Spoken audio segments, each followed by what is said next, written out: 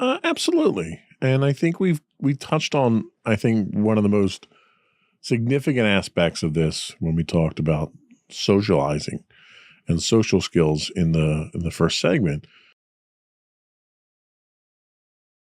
Socializing isn't something that's in a book, right? You don't take a course on how to be social. Social interactions happen as a byproduct of being in a school with multiple kids and adults who are your teachers or your counselors or stuff. So there's more that happens. There's more information and knowledge that's imbued on you than is what's in the textbooks. So yes, I absolutely agree with that. And you can take that a step past that to nutrition and physical education,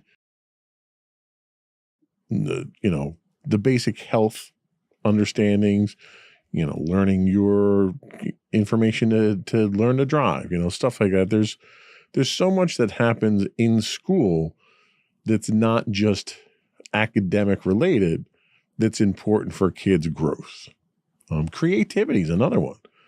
Even though it's considered an academic activity, your ability to express yourself creatively is something that's nurtured in school that's really not an academic. You don't get graded on whether or not you can draw a pretty picture or not, but your ability to express yourself through that way is something that's nurtured in school as well. So definitely more than just academics. All right. We'll move the next question to you, Mommy. So what topics do you feel schools need to prioritize more or add to get kids ready for the real world?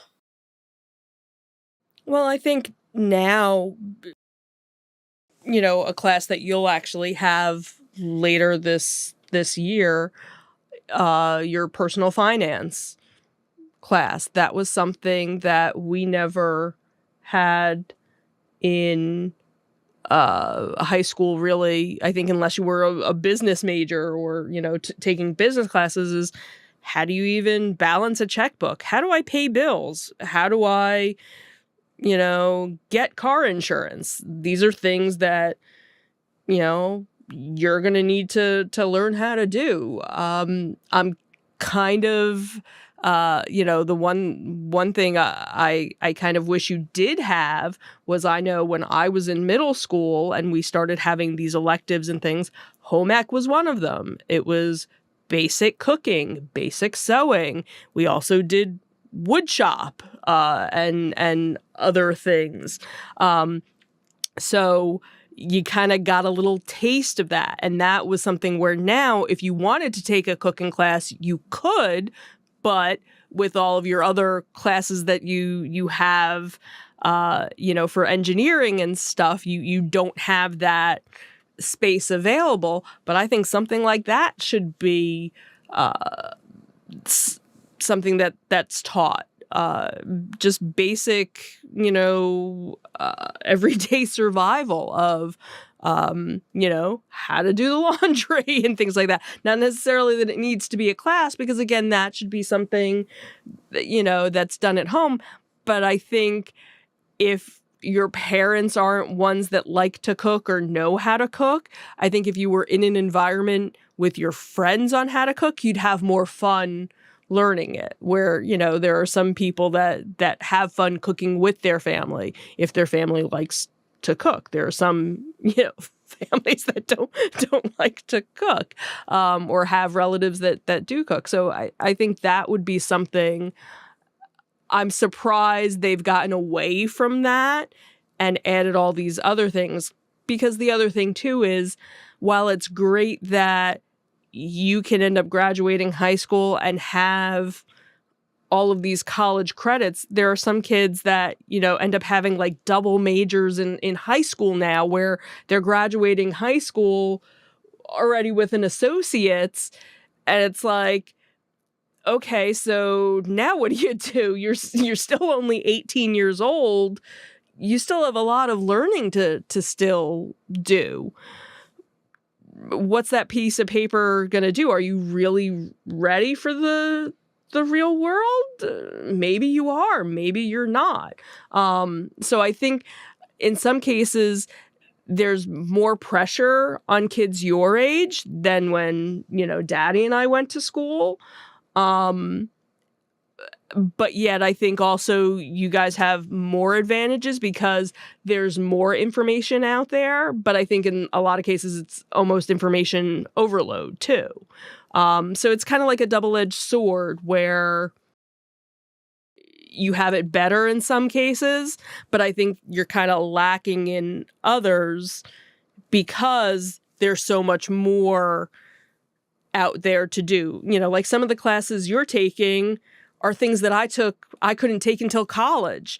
And it's funny because I remember having this same conversation with my parents when I was in 8th grade, and what I was learning, they didn't learn until college as well. And I was actually using their college textbook to help me with a report. So it's, I get to now see that kind of full circle of, oh, well, back in my day, I didn't do that until I went to college or I went to a trade school. And now it's, oh, I'm doing that in 7th grade. Psh.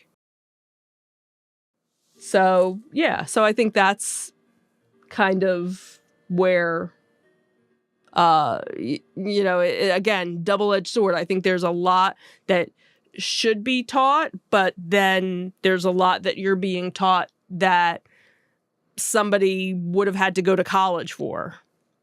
So. Fair enough. All right, now we get to the college questions. Awesome. Dun, dun, dun, dun, dun, dun, dun, dun. Oh, sorry. All right, first of them goes to you, Daddy. Should parents I don't be... know who I'm going to be by the end of this.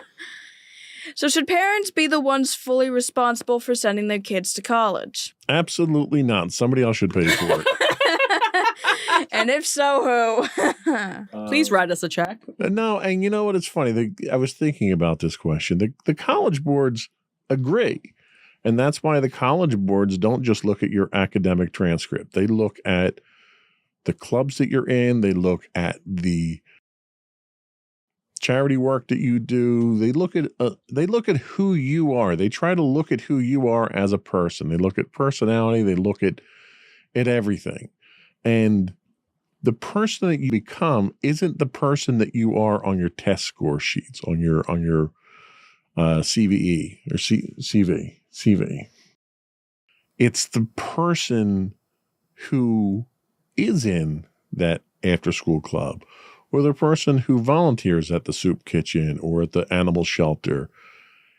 These are all the various different things that help you get to college and put you through college. Now, that's just talking about the personality and the morality, the character development side of things.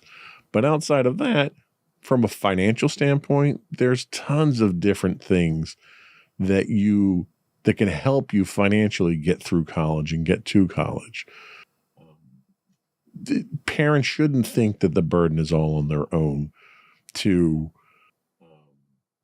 send you to college, keep you in college, and buy your books and all that. There's a lot of help that's out there, and a lot of that comes from you too. A lot of it comes from your academic achievements. The higher you score on your academic efforts, the easier it is to get financial aid. So you're helping to pay part of your college just from your performance. It's not just the parents. I think the parents have a large role in it. I think I look at it from a strictly dollar and cent standpoint. If you look at it that way, it's an investment. Your parents getting you to college and getting you through college is an investment for your future. And if there's one thing that parents want for their kids, it's for them to be successful.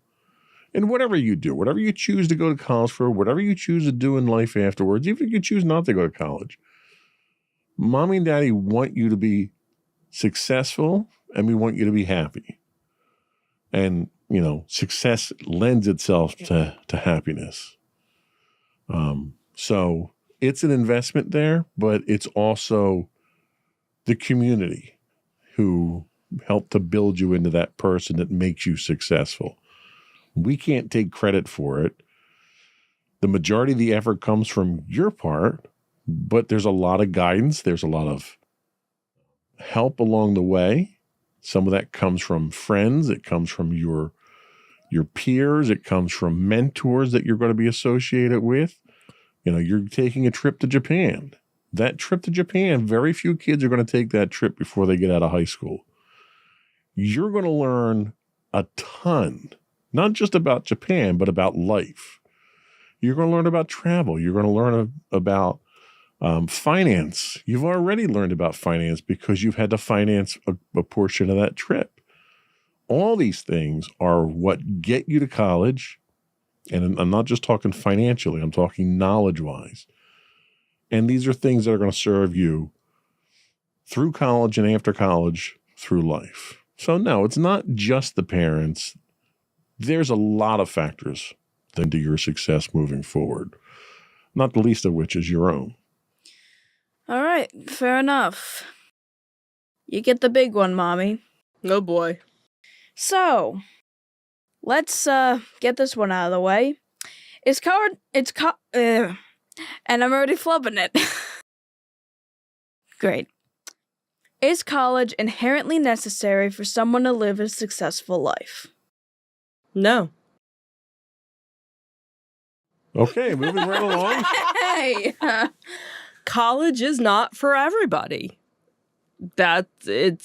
While it's, again, back in the day, you had the people that went to college and the people that didn't.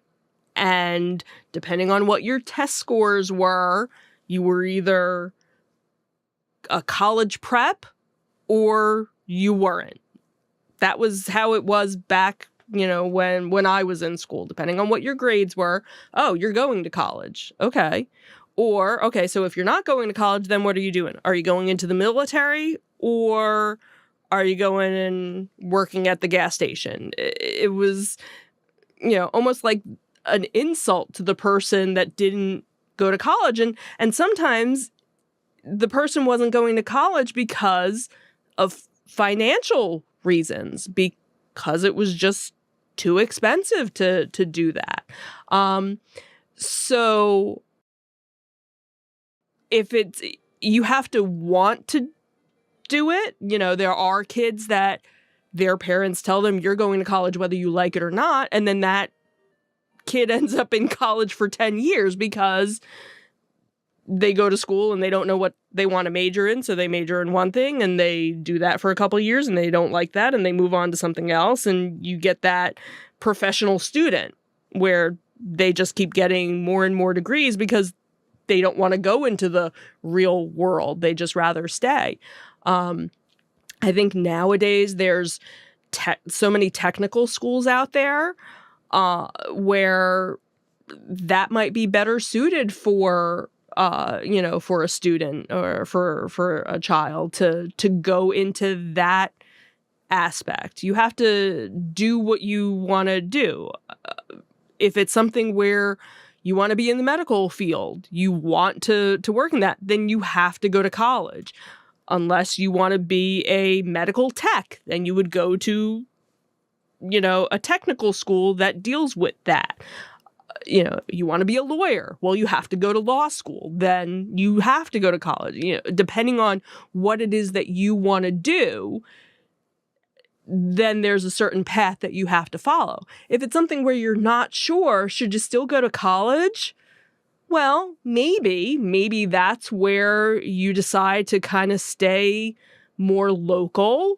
Maybe you decide to go for an associate's degree where you go to a community college and kind of test the waters and see what it is that you like. And that's where I think nowadays high school has kind of become almost that precursor to having these choice schools and having these academies or these majors that you can have in high school where you can kind of test the waters and see, ooh, do I want to do a career in music? Do I want to do a career in nursing? Do I want to do a career in business? And you start taking these classes and you realize, wow, I really hate this. Or do you want to do a career in truck driving? Or do you want to be a truck driver? That's, a noble career as well. You have to do what makes you comfortable, like Daddy said, what makes you happy, where you feel you're going to be successful. And success is based on what you feel. You might only make, $50,000 a year, but you're completely happy, where you could be making $100,000 a year and you're completely miserable. It's all a matter of perspective. So you have to do, what makes you happy. Maybe working in that corporate environment makes you absolutely miserable. So you don't want to do it. But, working in, a clinic, a veterinary clinic or something, as a technician makes you happy. You're not making as much money, but you're happy. You go home at the end of the day feeling fulfilled. That's what, you have to figure out what will make you happy. What do you feel will be successful, and what path do you need to get there? Is it college? Is it engineering? Is it music? Is it art? Is it computer science? What is it that brings you joy? That's really kind of the main thing that you have to look at, and then just kind of go from there. All right, I'm not going to ask you if college is right for me. We're not going to go down that path Yes, today. you are going to college whether you like it or not. No. Okay. No, seriously, we've had this discussion. We had, kind of the precursor to this discussion when it came to National Honor Society.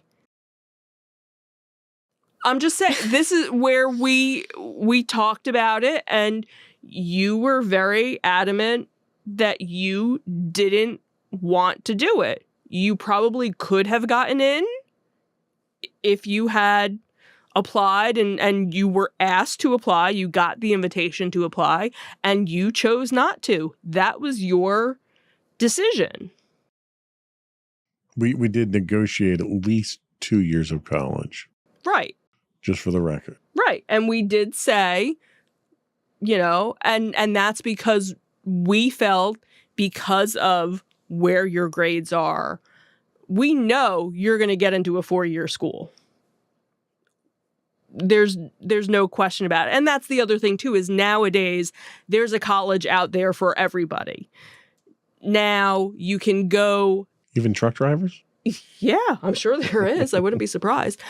You can go anywhere in the country, anywhere in the world, and there is a college available. If you want to do a virtual school, there are tons of virtual schools out there. So if you never want to set foot on a campus somewhere, you still have the ability to take classes and get a degree. Because again, the world has changed in the last 10, 15 years, and it's so much more accessible to do that. If it's something where we start visiting colleges and there's nothing that sparks any sort of joy in you, where you're like, nope. We're not going to force you to go to Pennsylvania, to go to North Jersey, to go to Delaware, to go to Virginia, to go to Florida, for school. That's where we had said, well, then stay local and at least get that associate's degree, and then let's see where you are. So that this way you can say, you know what, I tried it, I did it. What have we always said growing up? At least try something once, and if you don't like it, you never have to do it again. And that's kind of where we've kind of decided, with college, and that might be a conversation that other kids need to have with their parents, because their parents might be setting these grand expectations for their kids, when if they just actually sat and had the conversation with their child, they'd realize that's not what I want to go and do. I want to do this. And then, you know, it everybody's happy that way. Alrighty. All righty. You look very happy now. Okay, hopefully this is the last question we've got, and honestly, I think it's set up right for you to answer it. So, personal one, again.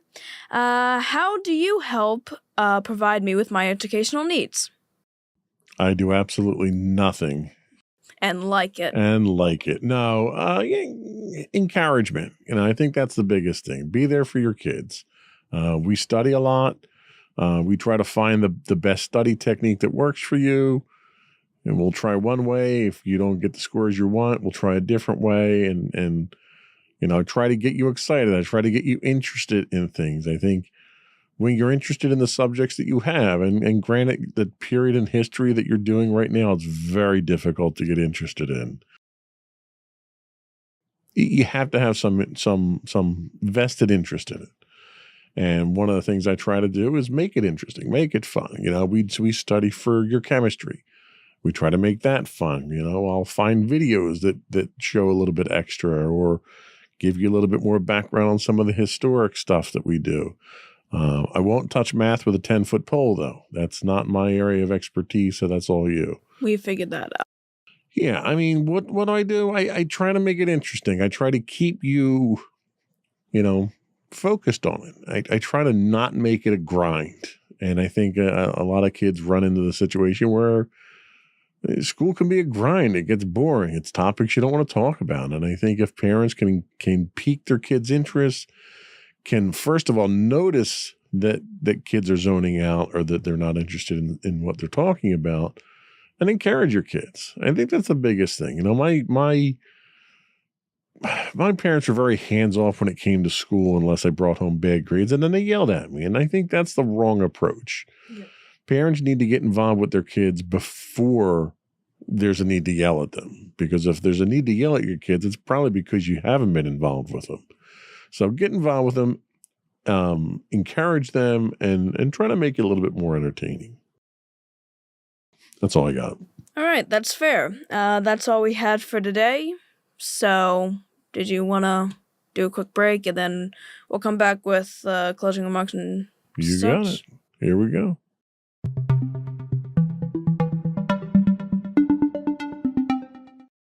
All right, so this was the end of our supposed to be one episode segment on top challenges of parenting.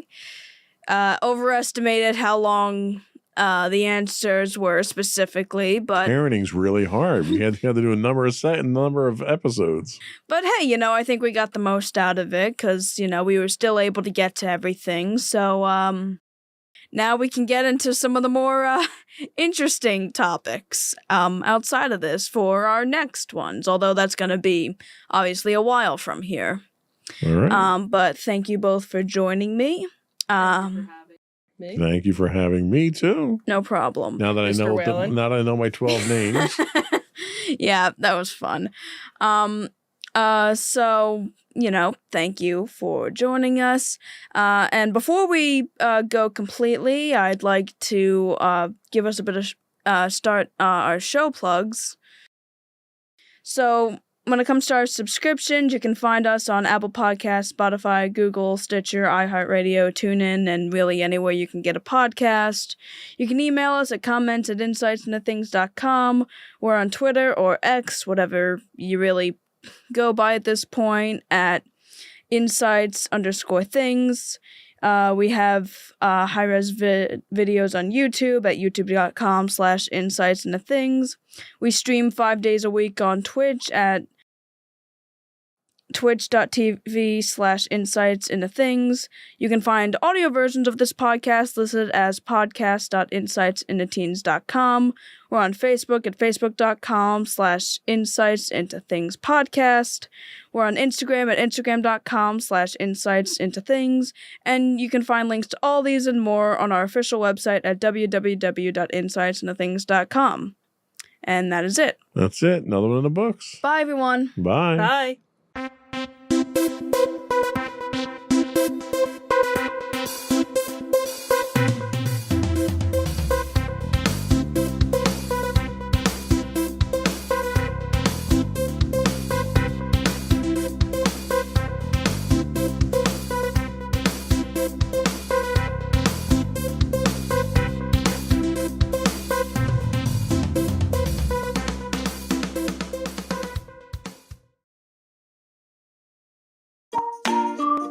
Insightful podcasts by informative hosts.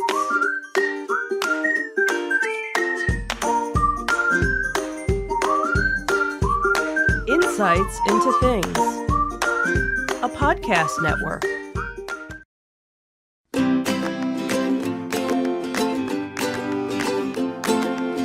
Welcome to Insights into Teens, a podcast series exploring the issues and challenges of today's youth.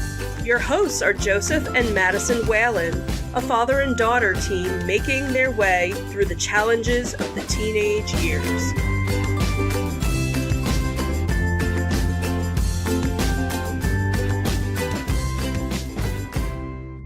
Welcome to Insights into Teens. This is episode 179, Fighting in School. I'm your host, Joseph Whalen, and my calm and collected co-host, Madison Whalen. Hey, everybody. How you doing today, Maddie? Doing all right. How about you? Doing okay. So this is the last in our, controversial series that we were doing? Series. Little bit more light than I think last week. Last week we were kind of somber and serious, but for good reason. So we are back this week with something a little bit more lightweight, but no less, controversial. And impactful, I'd say. And definitely impactful. Before we get into all that, anything exciting happened to you this week? Not No. entirely. Well, a little controversy about your school schedule that we have to sort out still. Yeah, that's fair. I mean, school's starting, so that's fun. That's exciting. Is that starting next week? Yep, Thursday. Wow, that's some exciting stuff there. Yeah. Your enthusiasm is just overwhelming. Yeah, considering how it's going so far, or how I think it's going to go, it's like, yeah, Well, great. we will make the best of it. So in light of you going back to school next week, we have been holding on to this topic for a while now. We'd actually done the research and prep for before summer, actually, before school let out. But we just sort of never got to it in the series before school let out, and seemed kind of silly talking about fighting in school in the middle of summer. Yeah. So it was kind of out of context. So I wanted to wait until we were closer to school. So on this episode of Insights into Teens, we delve into the hidden layers of school violence. Beyond the shocking headlines lie the pervasive issues of bullying, insecurity, and Star Wars music in the background from our video game. Yep.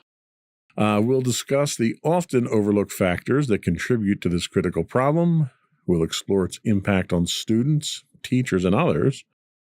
And we'll uncover strategies to effectively address and prevent school violence. But as always, before we get to that, I wanted to once again invite our listening and viewing audience to subscribe to the podcast.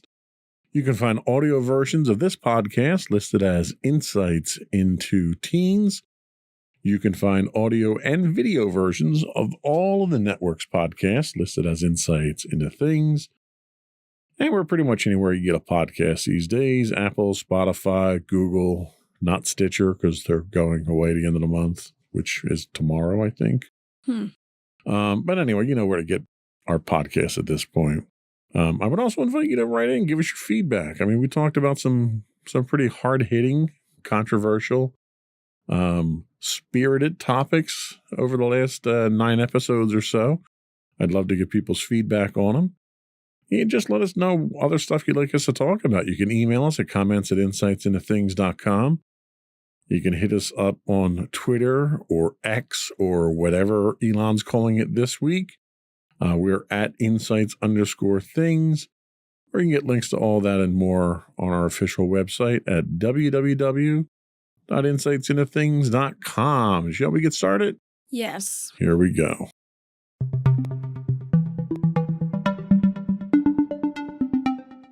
So what is school violence? So our initial research we took from verywellmind.com, a site we use quite frequently. They tell us that school violence isn't confined to the dramatic headlines.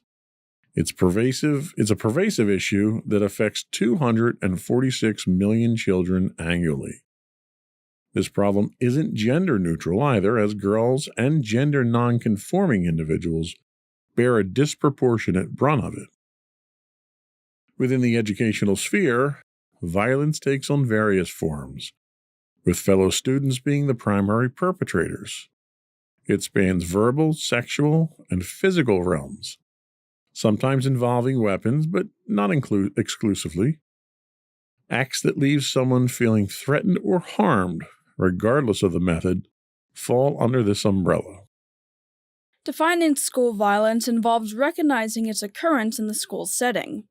It's not just a specific type of violence, but describes acts that disturb learning and harm students, schools, and the community at large. Examples of this encompass bullying, cyberbullying, fights, weapon use, gang-related incidents, and sexual violence. The locations where these events unfold include school property, the journey to and from school, during school-sponsored events, and even on the way to or from such events. So, what really prompted this a few months back to talk about this topic was there were a number of fights that you were coming home and telling us about, none of which you were involved in, obviously. Yeah. But they were fights that had some kind of effect on you, whether it was delaying you getting to school or a fear for your own safety or whatnot. Have you noticed an increase in violence or fights in schools recently, or is it kind of been at the same level since you've been going to school? Well, I definitely started to see an increase as, I got older, because, when it came to, elementary school, you never really saw, fist fights or, aggressive fights to where, teachers had to get involved. However, I technically heard about my first fight in 6th grade, and ever since then, fights tended to get, more rampant. And some of the more quote-unquote memorable fights I've seen included those when I've been in high school. Okay. Now, one of the things that they talk about here is there's a high percentage of incidents in which individuals involved in these fights, at least in the survey goes, have weapons involved. Have the fights that you've seen or heard about in school involved weapons, or have they just been fist fights to this point? From what I've seen, they've been fist fights. I haven't really tried to get, too much knowledge, but for the most part, the kids, I guess, kind of just throw themselves at each other, hoping to knock the other down. Sounds like sumo wrestling. I mean, kind of. It kind of has been like that. I've never... there have been fights that, happened and I haven't seen, and I'm not sure if anything like that ever tried to involve a weapon. But from the fights that I've actually seen in person or have been around, they've never seemed to have weapons. Okay. So how big is this problem? The scope of the problem of school violence becomes clear when we dive into the data. In 2019, the CDC conducted a nationwide youth risk behavior survey, engaging over 13,000 high school students from across the United States. What emerged from this survey were stark statistics that shed light on the prevalence and nature of school violence. The first takeaway that we get from this report was bullying. Approximately 1 in 5 high school students disclosed that they had been bullied on school property within the past year. The hallways and classrooms that should be safe havens for learning can sadly become arenas of hostility for a significant portion of our students. The next thing they took away from the study was physical confrontations. The survey revealed that 8% of high school students had been involved in physical fights on school property one or more times during the 12 months preceding the survey. This troubling statistic underscores the prevalence of confrontations that extend beyond words and escalate into physical altercations. The study also recognized that of weapons and threats. More than 7% of high school students reported that they had been threatened or injured with a weapon while on school property within the 12 months leading up to the survey. The presence of weapons in educational environments and the alarming frequency of threats pose a significant risk to the safety and well-being of students. Finally, they also mentioned the fear and absence. The survey unearthed that almost 9% of high school students had missed at least one day of school within the preceding 30 days due to concerns about safety. This statistic paints a grim picture of students' apprehension with their desire for education overshadowed by fears of violence. So, things obviously are very different now than when I was in school. But when I was in school, when you had two people fight, they fought, and usually the teachers would get in and break it up. And it didn't matter who started it. There was, even back then, there was a zero tolerance policy that whoever was involved in the fight wound up getting punished in some form.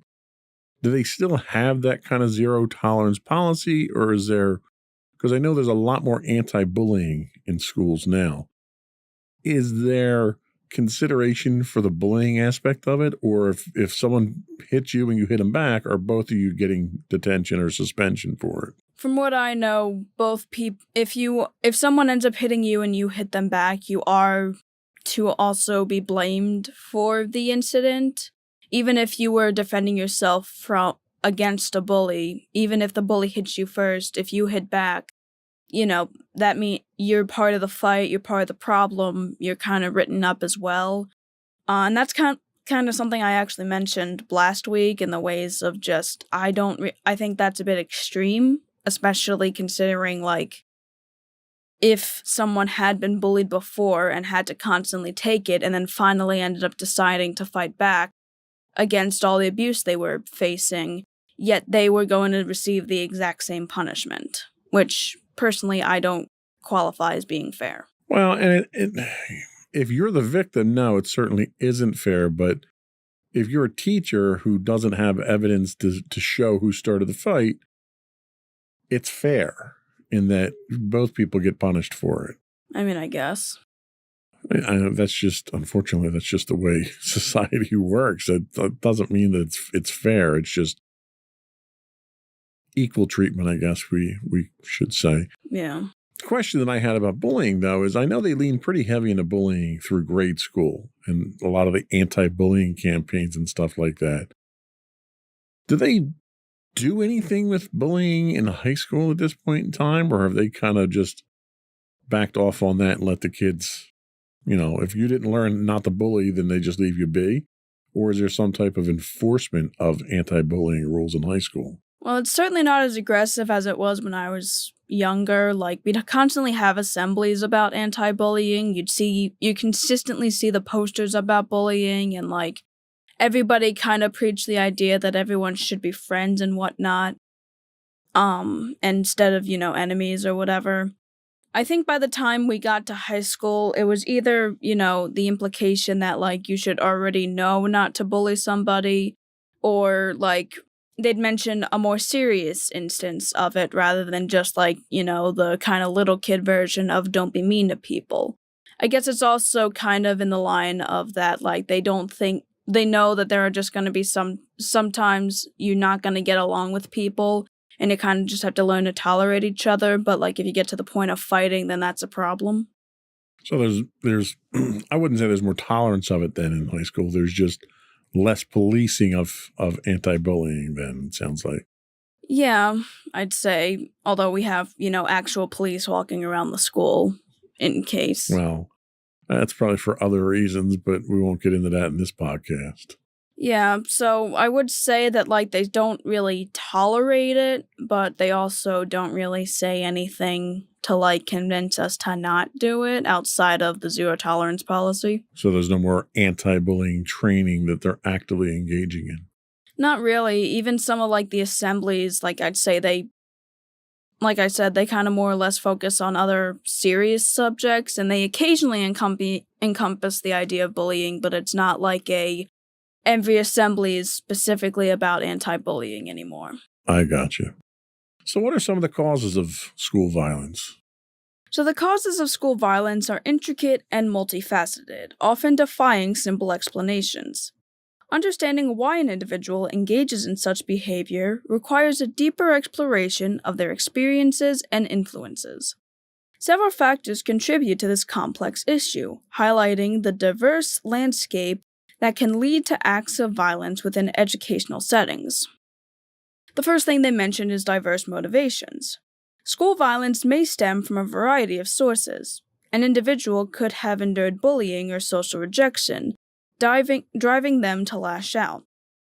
Academic pressure, while a norm in educational environments, can escalate to a point where it becomes a trigger for aggressive behavior. Moreover, exposure to violence at home, in the neighborhood, on screens, or in games can influence a person's actions. They also talk about media influence. While connections between media consumption and violent behavior lack definitive proof, exposure to violence in various forms can potentially impact an individual's perception of acceptable behavior. The debate over the influence of media like television, video games, and movies on violent tendencies remains open, serving as a point of contention in understanding the roots of school violence. Complex risk factors are also involved. Certain factors increase the likelihood of a child engaging in school violence. Poor academic performance, a history of prior violent behavior, an impulsive personality, and mental health conditions can collectively contribute.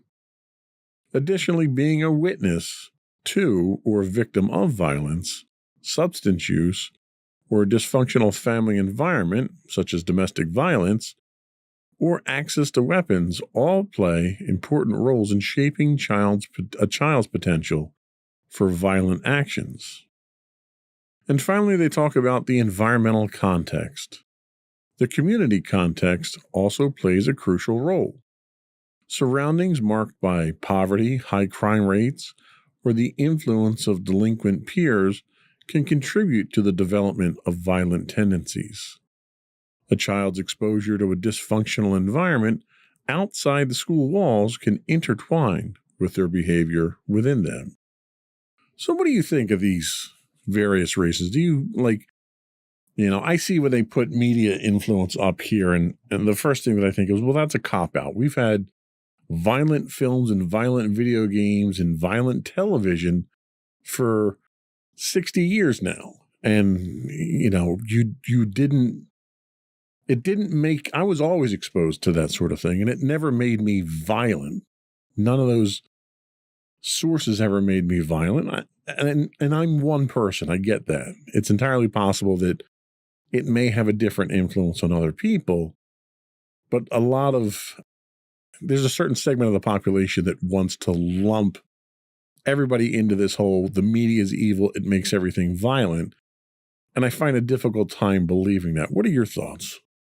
Yeah, I would tend to agree with you for the most part. I definitely don't think that, technology is evil or video games tend to cause violence or, anything that, people try to say to make you think that video games are the problem. Because I personally don't, because there's been plenty of evidence at this point now to point away from the idea that shooting games cause teens to want to engage in violent activities. Although I can understand their argument in one specific instance, and that's in social media when they're exposed to just general people that are kind of just bad for them or exude a bad influence, like just screaming for no reason, ranting about literally everything, or just trying to get into an online argument over literally anything. I can understand that can cause a certain amount of rage in certain people, and I could see that leading to potential violence. But I'd say saying the media as a whole just promotes violence in general is an untrue statement. Well, and I think that's true. I mean, my point of view, I think social media is the most antisocial piece of technology out there. It literally brings out the worst in human beings for the most part. But, that worst isn't just violence. It's anger, it's bigotry, it's hatred, it's everything that it brings out in people. So I can't say that that's the sole source, because there are a lot of perfectly functional people who work on social media. There are people whose entire lives and livelihood are on social media. I think it really comes down to situational. They talk about the fact that there's diverse motivations, which is absolutely correct. You have risk factors such as your childhood upbringing. I can give you a half dozen examples of kids who grew up in violent households who never turned out to be violent. And I could give you just as many examples of kids who grew up in, the atypical nuclear family, 2.5 kids and a white picket fence. And the kid turned out to be extremely violent and disturbed and all kinds of problems. Yeah, that's the one thing when it comes to this sort of thing, and what people kind of assume goes into violence is that, outside factors could certainly, have an effect. It's not guaranteed, because, even if you had one of the worst upbringings or one of the best upbringings, it doesn't mean that you're going to necessarily reflect that kind of stuff. Specifically when it comes to you grew up in a household where your father was kind of a terrible person. He was terrible to pretty much anybody that wasn't him. He was terrible to you. He was terrible to your mom. He was terrible to your siblings. Yet, you're an amazing father. You're nothing like how you describe him, and you're pretty much the exact opposite of what he was. You're pretty much the perfect example of growing up with some bad situations, but not turning into a bad person as a result. Well, thank you for saying that. I'll give you your $20 after the show. You didn't bribe me. But I think in my example specifically, my dad proved to be a good, bad example. I didn't want to be what he was. I didn't want to treat people the way he treated people. Maybe if my dad was more like my mom, maybe I would have turned out completely different. I don't know. It's kind of an interesting thought experiment. Yeah. So, we're going to take a break.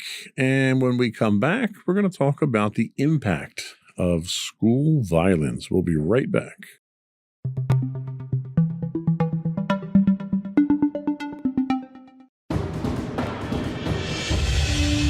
For over 7 years, the Second Sith Empire has been the premier community guild in the online game Star Wars: The Old Republic. With hundreds of friendly and helpful active members, a weekly schedule of nightly events, annual guild meet and greets, and an active community both on the web and on Discord. The Second Sith Empire is more than your typical gaming group. We're family. Join us on the Starforge server for nightly events such as operations, flashpoints, world boss hunts, Star Wars trivia, guild lottery, and much more. Visit us on the web today at www.thesecondsithempire.com.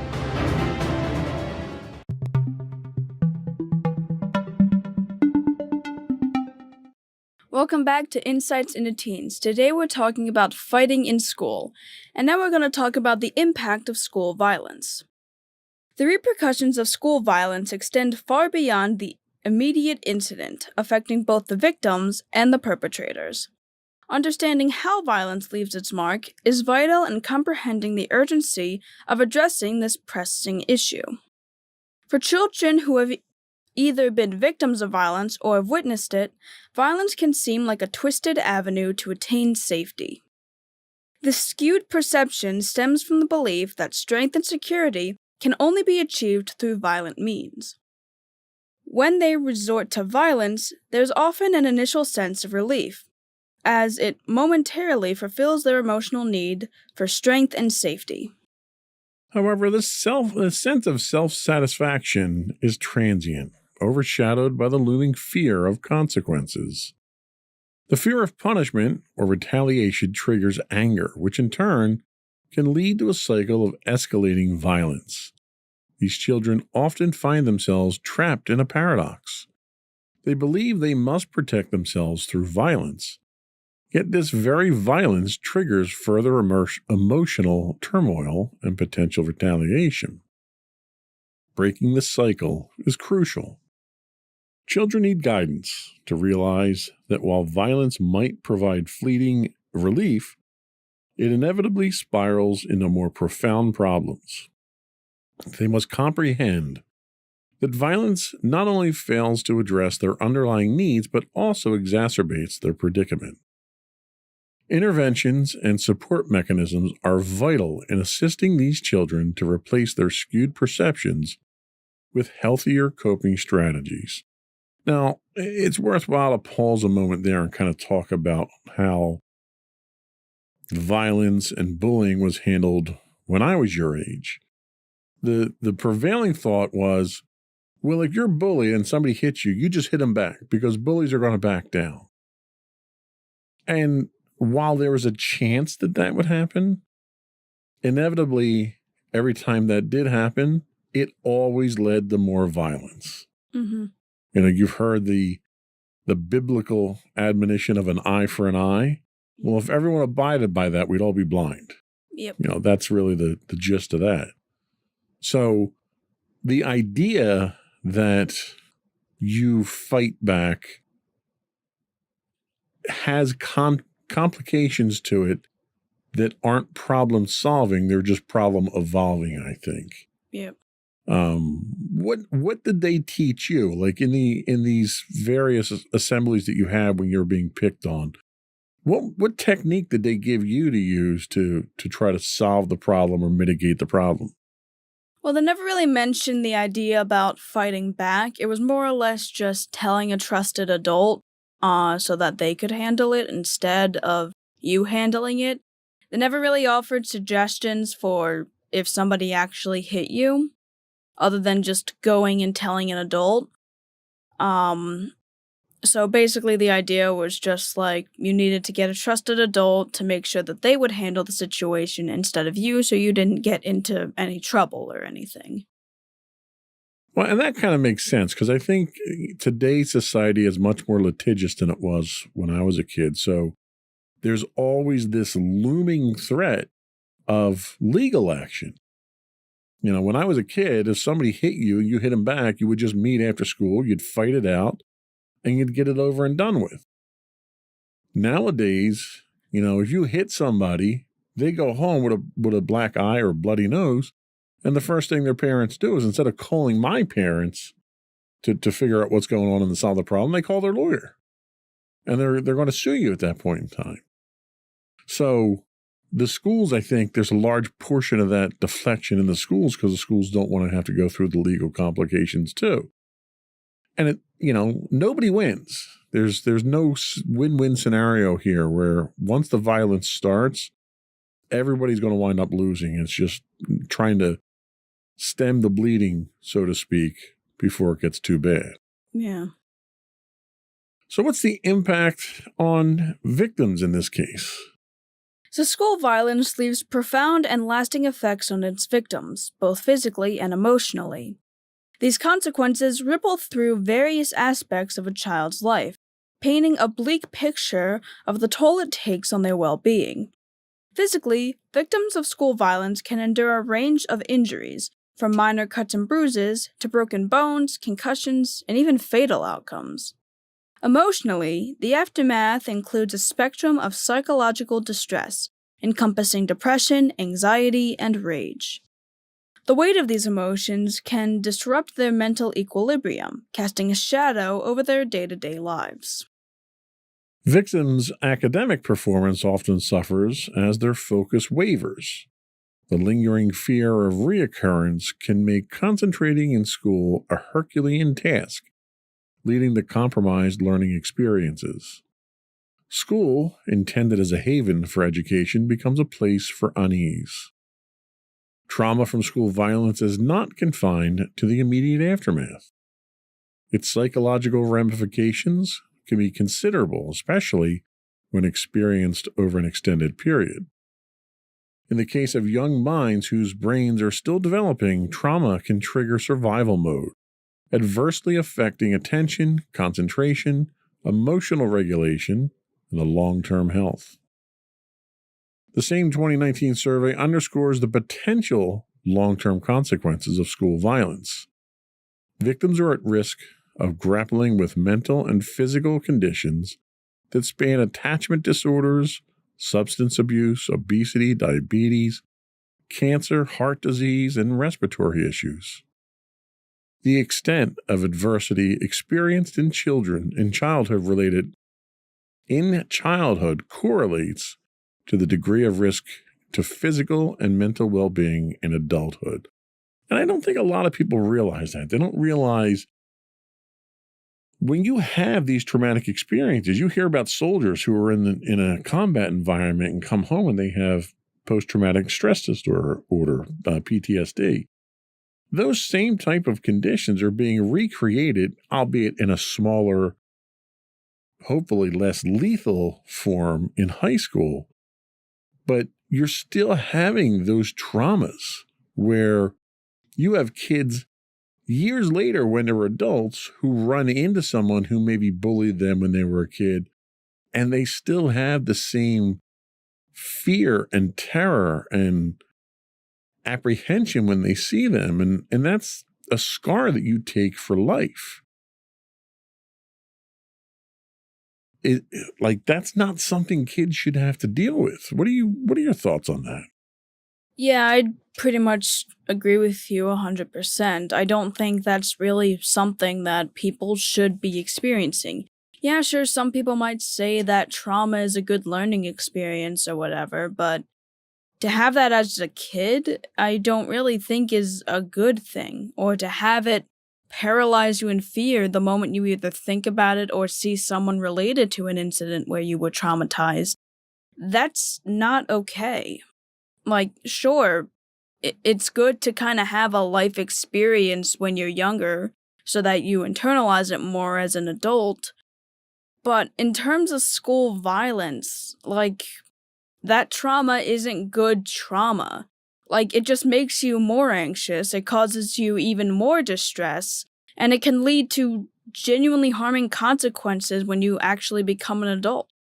Yeah, and we're talking specifically about victims of violence, but you've never been a victim of school violence, thankfully, at this point in time. But you've been a witness to it on numerous occasions. But even the victims don't get away scot-free. What are some of the things that impact victims in this case? So the impact of school violence isn't confined to its immediate victims. Those who bear witness to such incidents also suffer profound emotional repercussions. The toll on these young witnesses is often hidden, yet its effects can be just as enduring and far-reaching. Children who witness school violence may grapple with complex emotions. They might feel a sense of guilt for not intervening or stopping the violence, even though fear could have paralyzed them from taking action. The weight of these conflicting emotions can create a heavy burden on their young minds. Remarkably, the brains of witnesses to violence can react similarly to those of the victim. The primal fight-or-flight response can trigger, flooding their minds with stress hormones and shaping their perception of danger. This psychological response can have lasting impacts on their emotional and psychological well-being. The aftermath of witnessing violence can shatter a child's fundamental beliefs about the world. The illusion of safety that once enveloped the reality is disrupted, leaving them with a sense of vulnerability. This new lens through which they view the world can significantly damage their mental health, fostering anxiety, distrust, and even depression. For children to grow into emotionally resilient individuals, they need to first experience a foundation of safety and care. The ability to cope with threats and challenges stems from feeling secure and self-assured. Witnessing violence without reassurance of safety can hinder a child's ability to navigate the complexities of life. Having borne witness to this in the past a few times, do you feel that you've experienced any of these sensations or any of these negative repercussions as a result? I mean, yeah, that's certainly something I could say. Because, the illusion of safety, seeing at the school, that can fade a lot. And, it's gotten to the point where when somebody has a fight, I almost kind of expect it at this point, considering how much I've witnessed it. But even when I was younger and, I was just learning that violence happened in schools, I was traumatized. There was this one specific incident I distinctly remember.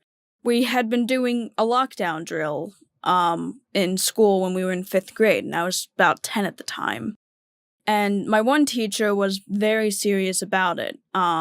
He literally had a bat to make sure that if it was actually real and somebody would come through the door, he had a weapon on hand so that he could actually, make sure no one was going to harm us. He also actually did a test where he had all of us hide underneath the one table in the corner, and he would look through the window, and he would basically see where his sight of line ends so that somebody would place a piece of tape there so we all knew to hide on the right side of the tape to make sure that we weren't going to be seen. And one specific instance I remember was when we were doing a lockdown drill, and I ended up being one of the last ones there, and I was right on top of the tape. And the entire time I am freaking out. I know it's technically not real, but I was terrified that somebody would see me if it was actually real. And my teacher actually took notice of it, of my look, and after it was all done and over, he came up to me and told me that I was going to be fine. Yeah, and that's the thing. It has that kind of profound effect on you, especially when you're at that young developmental age. I don't have any good answers for that. Yeah, and when it came to the actual school fights between students, while a lot of it kind of just came to annoyance to me eventually, one instance was where there was a fight during my lunch period. And at one point, they got pretty close to me and my friend's table to the point where I was scared that we'd actually get involved in it. So that was also kind of an instance where I'm probably never going to be forgetting about that, even if I was kind of shrugging it off afterwards, because it's yeah, we're at that age, there's been enough fights to begin with. Even despite the fact that I kind of shrug it off at points, I still genuinely fear about my safety when I actually go to school. It's also worth noting, we live in a upper middle income area where we're at, where you go to school. So the level of violence that you're exposed to as compared to a lower income, inner city or something like that is significantly less. And this is stuff that's traumatizing you. For the individuals that live in, areas where you have a gang presence or areas where you have shootouts. I mean, we watch the news, and every day there's a different couple of shootouts over in Philadelphia. That's real violence. That's what really scares me. I don't even feel comfortable driving through the city at this point in time to get anywhere. So where we're at, we're pretty safe. We're pretty well insulated from stuff like that. So I have a tremendous amount of sympathy for individuals who live in these more violent prone areas that have to deal with daily violence. Just you listen to the news, you've got kids that are being shot walking to and from school. That is it's just not acceptable in society at this point in time. And the fact that it's happening on a regular basis is not good. People are getting shot over shoes or there was a insult or a radio station or something somebody got shot over. They were talking about on the news just this week. Or Hot Pockets, Or- because I've heard that. Or Hot Pockets. Like, it's just, there's so many different reasons that people are getting hurt. And I'm not, it's not just being shot. You know, you've got physical violence, you've got fist fights that are happening all the time. I mean, you're learning to drive now. We talk about road rage. You know, don't honk your horn at that guy because he might, do something crazy. You know, society is at a very scary point right now where there's very little appreciation for human life and human safety at this point in time. And it shouldn't be affecting school. We should be reinforcing these things in school, the respect, cooperation. These are the principles that we should be reinforcing in schools right now so that they can carry through into adulthood in the real world. Yeah, and that's the thing. I think that my, kind of numbness to how many fights we have in school is kind of a bad thing. Like, the thing that inspired the topic was the fact that for some reason there were 2 or 3 fights every week for at the end of school. And despite the fact that that seems kind of crazy, I was kind of numb to it because it's that kind of just happens here. I don't think I should be that numb to it because it shouldn't be, fighting in school should not be normal. No, you're absolutely right. And I think violence in general in society here is happening so frequently that we're just resetting our expectations and it's becoming an acceptable norm. Yeah, the bar is just getting lower and lower every single time something happens. And unfortunately, it's the type of thing that starts at the top. You have political leaders in this country who advocate violence. And as long as that's happening and they're getting away with it, then it's okay for the rest of society to be violent. And it seems like that's the angle that we're going at. We're going to take our second break and then come back. And I want to talk briefly about the impact that school violence has on parents before we sum up with some ideas for preventing school violence. We'll be right back.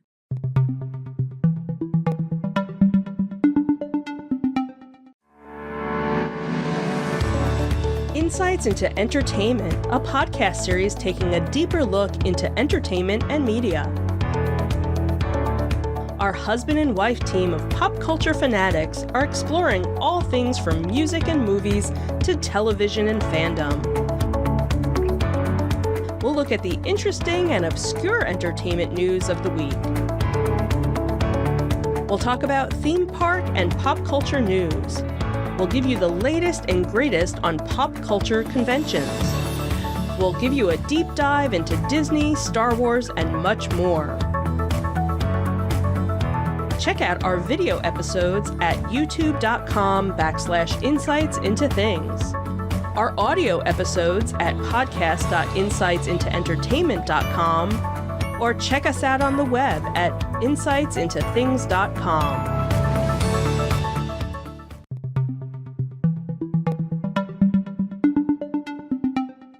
Welcome back to Insights into Teens. We are talking about fighting in school. So we've talked about the impact on victims. We've talked about the impact on witnesses.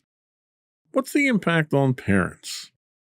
The aftermath of school violence triggers a spectrum of reactions among parents, revealing the intricate emotional landscape they navigate as they grapple with the safety and well-being of their children.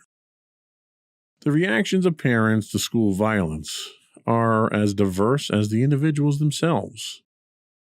This diversity stems from their personal beliefs, past experiences, and cultural values. These reactions provide a glimpse into the complex emotions parents experience when faced with the unsettling reality of school violence. In some instances, parents may inadvertently contribute to the cycle of violence. Misinterpreting aggression as strength, they might encourage their children to respond to bullying with similar behavior like we talked about earlier. This misconception perpetuates a harmful cycle and fails to address the root causes of the violence. Other parents, in an effort to protect their children, might attempt to teach them behaviors that they believe will prevent them from becoming targets of bullying or violence. However, this approach often proves futile and counterproductive. The child may internalize the idea that they are responsible for the violence they experience, leading to self-blame and emotional distress. In contrast, some parents adopt a proactive stance. They work closely with the school, collaborate with teachers and administrators, and challenge the system if necessary, all to create a safe environment for their children. These parents strive to empower their children by ensuring they can learn without fear. So what can we do to help prevent school violence? Every student deserves the fundamental right to learn in an environment that is safe, secure, and conducive to their growth. The encouraging news is that school violence is not an inevitable reality. It can be prevented through concerted efforts and strategic measures. The origins of school violence are complex and multifaceted, rooted in a multitude of factors, as we already discussed. Preventing its occurrence requires a comprehensive approach that addresses both risk factors that contribute to violence and protective factors that shield individuals from it. By understanding these dynamics, we can tailor interventions to effectively curtail the prevalence of violence. Preventing school violence demands the engagement To share their concerns without fear of retaliation. Children who witness or experience violence should be encouraged to speak up. The importance of open communication with trusted adults, such as parents, teachers, and counselors, cannot be overstated. Consistent reporting ensures that concerns are addressed promptly and effectively. Recognizing and reaching out to students who display signs of distress or aggression is crucial. By offering support and understanding, we can help them navigate their emotions and provide alternatives to violent behavior. Being vigilant about potential warning signs of violence is pivotal.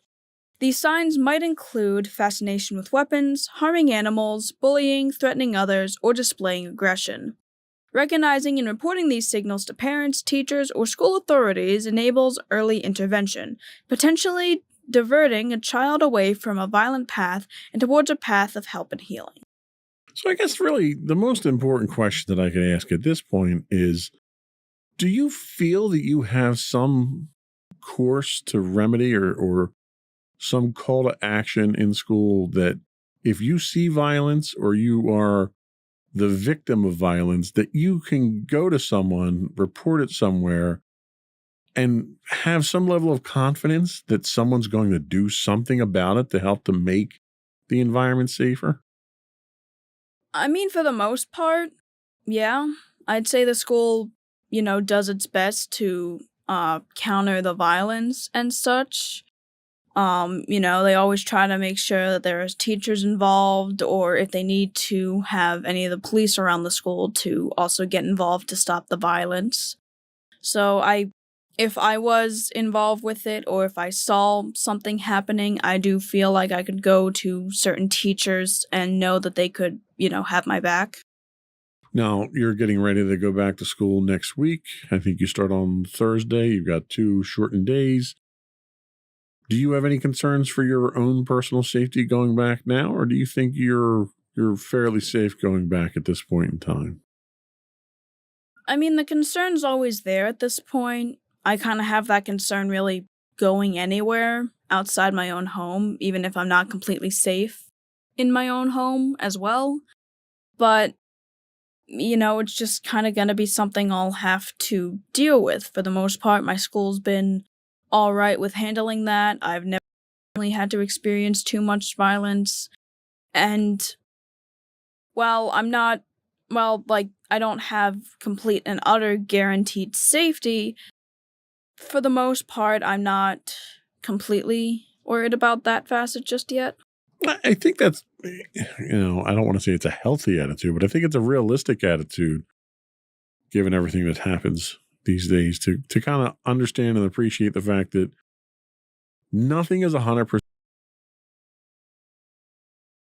Unless you don't let that generate anxiety, you let it generate awareness. So you're aware that things could potentially happen, and then you know what to do, how to act, where to go, where your safe spaces are. So as long as you have that understanding that things are not 100% safe, and I think it's a bad idea to try to portray that to students or anybody really. Everyone should be aware that, there's potentially violence that happens everywhere, and you just need to know how to handle it. Yeah, I'd agree with that because, if we pretend that everything is safe or that everything is fine, we're not going to be prepared when something dangerous actually shows up. We're not going to, have any sort of preparations for it. Right. We're going to be freaking out, generate anxiety to where, kids would refuse to even try going anywhere. I'd say make them aware of it, but also assure them that they have it under control. There's ways to prevent it. There's ways on how to deal with it if anything ever does come up, so that you don't have them to be completely ignorant or completely fearful. Right, I agree.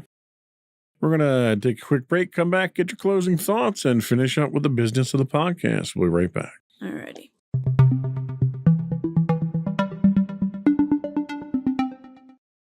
Alright, so to everybody out there, I hope that this podcast kind of brought awareness to the real issues behind school violence so that we can at least get rid of the stereotypes that it's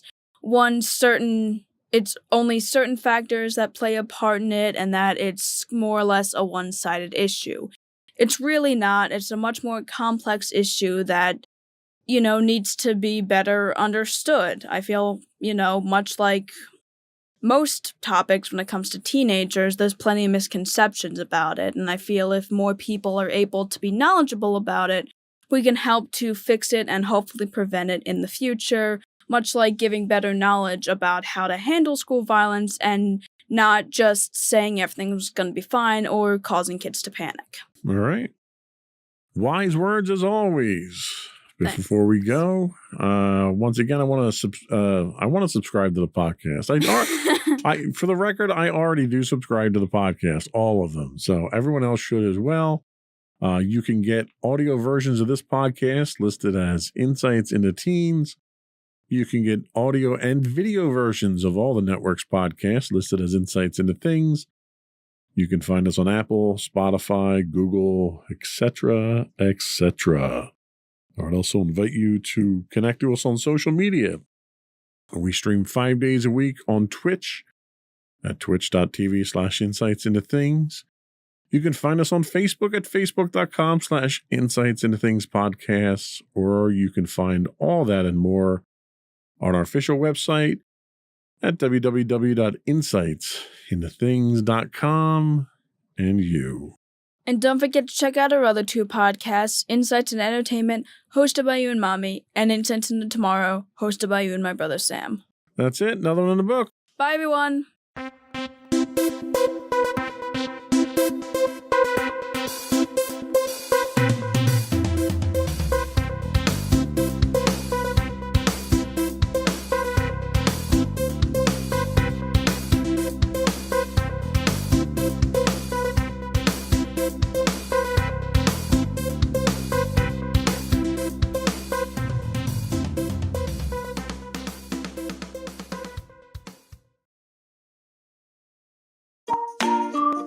Insightful podcasts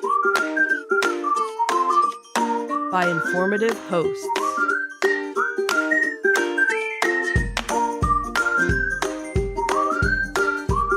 Insights into Things, a podcast network.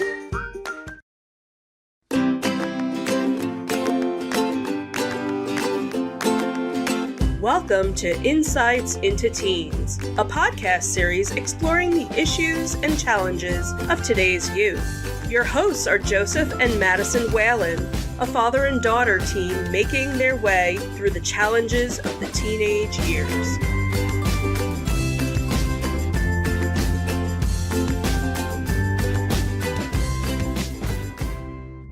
Welcome to Insights into Teens. This is episode 178, Sexting. I am your host, Joseph Whalen, and my intelligent and responsible co-host, Madison Whalen. Hey, everybody. How you doing today, Maddie? I'm doing all right. How about you? I'm doing all right as well. I think we're going to forego some of the normal jovial banter that we go through on these shows. We have kind of a serious topic to talk about today. Yep. We're going to skip the plugs and all that stuff too, and I think we're just going to get right into it. All right. So the main theme of this podcast over the past 170 plus episodes has been to educate, entertain, and help teens deal with the trials and tribulations of growing up during some of their most significant formative years. Today's episode's a bit different. This topic was prompted by a recent event that cost the life of a teen through suicide. The story moved me to the point that I wanted to try to ensure the same thing didn't happen to anyone else. We're discussing a very sensitive topic, not to glorify it or to endorse it, nor are we here to pass judgment over anyone who engages in it. Instead, our purpose today is to acknowledge that it happens, discuss the dangers inherently involved in it, and try to help teens understand how to cope with the consequences of it should they engage in it. All in the hopes that the fate of that befell the young man in the article we're going to discuss does not happen to anyone else. Now, it's important to note this episode does discuss suicide. If you or someone you know is having thoughts of suicide, please contact the Suicide and Crisis Lifeline at 988 or 1-800-273-8255.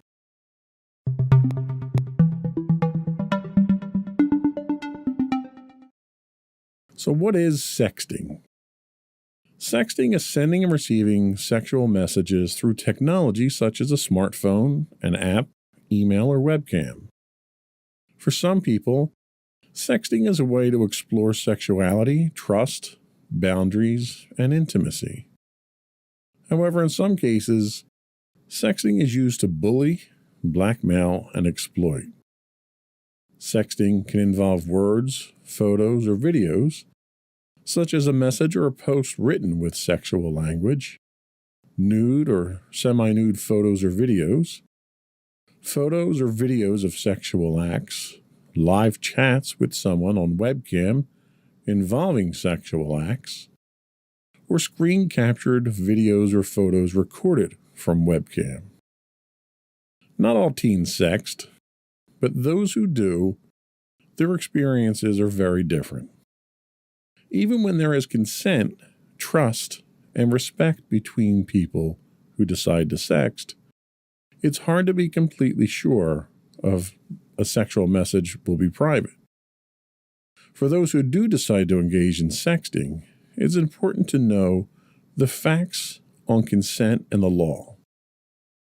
The decision to sext is a personal one. Not everyone feels the same way about it. Most teens decide not to sext.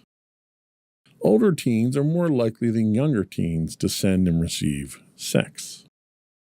According to a recent survey of young people who've sent sex in the past, 49% of them sent them to their girlfriend or boyfriend. 43% of them sent them to someone they liked and were hoping to be in a relationship with. 31% sent them to someone they only knew online, and 20% sent them to someone they didn't know. Some of the reasons people may choose to sext are to explore sexuality with someone they care about, to connect with someone they like, or because they were pressured to do so by others. According to the same survey, the top reasons young people gave for why they sexted included, I do it for fun, I was pressured, to get a boyfriend or girlfriend, I was curious, and as a joke between friends. The survey found that 28% of young people who had sent sexual messages felt pressured to do it. Most of the time, this pressure was coming from someone who wanted a sext sent to them. For some people, being sexual through a phone, app, or webcam can feel easier than doing something sexual in person. So now we know we have a frame of reference of what we're talking about here. I'll ask the obvious question that's hanging out there. Have you ever sexted with someone? No, I've never gotten really close to anybody to really want that sort of thing. I never really felt the need to explore that part of myself, and I've never really had an opportunity where I actually wanted to engage in something like that. Has anyone ever solicited something like that from you? No, no one's that I know has ever really asked, probably because I either just keep in contact with friends and don't engage in social media, or just that I don't present myself as somebody that really wants anything to do with that. Okay. Now, do you know if any of your friends have engaged in this sort of activity? Not really. I haven't asked them personally, and I don't really know what goes on outside of that. I know that some of them are in relationships, but I don't know if there's anything that's sent between them at all. And I kind of, like they mentioned, this kind of thing is more or less personal, so I don't really ask too much about it. What are your thoughts on it? Do you think that there's a viable or a legitimate use case for this type of activity? I mean, I could kind of see the purpose in it. Like, the idea of exploring your sexuality is an important thing that, some teenagers tend to go through, and this is a way for them to work on that. And I think doing it in a somewhat more in a kind of privatized manner is probably all right. I wouldn't say this is the best option for exploring it, but it's certainly out there. It can have its benefits. And I guess I won't have too much of a problem if somebody's doing it, as long as they're not harming themselves or others through it. Okay, that's fair. One of the things that I thought was kind of interesting when I was doing the research for this were the numbers. We talked about the statistics here, and almost half of the respondents to the survey had sent a sext message to somebody else. Do you think those numbers are correct? Do you think it's alarming? Do you think they're really higher than that, and the sample size may not have really shown the true numbers? Or do you think that those numbers are spot on? I guess I don't really have too much of a way to judge it myself. Since I haven't experienced it myself, I can't really say for certain how common it is. I don't really tend to focus too much on this sort of thing, so it's kind of hard for me to have my own idea of what I think the numbers would be. I was surprised by some of the numbers and the ways of how, some people were more or less pressured into doing it than they were doing it willingly. But now, kind of thinking about it, I guess that also kind of makes sense, because peer pressure exists in abundance when it comes to teenagers, and I could see people being pressured into sexting just like they would be pressured into doing anything else. The one thing that they don't talk about is what the medium is for some of these sexting events in the article. Obviously, sexting is a phone-to-phone using SMS text is one thing, but I could see people they talk about social media in here as well. Facebook comes to mind, Twitter, I guess, or X or whatever it is now. Are you involved? Do you use any of these social media? I know you do. You watch YouTube videos. Obviously, I wouldn't consider that social media. But are there any social media platforms that you use now that would engage in something like this? Not really. I have social media apps that were downloaded, but I've never actually used them or created my own account, mainly because I just don't feel like currently having anything to do with social media, and I get enough of, and despite the fact that YouTube technically isn't social media, I kind of have an awareness of what happens on social media through YouTube, so I feel like I don't really need to get any of the other apps, since I have one app that technically kind of mentions almost anything. And obviously I don't think too many people are using YouTube to sext, because that's a little strange. But it's also, I think, against the platform's rules and regulations too, they would shut something like that down pretty quickly. Yeah, but when it comes to other social media apps, I can certainly see it since, like, you can technically friend people on certain social media apps, or, like, you can, like, make a group with certain people, or you can just, like, engage with someone, like, directly with it.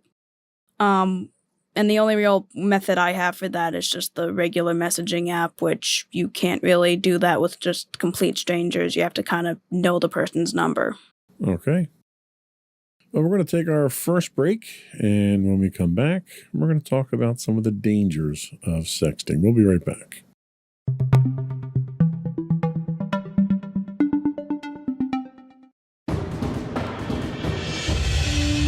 For over 7 years, the Second Sith Empire has been the premier community guild in the online game Star Wars: The Old Republic. With hundreds of friendly and helpful active members, a weekly schedule of nightly events, annual guild meet and greets, and an active community both on the web and on Discord. The Second Sith Empire is more than your typical gaming group. We're family. Join us on the Starforge server for nightly events such as operations, flashpoints, world boss hunts, Star Wars trivia, guild lottery, and much more. Visit us on the web today at www.thesecondsithempire.com.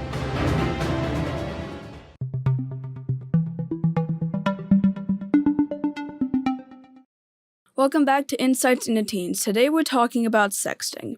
And now we're going to talk about the dangers of sexting. Sexting can negatively affect your mental health, relationships, and future. It can even have legal consequences. Before sending an explicit photo, remember that once an image is out there, you can't take it back. What if you and the other person break up? What if they share your message or photo with their friends or social media networks? What if your parents or teachers found out? In some cases, the image could even end up in the hands of a sexual predator. If your sext includes a photo or video, it's important to remember once it's created, it's impossible to control where it ends up. Even photos and videos shared through an app promising they'll disappear aren't completely private. Some could still save a copy. Or someone could still save a copy. Choosing whether or not to sext is a decision only you can make. Feeling uncomfortable or pressured to sext is never okay. If you're considering sexting, here are some questions to ask yourself. First, why do I want to send a sext? It's important that you feel in control of whether you send a sext and that you send it because you want to. If you're feeling uncomfortable or pressured, it's always okay to say no. How well do I know the person I'm sexting? Sexting with someone you met online or someone who's much older than you has different legal concerns than sexting with someone your own age. If I send a sext with a photo or video, will I have control of where it ends up? It's impossible to have control of a photo or video once it's sent. What's my gut telling me? Trust your instincts. Only take part in things you feel comfortable with. And finally, will the police get involved? It's very possible the police will get involved, especially if any of the following factors are in play. If you were threatened or blackmailed to send the content in question. If abuse or assault is depicted in the content. If you were under the age of 18 and sent it to someone older than yourself, or if it failed to stay private between you and the person you sent it to. You should talk to a lawyer if you have questions about sexting and the law.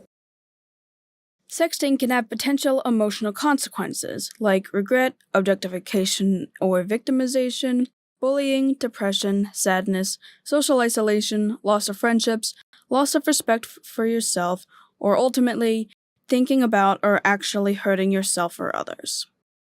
Sexting can also negatively affect your future, such as your employment, college admission, military admission, your spot on a sports team, scholarships, future relationships, or even your mental health, if you have to relive the consequences of your decision. Employers and colleges often look at candidates' social media profiles and online presence. Having nude images or photos of alcohol or drug use could hinder your ability to get a job or into college one day.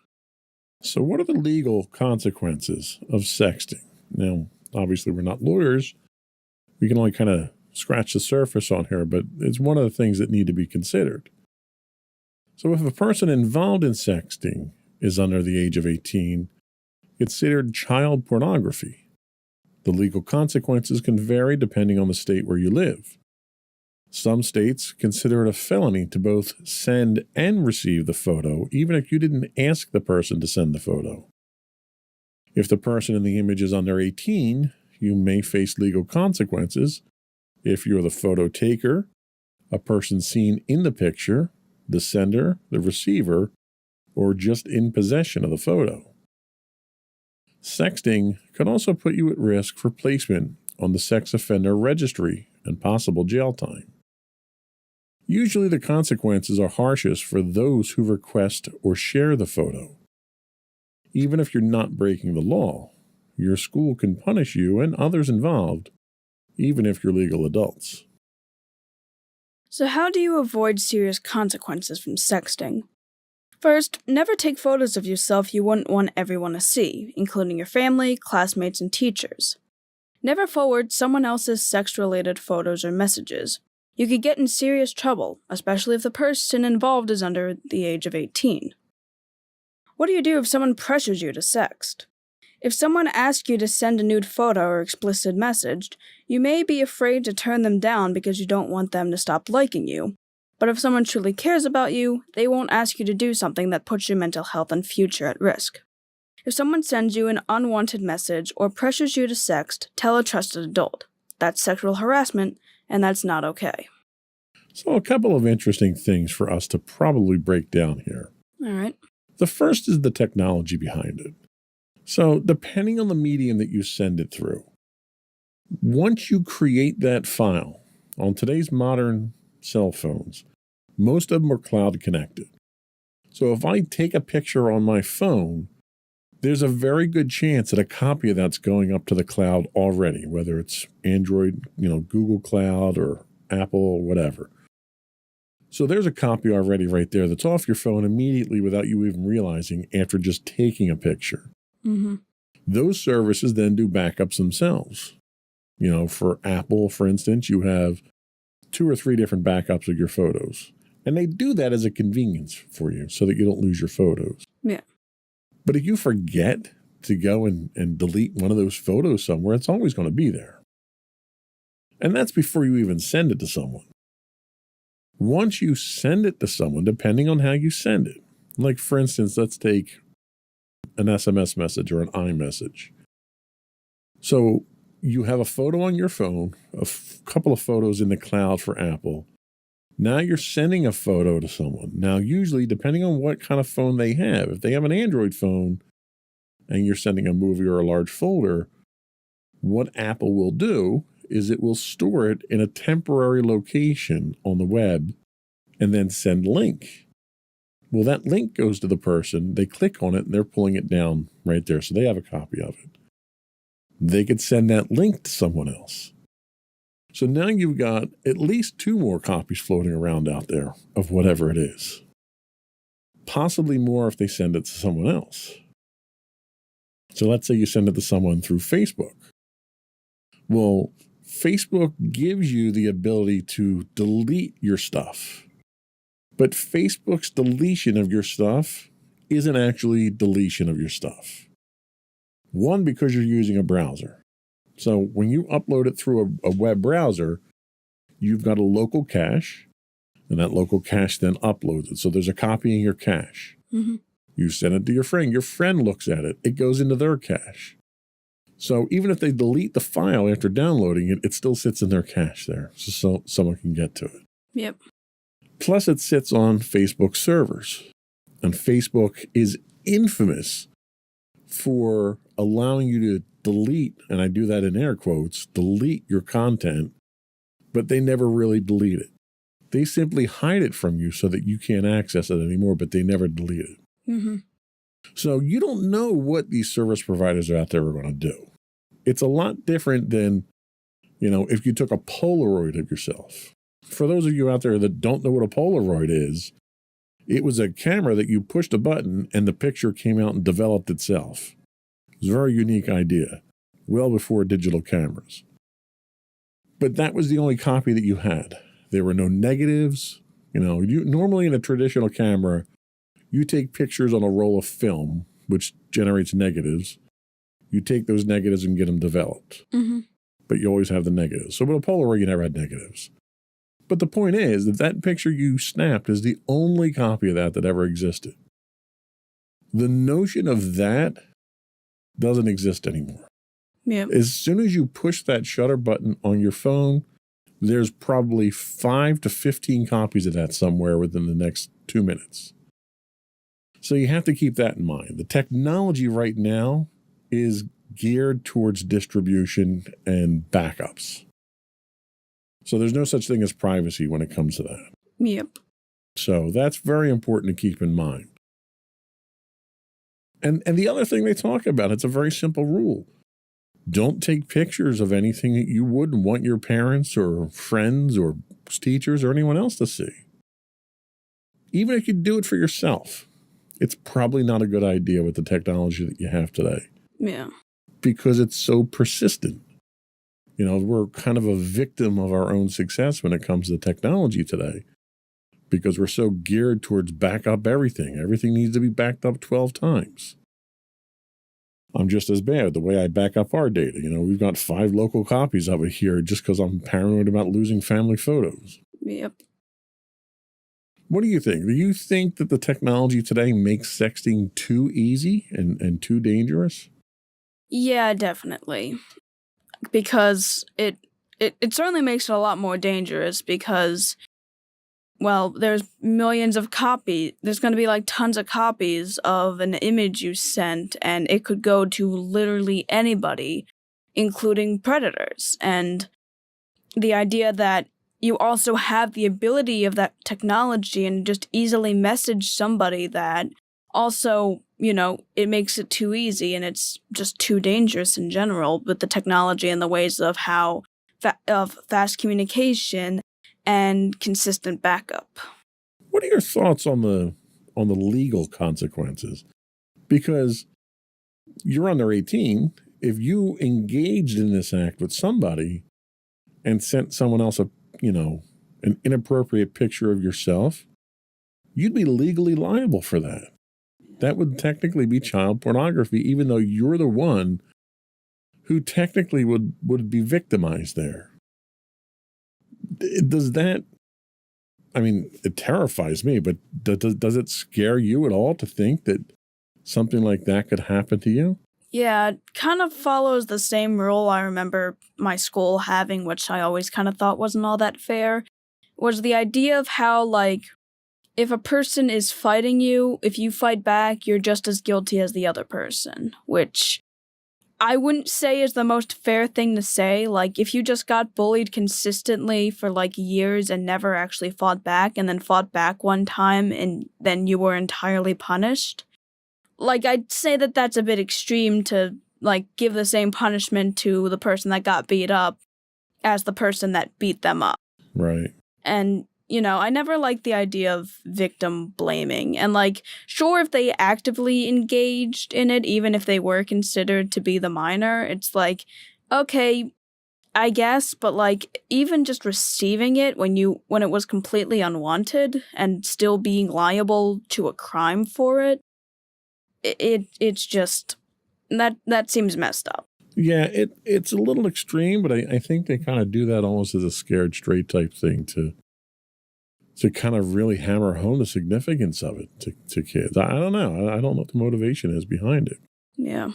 I'm all for, actually having legal accountability for this sort of thing, especially if, minors are involved with it.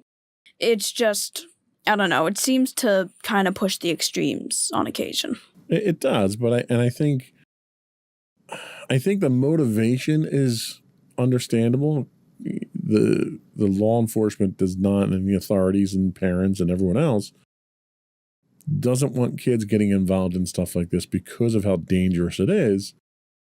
So they just may be pushing the boundaries too far to punish the kids who do get involved in it, when really the kids are the ones that are being victimized. And what you need to do is you need to punish the people.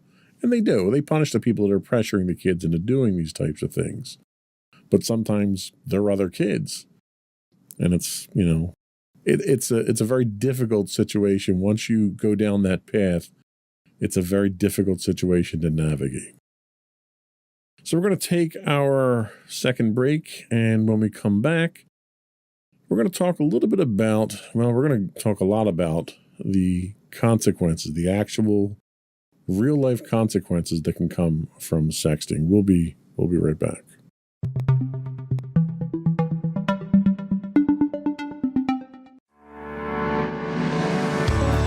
Insights into Entertainment, a podcast series taking a deeper look into entertainment and media. Our husband and wife team of pop culture fanatics are exploring all things from music and movies to television and fandom. We'll look at the interesting and obscure entertainment news of the week. We'll talk about theme park and pop culture news. We'll give you the latest and greatest on pop culture conventions. We'll give you a deep dive into Disney, Star Wars, and much more. Check out our video episodes at youtube.com/insightsintothings. Our audio episodes at podcast.insightsintoentertainment.com, or check us out on the web at insightsintothings.com.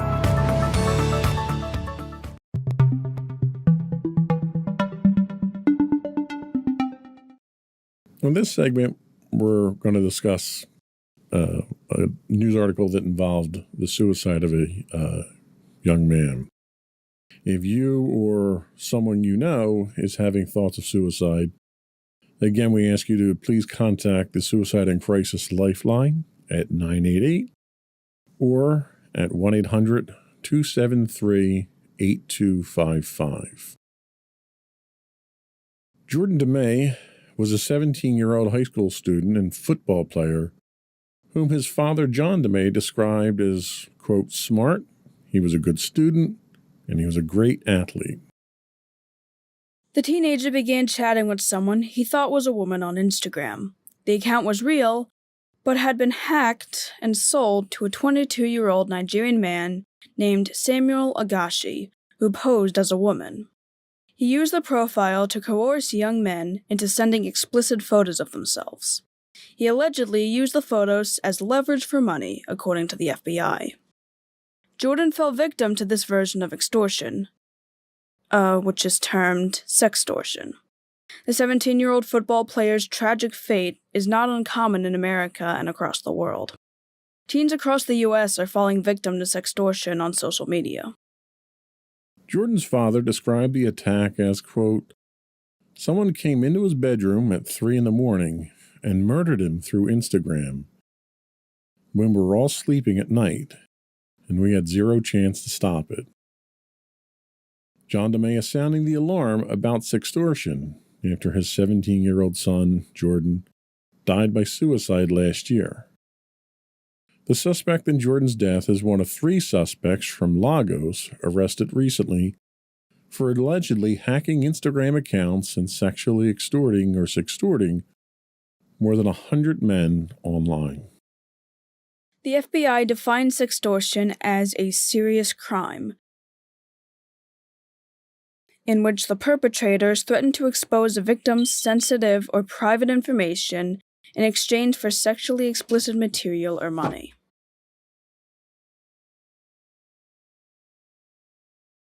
Agashi threatened to distribute the explicit pictures the 17-year-old sent to the compromised account of Jordan if Jordan didn't pay him a ransom. The attacker demanded $1,000. Jordan sent $300, and the attacker threatened to expose the victim to his family and friends if he didn't send more. Distraught and not sure what to do, Jordan messaged Agashi, telling him he was going to kill himself. Good, Agashi responded. Do that fast or I'll make you do it.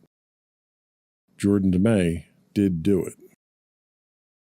A 2018 study published in the Journal of the American Medical Association, or JAMA,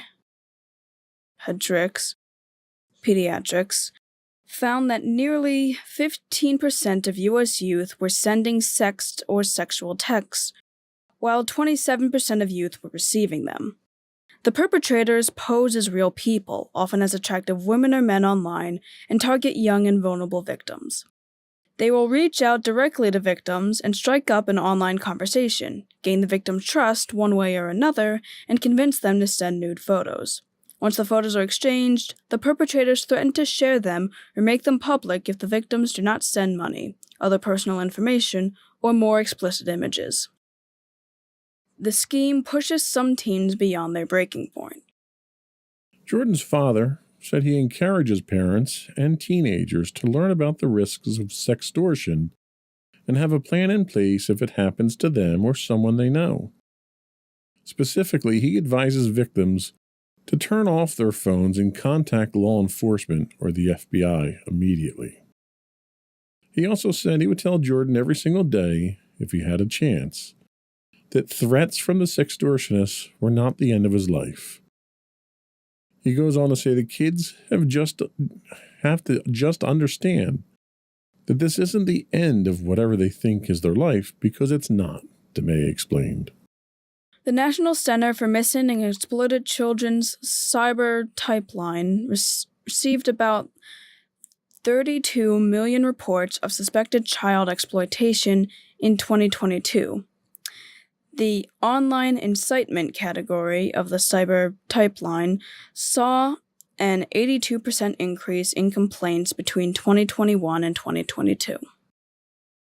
The FBI encourages anyone who believes they are victims of sextortion or knows someone who may be to contact their local FBI office or toll free at 1-800-CALL-FBI. So this obviously is an extreme case of consequences as a result of sexting. We talked about some of the other potential downfalls of sexting. But when I read this article itself, being a parent and being a parent of a child who's of this age range, it kind of struck a nerve with me. And it's looking at these statistics about the 82% increase in complaints in just over a year. It's a real problem. There's I mean, it's going to sound cliche, but there's bad people out there. There's bad people on the internet, and they're going to do things, nefarious things, to try to get money from you, to sometimes to just do things maliciously. They're just evil. And they'll do things to harm you or to get you to harm yourself, not necessarily for any financial motive at all. And I thought if there was anything that we do on this podcast, we try to be positive. We try to be upbeat. We try to teach kids and parents how to get through some of these difficult things. And I read the quotes about Jordan's father here, and I could almost echo those thoughts myself. And I thought maybe we might have a chance to maybe reach out and help educate other people about this and to try to prevent something like this. What are your thoughts? Yeah, honestly, I believe the same thing. Like, obviously, we always try to make sure that we keep everything lighthearted, because we've talked about darker topics in the past, and we've always tried to at least bring some lightheartedness to the situations while still not downplaying the severity of all of them. And I do think that bringing more awareness to this is the best way that we can stop it. It's how we can stop anything pretty much bad from happening is try to bring more awareness to it, because if more people know about it, there's going to be more people willing to stop it or at least be aware of it so that it doesn't happen as often. I would agree with you 110%. I think mission accomplished today. I don't want to drag this out too far. I know it's kind of a dark topic. We usually are not quite this low key, but I wanted to make sure we treated this subject with the respect that it deserves. I think we're going to forego the closing remarks. I think what you just told us there, I think, very easily summed up the overall sentiment we have here. Before we do go, though, I did want to throw some quick plugs out there just to remind folks to subscribe to the podcast. You can find audio versions of this podcast listed as Insights into Teens, and you can find audio and visual of all the network's podcasts listed as Insights into Things, and we're available on Apple Podcasts, Spotify, Google, iHeartRadio, TuneIn, pretty much anywhere you can get a podcast. I would also invite you to write in, give us your feedback, give us your thoughts on the subject. I'd be very interested to hear what our listeners have to say about today's talk. You can email us at comments@insightsintothings.com. You can find us on Twitter at insights_things, or X, whatever it's called now. You can also find us streaming 5 days a week on Twitch at twitch.tv/insightsintothings, where you can find links to all that and more on our official website at www.insightsintothings.com. And you. And don't forget to check out our other two podcasts, Insights into Entertainment, hosted by you and Mommy, and Intentional Tomorrow, hosted by you and my brother Sam. And that's it. Another one in the books. Bye, everyone.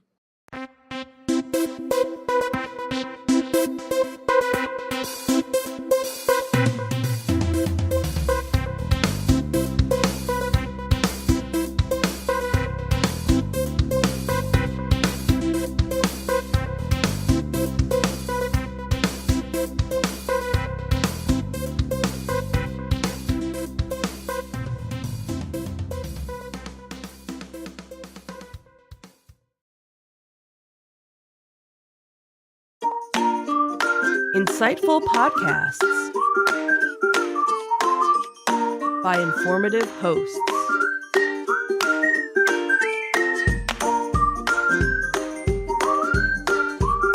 Insights into Things, a podcast network.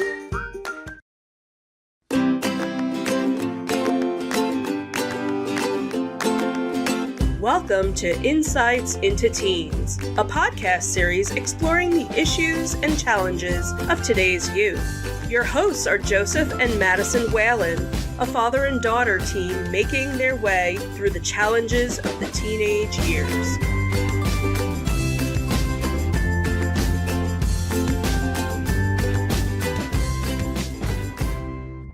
Welcome to Insights into Teens. This is episode 177, Unconscious Bias. I'm your host, Joseph Whalen, and my objective and open-minded co-host, Madison Whalen. Hi, everyone. How you doing today, Maddie? I'm doing all right. How about you? I'm doing quite all right. Anything exciting going on with you before we get into the topic of the day? Well, Mommy's been off all week, so we've been doing some stuff together. That's nice. What'd you guys do today? We went to the shore. Nice. Did you get to see any of the planes from the air show? I know they're doing the AC air show today. No, but we saw plenty of advertisements. Oh, well, that's good. Didn't get ad blocker on the beach. You know, I think that's like a separate subscription or something. So. Right. Nice. So today we're going to talk about unconscious bias and the impact it has on all of us. You'll be introduced to some common types of biases that have a large impact in our lives.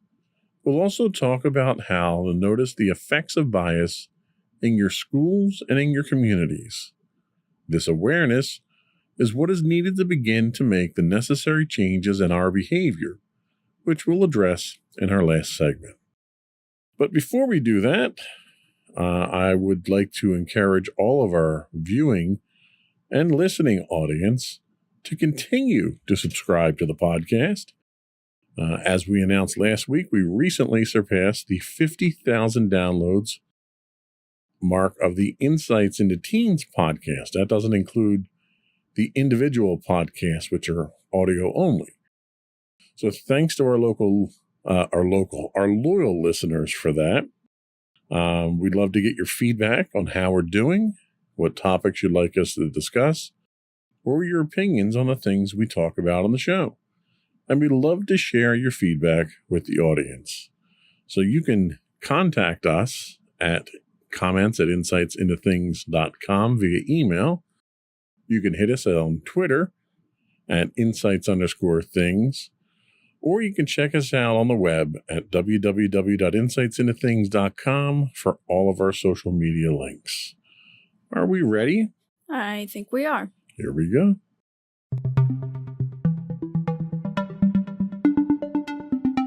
What is unconscious bias? Unconscious bias refers to the attitudes or stereotypes that affect our views, our actions, and our decision-making ability. Scientific research in this area demonstrates how unconscious bias is automatically activated and affects how we think day to day. It also impacts hiring and evaluation processes and contributes to the lack of workforce diversity, and even how we treat others on a personal level. The unconscious part of the concept indicates we're not actively aware of the root of those decisions are impacted by the stories, beliefs, or perceptions we may have of others. Bias implies that we are skewed in some way in our decision-making. But unconscious biases are, in fact, not a judgment. Everyone is biased. Each of us holds a set of perspectives that help us navigate a complex world efficiently. Our goal is to bring awareness to the subject that is misunderstood and, in some cases, unnecessarily overcomplicated. We're going to attempt to simplify unconscious bias today. And our hope is that you'll have a better understanding of the concept and some tools for how to think and behave differently. So what's the impact of bias? Is a small amount of bias really going to dramatically affect your life? The short answer is yes, and the long answer is still yes. Researchers created a computer simulation that showed a 1% bias in favor of promoting men in the workplace. You might think that beginning with the same number of men and women in entry-level positions and applying a 1% bias in promotion wouldn't change the expected 50-50 outcome. In fact, applying a 1% bias in favor of men at every 6-month review for 10 years led to 65% of the most senior positions in the company being held by men. Every decision made about a person, from the time you meet them to when we're hired to the time we're promoted, passed over, get fired or quit, each decision costs us, and wrong decisions send us running to the nearest online employer rating board or college message board to post a negative review, and failure to attend to unconscious bias can even impede positive organizational change and organizational resilience. The study dealt with bias in the workplace, obviously, and while the initial research simulation was only run at 1%, when you add additional factors to the equation, things get worse. By adding in the bias that occurs when the job description is written, recruiting begins, interviews take place, hiring decisions are made, and then promotions are considered, you can see how the situation compounds. A small amount of bias has a large impact on our lives. The effects are dramatic and exponential. And as we continue to shine a light on unconscious bias, we need to also keep in mind that people are increasingly making decisions about the schools they attend, professions they enter, and job offers based on the institution's reputation diversity issues. As candidates, we have choices. In order to remain competitive, colleges and businesses will need to address each aspect of the process from start to finish. So this kind of became more of an issue recently with a recent ruling from the Supreme Court that we talked about already, in which they shot down the idea of affirmative action that was designed to combat discrimination and bias based on race. What they're talking about with unconscious bias here is something that clearly the court didn't take into account, because the whimsical majority of the court's thoughts were, oh, well, discrimination isn't an issue anymore, and we just need to make it not an issue and make it go away, and we shouldn't have government get involved with that. But unconscious bias says that human beings, by their very nature, are biased. What are your thoughts on that? I would honestly, agree with the science, obviously. I feel like everybody is biased, depending on, how you were raised, where you grew up, and really what you feel is what you learned was okay and not okay. I'll fully admit I'm a biased person when it comes to my own beliefs, and I can find it difficult to relate to people that don't necessarily share my experiences or have different perspectives. And I'm not saying that we can't, talk to each other even if we have, different beliefs and so forth. It's somewhat difficult when you kind of have a bias against somebody and you kind of have your own perceptions and stereotypes of them in a more unconscious way rather than more or less trying to have it purposefully. And it's funny because the study almost seems to suggest that conscious bias that we're aware of is better than unconscious bias. Because when you're not aware that you're biased about something, you really can't do anything about it. Yeah. And that unconscious bias may be something that's enforced from childhood. Maybe it's bias that your parents instilled on you. It could be cultural, it could be religious, it could be any number of things that has just been ingrained in you that you don't realize you have a bias against someone for something.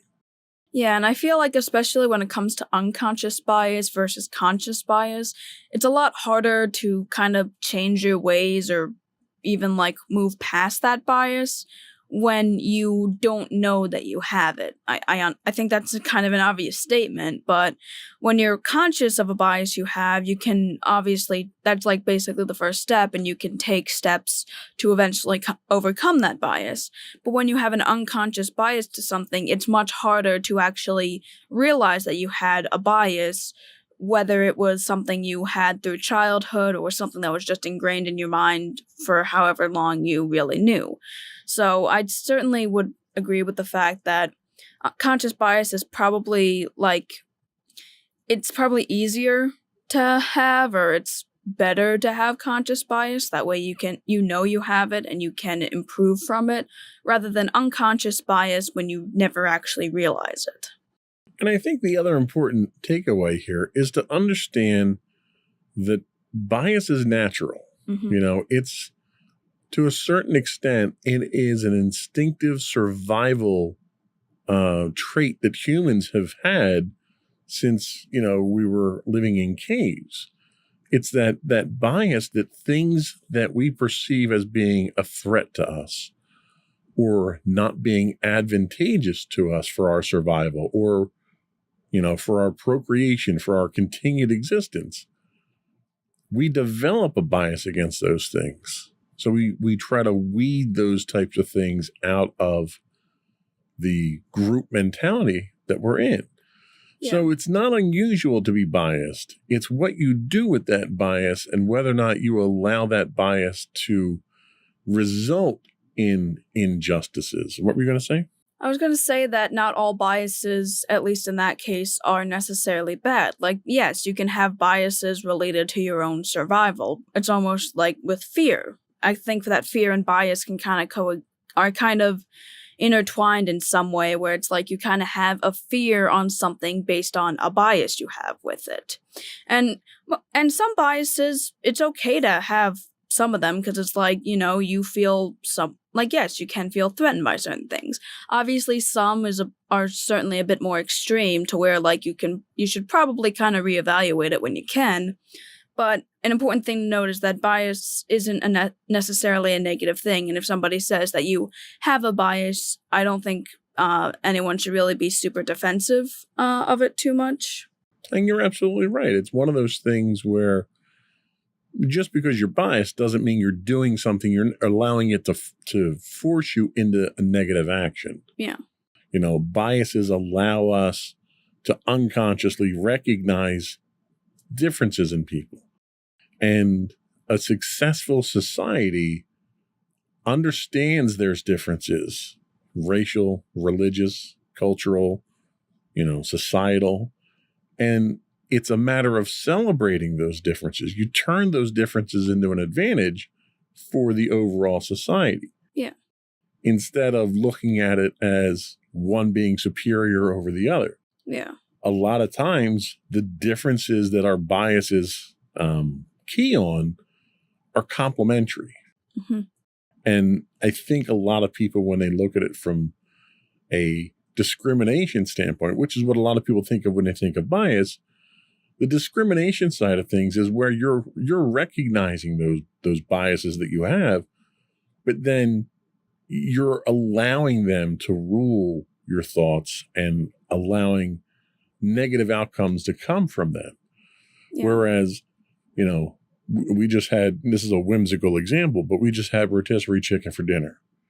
Well, you like dark meat and I like white meat. Okay, they're biases. But that means that when we have a rotisserie chicken, it doesn't go to waste. The whole thing gets eaten at that point in time. So that's just a silly example of how you could take something where someone's biased against something and turn it into a positive type thing. Yeah. Do you ever run into bias, or what would be defined as unconscious bias in this case, in your day-to-day activities with friends or at school or out and about if you're in the mall or something like that? Have you ever experienced anything like that? Yeah, kind of. Now, as much as I, want to say, don't judge a book by its cover or don't judge somebody by their own appearance, I feel like I unconsciously do that in a lot of instances, mainly as a way, of course, to seek out any threats, because sometimes I like to wear more bright and colorful stuff that might kind of set some people off, because I know it sets certain people off, and I'm worried about interacting or being near people that it would set off. So I kind of have an unconscious bias of, okay, who seems like they would be set off by the way that I look? And again, it's unconscious, and I really don't mean to be, thinking that way, but it's like, it's kind of just how it is for me. Yeah, and I understand that. I mean, a lot of people unconsciously judge appearances, and I'm a great example of that. I'm 6'4", 500 pounds. I'm an ogre, and I've accepted that, and I look like an ogre, but personality-wise, I'm generally a pretty nice guy to talk to and get along with. Yeah, and I've also kind of had a similar thing, at least when it came to my appearance, because I've had a couple of people kind of mention it. I normally kind of wear dark clothes, at least when it comes to the winter and so forth. I normally cover up a lot, wearing leggings and a hoodie and such. And I've had multiple people mention that I look depressed that way, or that if I dressed a different way, I would seem happier, which I feel is kind of an unconscious bias on their part to the idea of oh, people who are depressed wear darker clothes and cover up more and don't seem to express themselves through their looks as much. and that's a great example of unconscious biases. Oh, if you're depressed, just wear something brighter.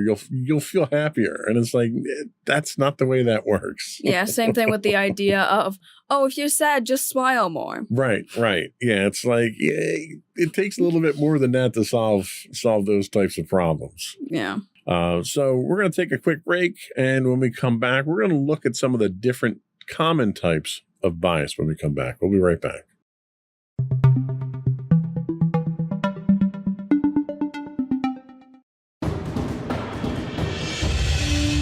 For over 7 years, the Second Sith Empire has been the premier community guild in the online game Star Wars: The Old Republic.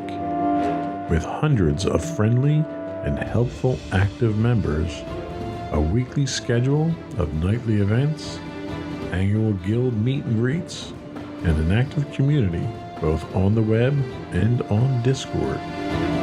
The Second Sith Empire is more than your typical gaming group. We're family.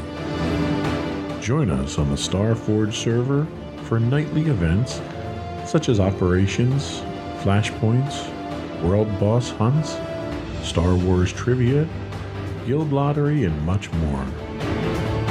Visit us on the web today at www.thesecondsithempire.com.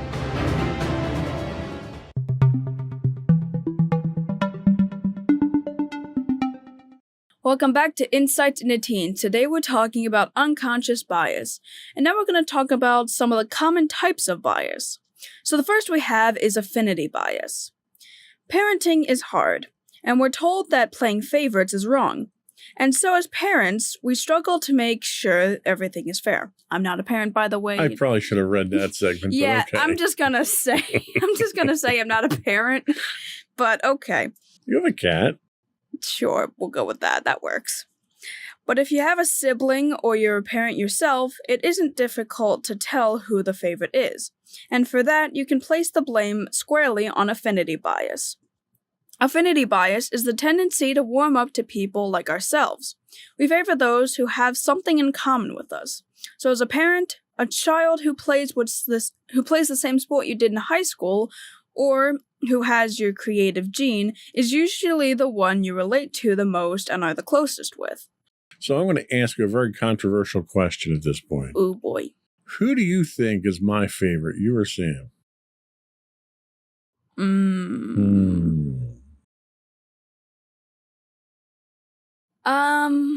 I'd probably say Sam, considering if we're going strictly based off of this bias, you have a lot more in common with Sam. He was your first child, and you probably relate to him a lot more, so... Really? Strictly on affinity bias, I'd say that he's your favorite. See, and I don't want to cop out and say that I don't have favorites. A lot of parents want to say that. Yeah. But I really don't. You know, for me, and this is obviously off topic, but for me, you guys each have different aspects of my personality that I connect with. Yeah. So obviously I see you more because you're living here in the house with us. And as a result, when I do see Sam, he and I wind up kind of monopolizing the conversation because I don't see him very often. Yeah. But I don't think I favor one of you over the other. And I mean, I will say that I think you and I do have stuff in common. Like, despite the fact I really hate reading, I have your, talent for writing. Well, I wouldn't say talent, but desire for writing. From a creative standpoint, I think we are very much on par. Outside of all my other creative stuff. Well, I may not be able to do the artistic stuff that you do, but I can certainly take a step back and give you an independent opinion of it that provides value to you, I hope. Yeah. So anyway, just wanted to say I don't have favorites. All right. Just for the record. Cool. So the next bias that we have is Halo bias. I know this is not the Microsoft game Halo. First impressions have a lot to do with the halo effect. For example, let's say you have a friend your parents like because she was polite or got great grades. They don't worry when you hang out together and allow you to stay out later with them. You might not get a lot of the usual questions a parent would ask about where are you going and what time will you be home. So it's a win-win for everyone. However, you soon learn she shoplifted, she cheated on exams, and was into whatever the new illicit trend was at the time. So you stop hanging out with that friend because you realize she wasn't a good influence. Your parents, however, can't wrap their heads around it. They can't believe they were so wrong about her. Even after she's suspended from school, they still ask whatever happened to that nice friend you had. The halo effect is our tendency to think everything about a person is good because our first impression of them was good.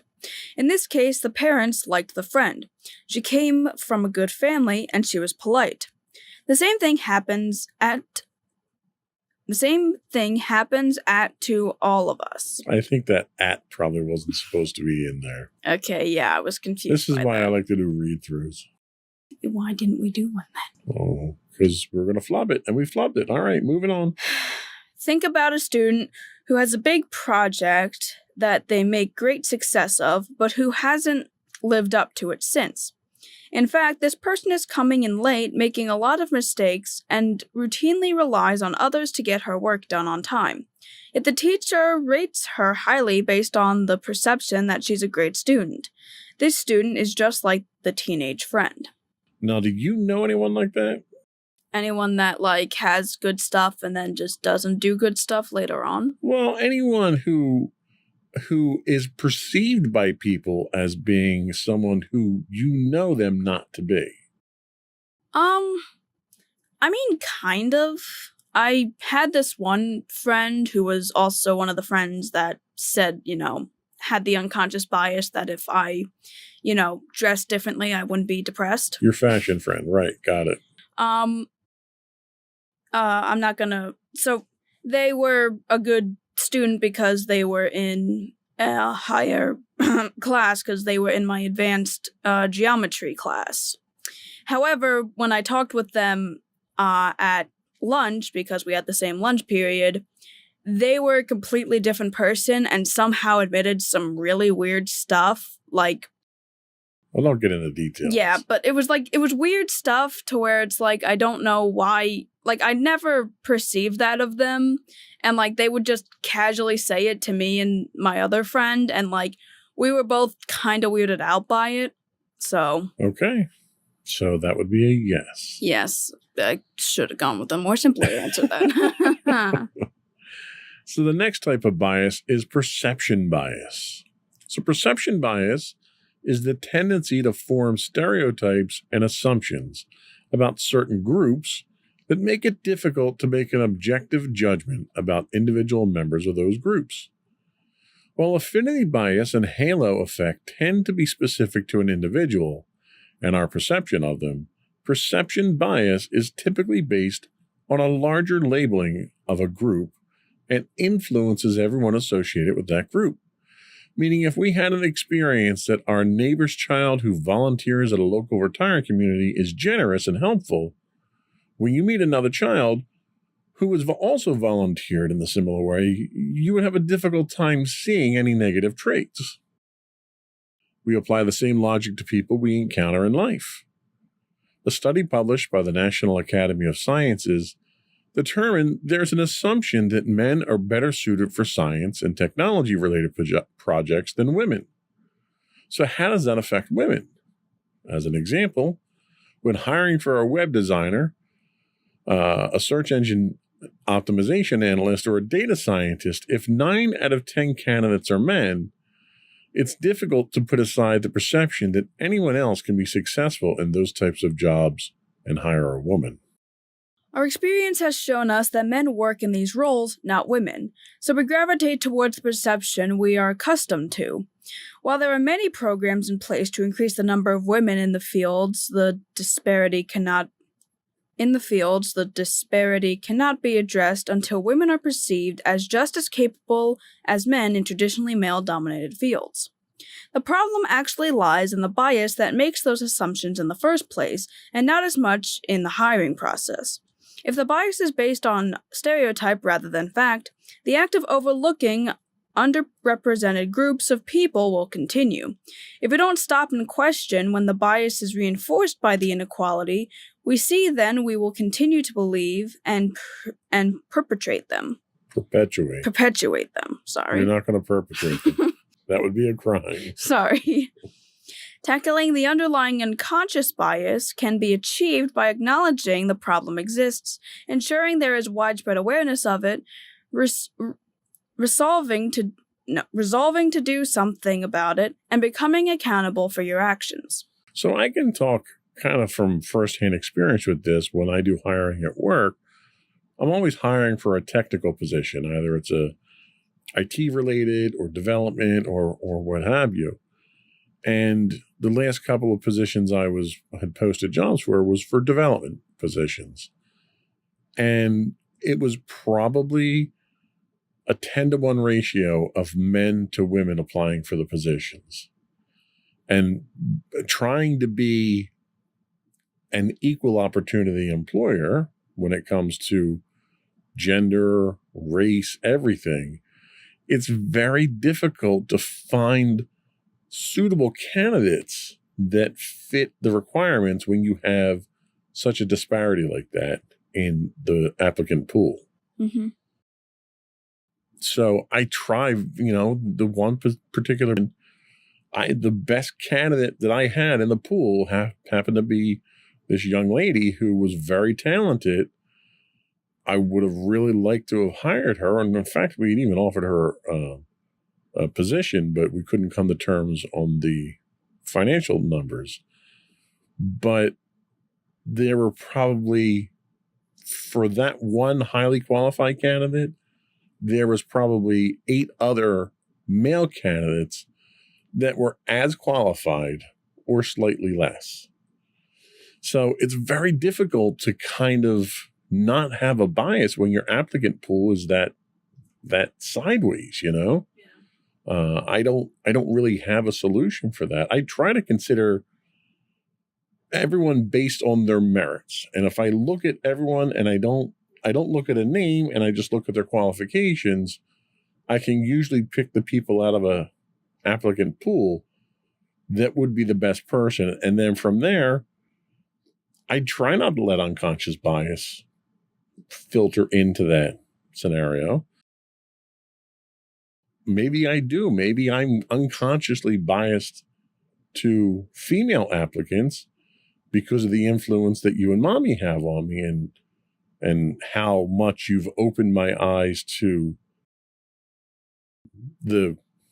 I don't want to get dramatic and say the plight of women, but the conditions that women, have to exist in the workforce. And maybe I'm trying to do my part to ease that, and maybe it's a reverse bias. I don't know. It's like I'm just overanalyzing it at this point. Yeah. But I can speak from experience that's a problem in the workforce for sure. So the next one we have is one that I experience all the time, and that's confirmation bias. Confirmation bias is described as seeking out evidence that confirms our initial perceptions, ignoring contrary information. It's a little like a debate. Each side prepares for their argument with facts, figures, and studies that will support their position, and they will disregard or find fault with the opposing viewpoint to win the debate. Confirmation bias gets on one side of that debate and allows us to only accept what supports our argument. Confirmation bias can make a bad situation worse because we become stubborn and refuse to change our opinion. We seek out information, evidence that justifies our position or makes us feel like we're right or wrong. And contrary to that, we may wind up ignoring evidence that's presented to us that is against our argument at the same time. Yeah. So, for example, let's say Bob has an idea for a new product that he believes will be well received by the public. He does market research and presents findings that support his initial idea. When his coworker presents data that shows the product won't be profitable, Bob discounts it. Bob has data. His coworker has data. Both people believe their data proves the point. Confirmation bias becomes a problem when Bob pushes the product to market based solely on his data. To combat confirmation bias, we need to review the data we have in our possession, all of it. Review the pros and the cons to objectively make a decision based on both sides of the data. Look for data that disproves your point, and ask others to review your conclusions. The best way to get over confirmation bias is to find someone who is unbiased that you can present both sides to. And this is something that's done in the scientific circles all the time. You see a lot of people that will publish papers in journals to try to garner support for their theories and their projects and what they're working on. But when there are studies that are published that aren't peer reviewed, they're almost scoffed at right off the bat automatically. So the idea of peer review in science is very important. When other people look at the work that you did and either review the work and the data or take the work you did and try to reproduce it to support your theory, it lends credence to what you're doing. And for people to not seek out the peer review is really a rush to judgment. And then what happens is you get a lot of people that come out and talk about, well, there was one that was recently in the news about this new compound that was found that would be used as a superconductor at room temperature. So just a little aside, superconductors exist in the world today, and they're used for fusion and various supercomputing things and stuff like that. But they all have to be super cooled to near absolute zero. Mm-hmm. In fact, when you go for an MRI at the hospital, it uses superconducting magnets that are supercooled by helium, liquid helium. So this material that they discovered and did some testing on could have the same properties of a superconductor, but without the supercooling. It could do it at room temperature. And they published a paper. Well, they had some people that came out and then supported it, but you had some people come out and say, well, nobody reviewed this stuff. Nobody looked at this. Nobody looked at you, checked your data or anything like that. This is nothing but a theory at this point in time. And they basically discredited all the work that they did because of the confirmation bias. So when you're in that sort of situation, you have to be objective enough to have your theories tested. If you lack sufficient confidence in your argument to have it stand up to scrutiny and debate, then you don't have an argument at that point in time. Yeah. Can you think of any examples where people put forth their ideas and either ridicule or discredit or don't want to hear anyone who has a contrary point of view? Yeah. That was a softball I tossed up there for you. Yeah, I was going to say, I feel like it's kind of easy to be, find that now, unfortunately, because so many people are like so headstrong in their own beliefs that they won't even do their own research. They'll just like say that like they'll find like the one source that agrees with them that, again, probably wasn't peer reviewed, so it's probably inaccurate anyway, and will, pretty much go head first into keeping it. And I'll say I probably also have that kind of bias because, I try to get multiple sources, but for the most part, when it comes to discrediting people, I kind of just look up the first thing I see to show that the other person didn't really do their research first. But then again, I should also be looking at other sources that also, one, disagree with my statement, but two, are also, again, peer-reviewed. And that's also kind of why, we encourage everybody else to do their own research. While we try not to be one-sided when it comes to our podcast, we're only really one source, and there are plenty of other sources out there that will agree with us, disagree with us, or kind of be a midpoint between both arguments. So, that's kind of why we encourage everybody to do their own research and get as many sources as they can. And I guess that's why, in school, they kind of have us look up multiple different sources for our different things so that we're not looking at just one singular source. Yeah, when you're basing your entire political argument on a single source from Newsmax, you're kind of treading on thin ice there. Yeah. So, but yeah, and one of the things is that when we do research for these podcasts, usually each segment comes from a different source, so we can try to provide different perspectives. It's not the end-all, be-all. We're not a scientific organization here. We're not a think tank. Go out and do your own research. Yep. We're going to take our last break here. And then when we come back, we're going to talk about a little bit more about the basis of unconscious bias. We'll be right back.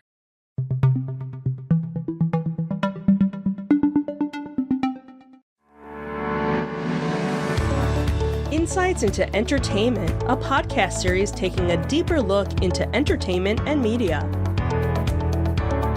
Our husband and wife team of pop culture fanatics are exploring all things from music and movies to television and fandom. We'll look at the interesting and obscure entertainment news of the week. We'll talk about theme park and pop culture news. We'll give you the latest and greatest on pop culture conventions. We'll give you a deep dive into Disney, Star Wars, and much more. Check out our video episodes at youtube.com/insightsintothings. Our audio episodes at podcast.insightsintoentertainment.com, or check us out on the web at insightsintothings.com.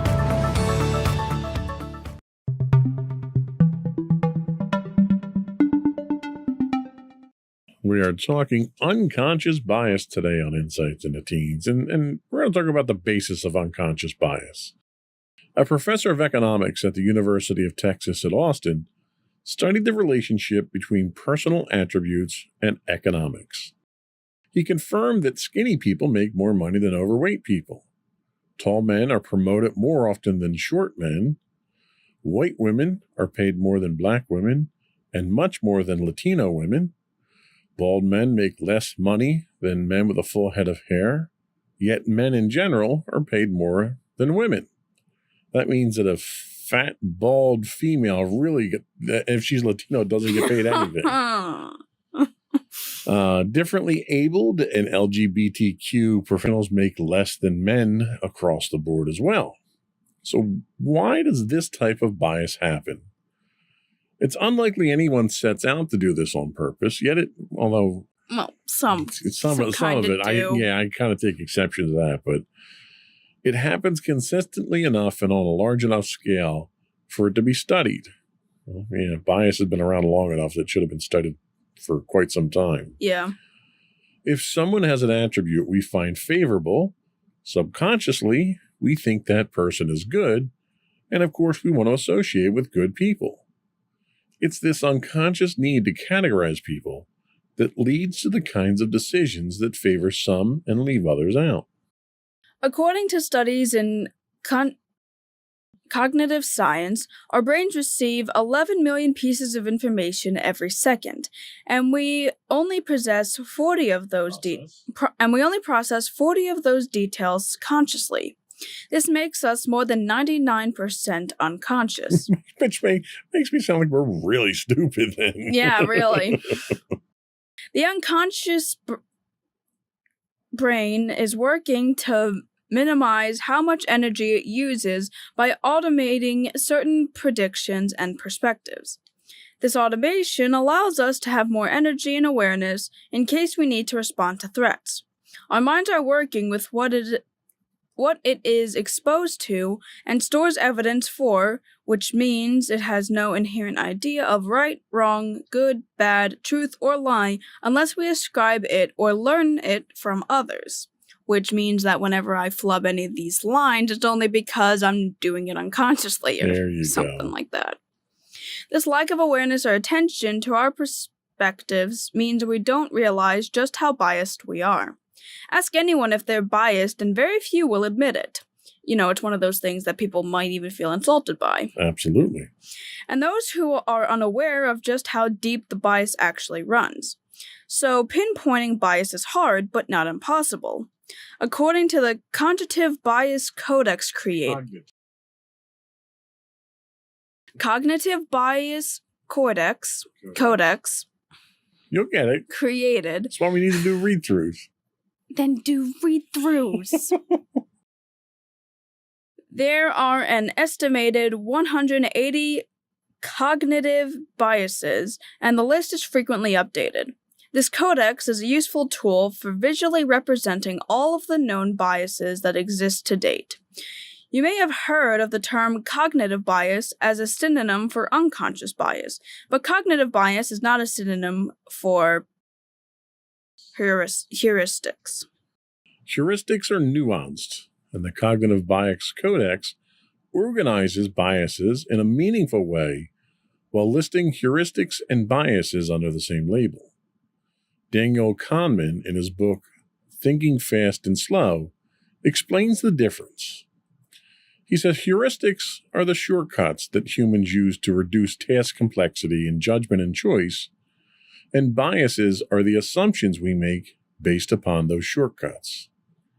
Our assumptions affect our behavior, and our behavior affects everyone around us. By understanding that we're all biased, we can make the decision to work together to be more conscious of our thoughts and actions when relating to others. And while we can't always stop ourselves in the moment, we can think about our actions to see why we chose a particular person for a task or put a specific individual on a team.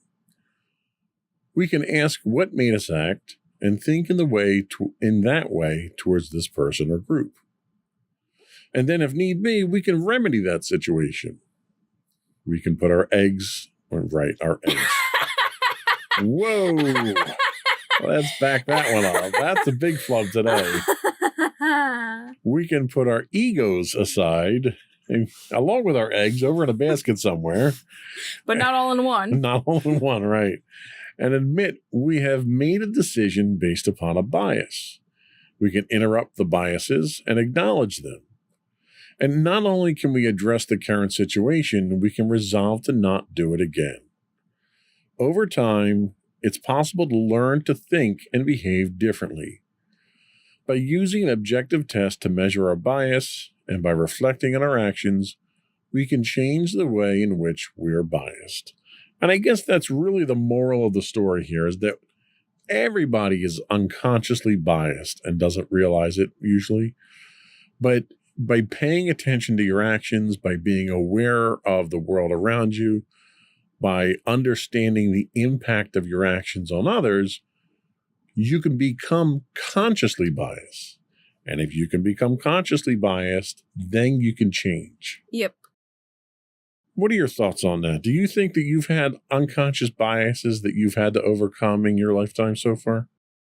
I mean, yeah, both in my own unconscious bias and the unconscious bias of those around me. I do tend to gravitate towards those that, are like me, have similar opinions of me, because I find it hard to talk to people who don't have, similar opinions to me, mainly just because it's just difficult to, form a conversation when we consistently disagree on viewpoints. So it can be kind of difficult to do that, and having that bias can occasionally help me to not have to deal with that. But I think it's something that I kind of have to learn to overcome, because, not all people that believe in that, at least when it comes to being political and having different political beliefs, not everybody who has a different political belief to mine is like this heightened stereotype we tend to have of, separate parties and, parties that don't agree with us and, stuff like that. So I feel like it's something I could eventually overcome. It's, again, probably going to take some work, because much like with every bias, I do it unconsciously for the most part. And, the first step is to make that unconscious bias a conscious bias. So that is very well put. I've been very fortunate in my life. I grew up in a household that was racially biased and gender biased and religiously biased. My father was a very closed-minded individual, and that closed-mindedness was passed down to us. And over the years, especially since I've been with Mommy, I've been enlightened, I should say. I've been very fortunate that Mommy has been such a positive influence on me and helped to open my eyes. She's made me a better person in the almost 20 years now that we've been together. A lot of people, unfortunately, don't have that kind of influence in their lives, which is sad. I think the world would be a better place if there were more mommies around like my wife that can help people understand where some of these biases are and how to correct them. I'd like to think as a result of that, I'm a better, more enlightened, more understanding person. And I've been very fortunate to have her guidance to get me to that point. Granted, there's a long way for me still to go. I am far from perfect. You've opened my eyes to a great number of things in the recent years that I had clearly been biased against in the past, and I think that's really the key, is having enlightened people and having a diverse group of people that you're exposed to on a regular basis allows you to discover those biases and helps you to overcome them. Yeah, I definitely think that's something I hope to improve on later on, because most of the people, most of my friends at least, I associate with kind of have all these similar beliefs to mine, and I feel that's more or less an unconscious bias on my part, and it'd be nice to get to have friends who, have differing opinions where we don't fight over it consistently, but we both get different perspectives on each other's lives and can hopefully learn to break our unconscious biases of each other and our beliefs. Yeah, it's boring agreeing with everybody all the time. There's a certain part of me that enjoys that. It's conflict, but it's civilized conflict. It's debate. It's open discussion. They're the types of things that help to expand your mind. Yeah, kind of similar to the silly debates that you and I have. Exactly. And, it helps you to think of things. Like, a while back, I had run a website and a blog that was very contrary to my personal beliefs. And it was so that I could then look at situations from the opposite side of the spectrum and try to put myself in the shoes of the opposing party. And it was educational. It was entertaining in some respects too. But it was one of those things where I found it fascinating to see the reactions at times and see how stubborn and how set in people's ways people could be.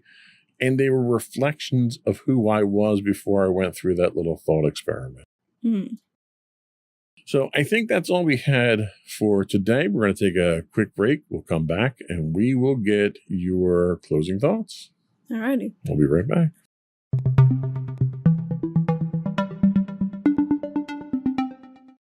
Okay, so to everybody out there, I kind of just want to reaffirm the idea that we all have our own biases, whether unconscious or conscious. But everybody has a bias no matter who you are, and some of those biases aren't necessarily a bad thing. It's kind of just human nature that we have biases in order so that we can, determine threats and whatnot. However, some of those biases can go a bit too far, and some of them are just incredibly unconscious to where you're not willing to admit it. And I guess the important thing to note is that it's not a bad thing to admit that you have a bias. The important thing is that you move past that bias once you become aware of it, rather than completely denying it and refusing to change your ways. Okay. Sage words, as always. Thank you. Before we do go, I do want to once again invite all of our listening and viewing audience to subscribe to the podcast.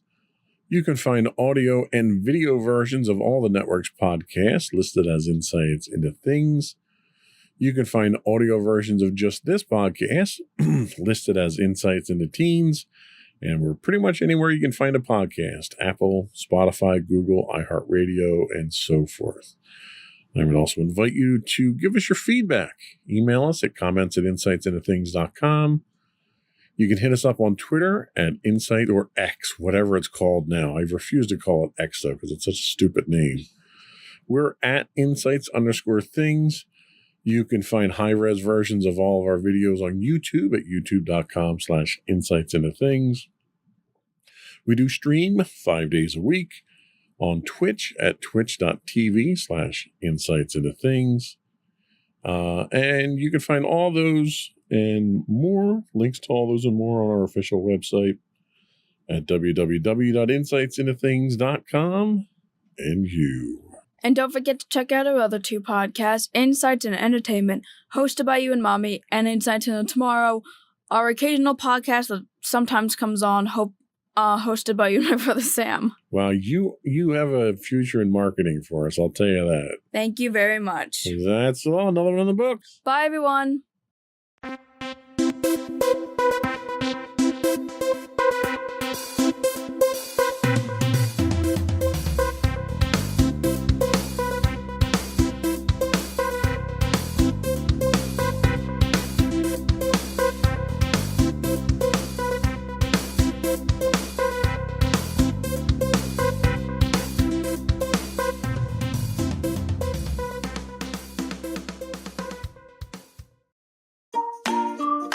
Insightful podcasts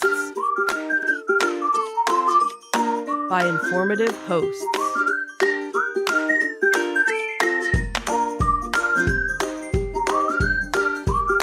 Insights into Things, a podcast network.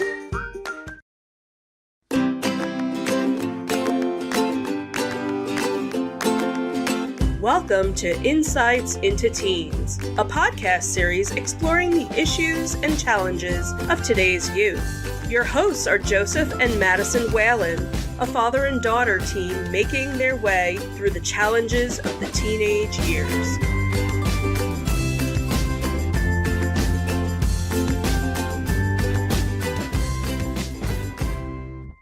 Welcome to Insights into Teens. This is episode 176, Distorting Parental Rights. I'm your co-host, your host. What am I, the host? I'm the host, I'm pretty right? sure you're the host. I'm the host, Joseph Whalen, and my intelligent and in-touch co-host, Madison Whalen. Hi, everybody. How you doing today, Maddie? I'm doing all right. How about you? Doing all right. So today's topic is going along with a series that we had tried to kind of stick to a theme of controversial topics. Yep. And I think this is probably the hottest one that we've had to deal with so far. Yep, I would also probably tend to agree. And this one is kind of ripped right out of the recent headlines, too. So I thought this was worthwhile having a discussion about. Yep. So there have been a lot of talk about parental rights from prominent conservative personalities. This is a topic often associated with LGBTQ rights, the history of slavery in our country, and other sensitive topics. Laws are being passed in some states that are essentially changing the history and culture of our nation to fit a false narrative in the name of parental rights. Today, we're going to talk about some of these initiatives, what they're based on, what reality really is, and how these politically motivated ideologies are adversely affecting our kids in the name of political agendas.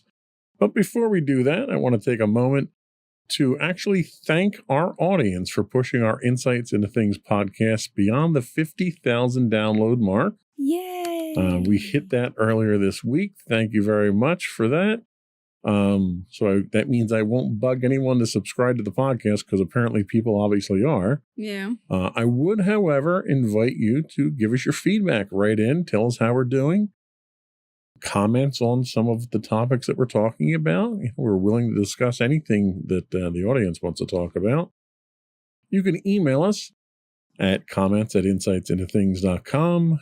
You can find us on Twitter at insights_things. Or you can find links to all that and more on our official website at www.insightsintothings.com. Shall we get into it? I think we shall. Here we go. Let the fur fly.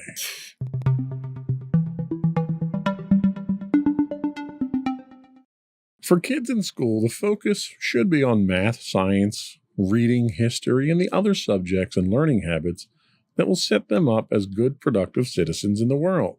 I think most parents would agree with that. Yeah.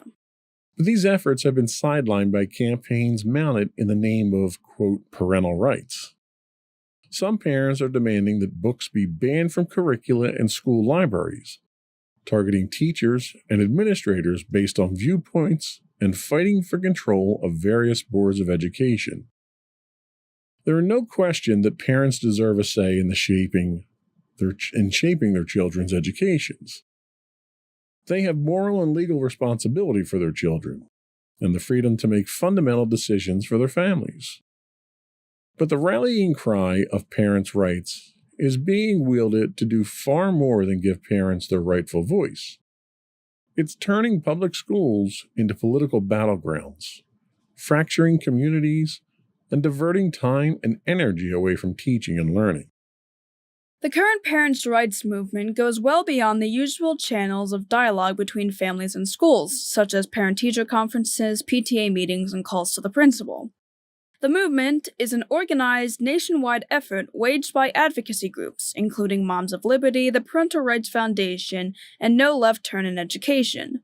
Their aim is to activate parents. No, advocate. No, activate. All right. Their aim is to activate parents to contest what is taught in the classroom, what books are available to students, and the professional authority of teachers, administrators, and librarians to carry out their work. This campaign goes well beyond a judicious effort to prompt reconsideration of controversial aspects of certain school curricula or questions of age appropriateness of certain materials and narratives. Rather, its methods center on censorship and are chilling speech in classrooms across the country. So it's worthwhile pausing there just for a moment to kind of talk about that. So when they say they're talking about activating parents, basically what you have is you have a bunch of special interest groups out there that have their own agenda. Mm-hmm. And in order to get that agenda passed, they're riling up parents with this false narrative of, well, if you don't do something about it, it's going to ruin your children's future.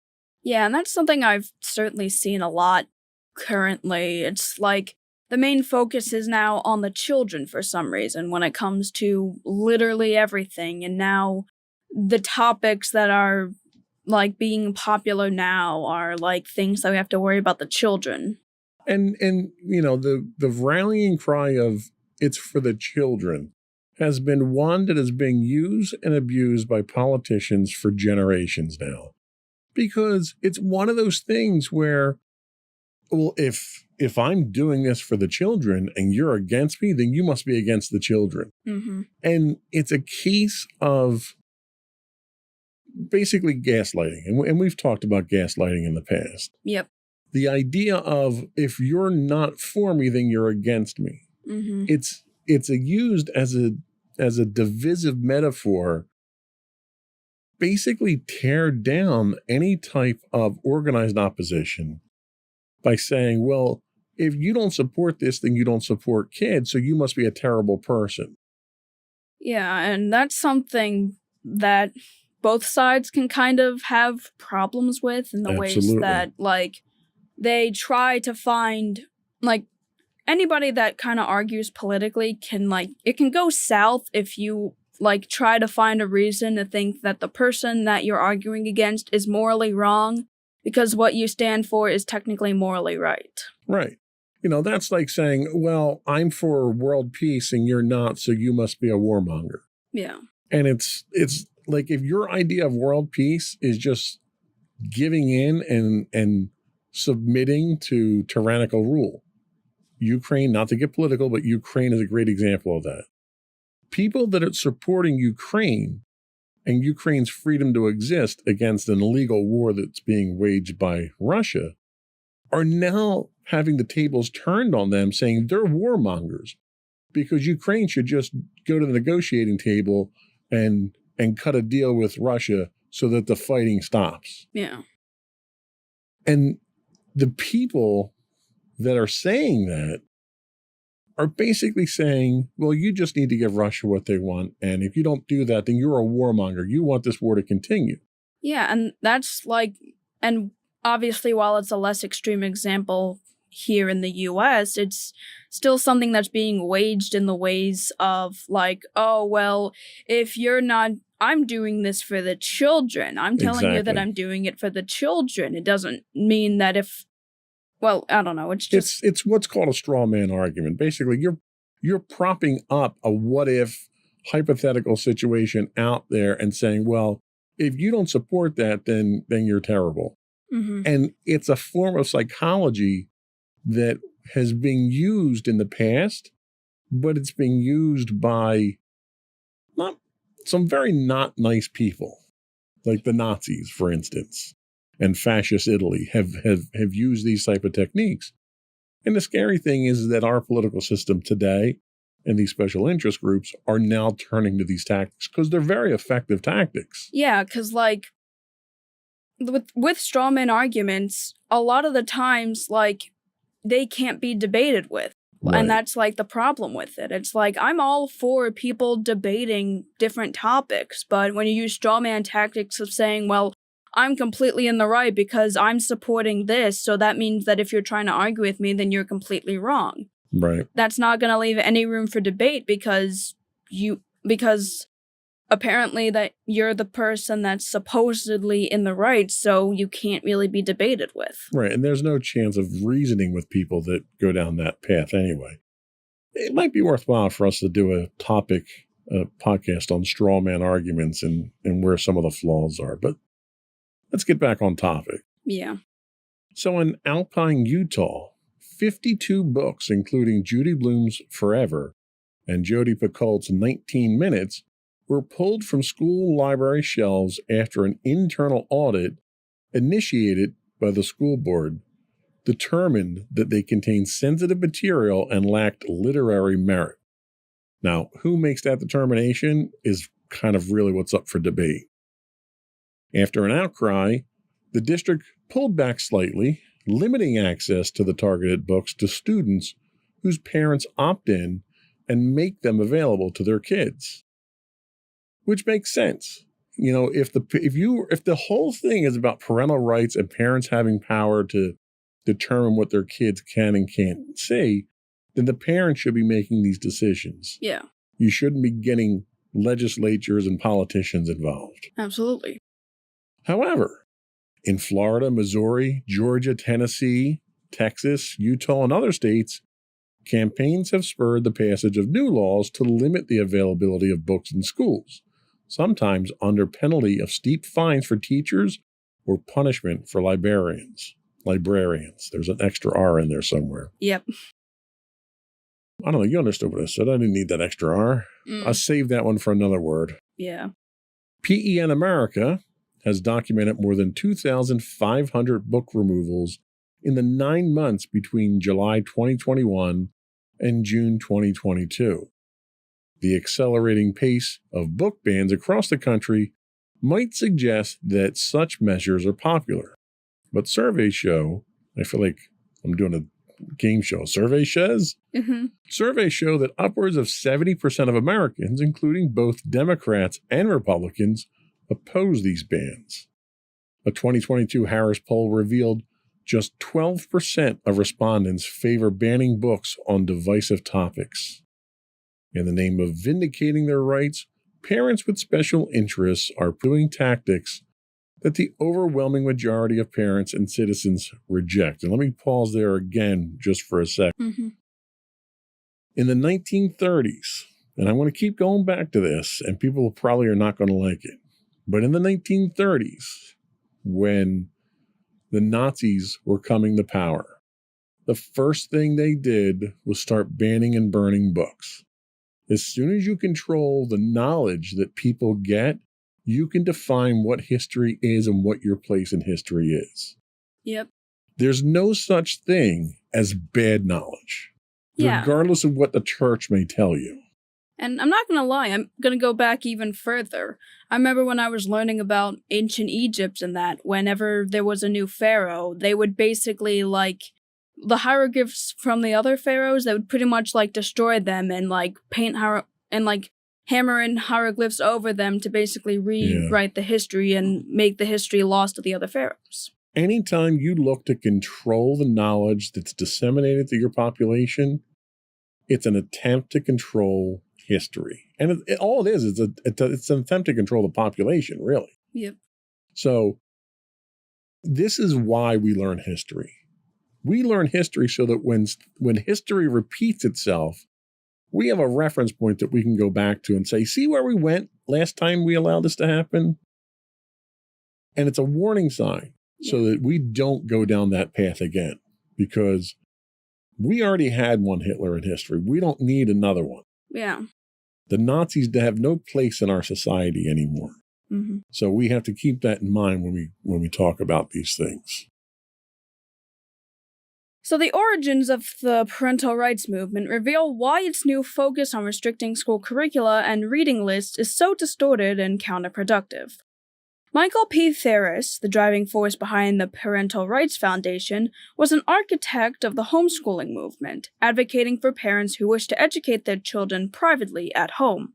Homeschooling won adherents in the 1970s and 80s as court rulings, including in a 1986 Tennessee case in which Ferris was an attorney, rejected parents' efforts to get certain books, including Macbeth, removed from the curriculum on the grounds that they offended families' religious beliefs. When these litigants failed to enlist the support of courts to impose their religious preferences in public school classrooms, Ferris and his allies shifted tactics, seeking to be, quote, left alone by the government to educate their children as they saw fit. So they want to be left alone by the government, but now they're lobbying the government to pass rules in their favor. Yeah. Right. Mhm. And if you have books out there that offend families' religious beliefs, don't read them. Mm-hmm. It's wonderful having choice and having choice in society. I know, right? The new efforts of the past few years represent a return to Ferris's original approach.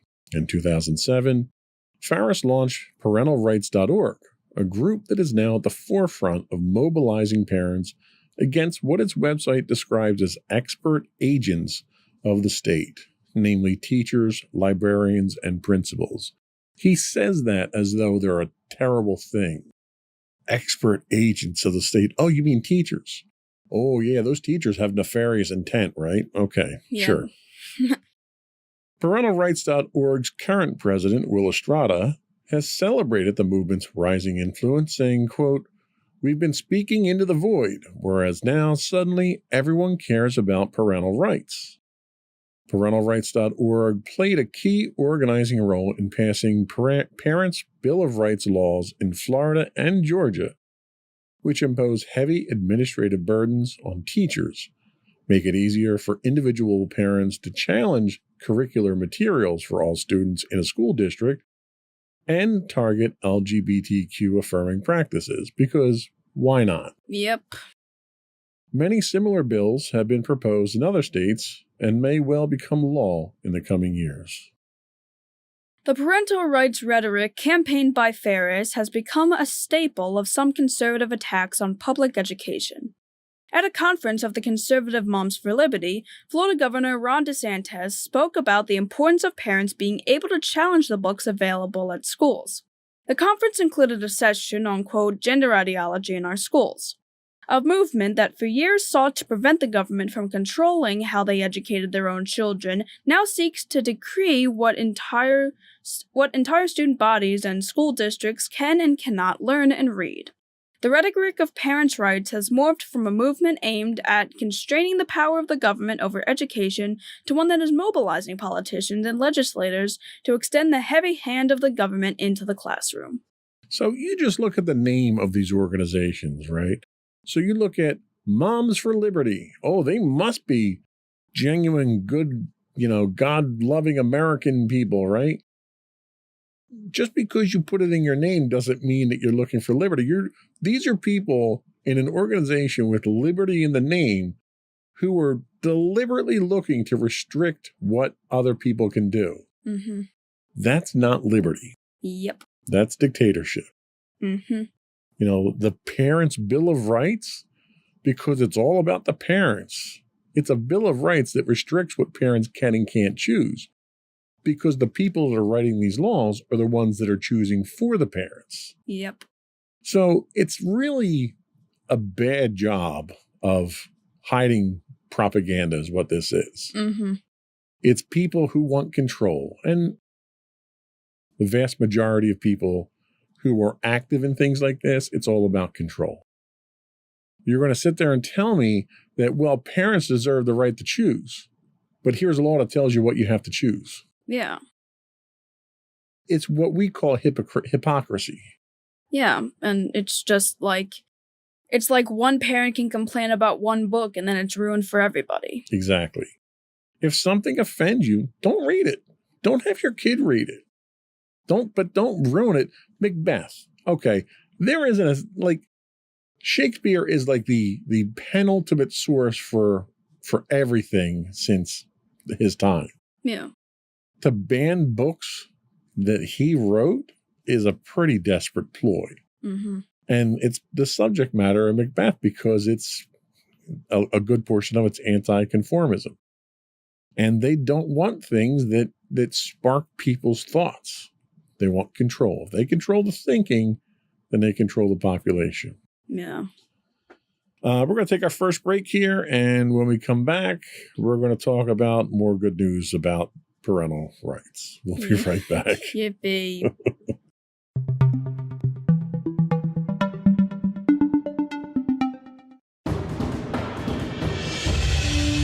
For over 7 years, the Second Sith Empire has been the premier community guild in the online game Star Wars: The Old Republic. With hundreds of friendly and helpful active members, a weekly schedule of nightly events, annual guild meet and greets, and an active community both on the web and on Discord. The Second Sith Empire is more than your typical gaming group. We're family. Join us on the Starforge server for nightly events such as operations, flashpoints, world boss hunts, Star Wars trivia, guild lottery, and much more. Visit us on the web today at www.thesecondsithempire.com.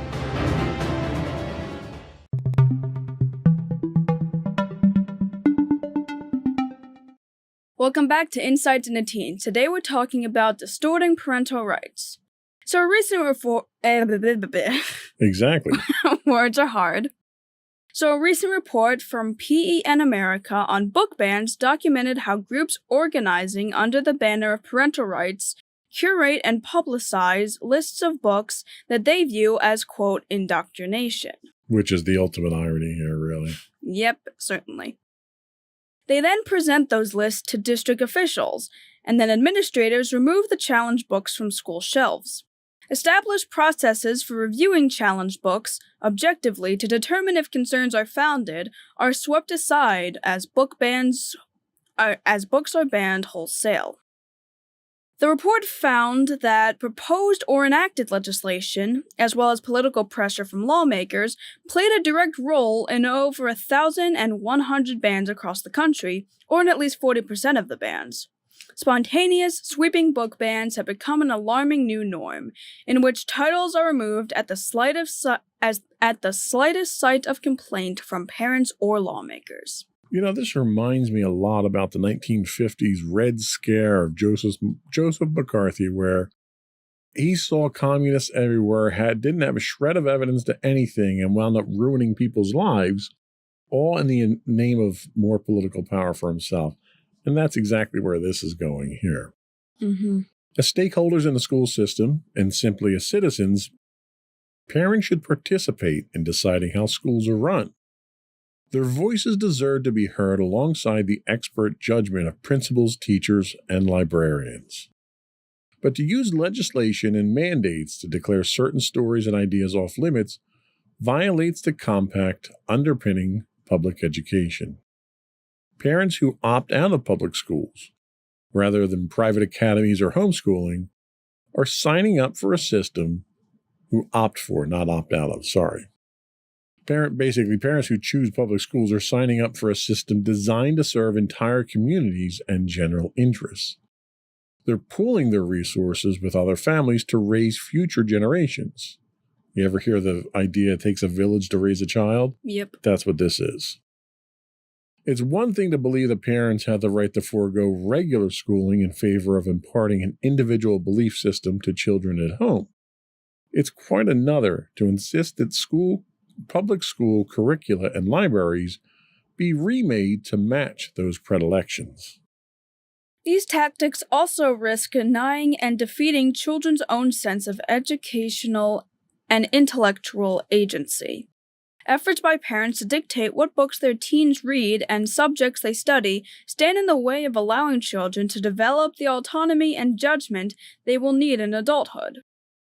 Schools should breed critical thinking such that no book or lesson has the power to indoctrinate a worldview. A major purpose of a library, a broad curriculum, and of the protection of free speech itself is the notion that exposure to the panoply of available ideas and narratives is what enables us to form and test our own opinions and beliefs. The same tensions provoking these battles are also roiling society more broadly. Social and generational shifts in thinking about racial justice, sexual orientation, and gender identity have stoked concerns in some quarters about how marriages, families, and society at large may be changing in unrecognizable or irreversible ways. The impulse of parents to shield their children from what seems like an alien social force and values is age-old. The challenge is compounded in an era in which traditional geographic boundaries that demarcated communities are eroded by online platforms that make traditional controls on what children see, hear, and know virtually impossible to enforce.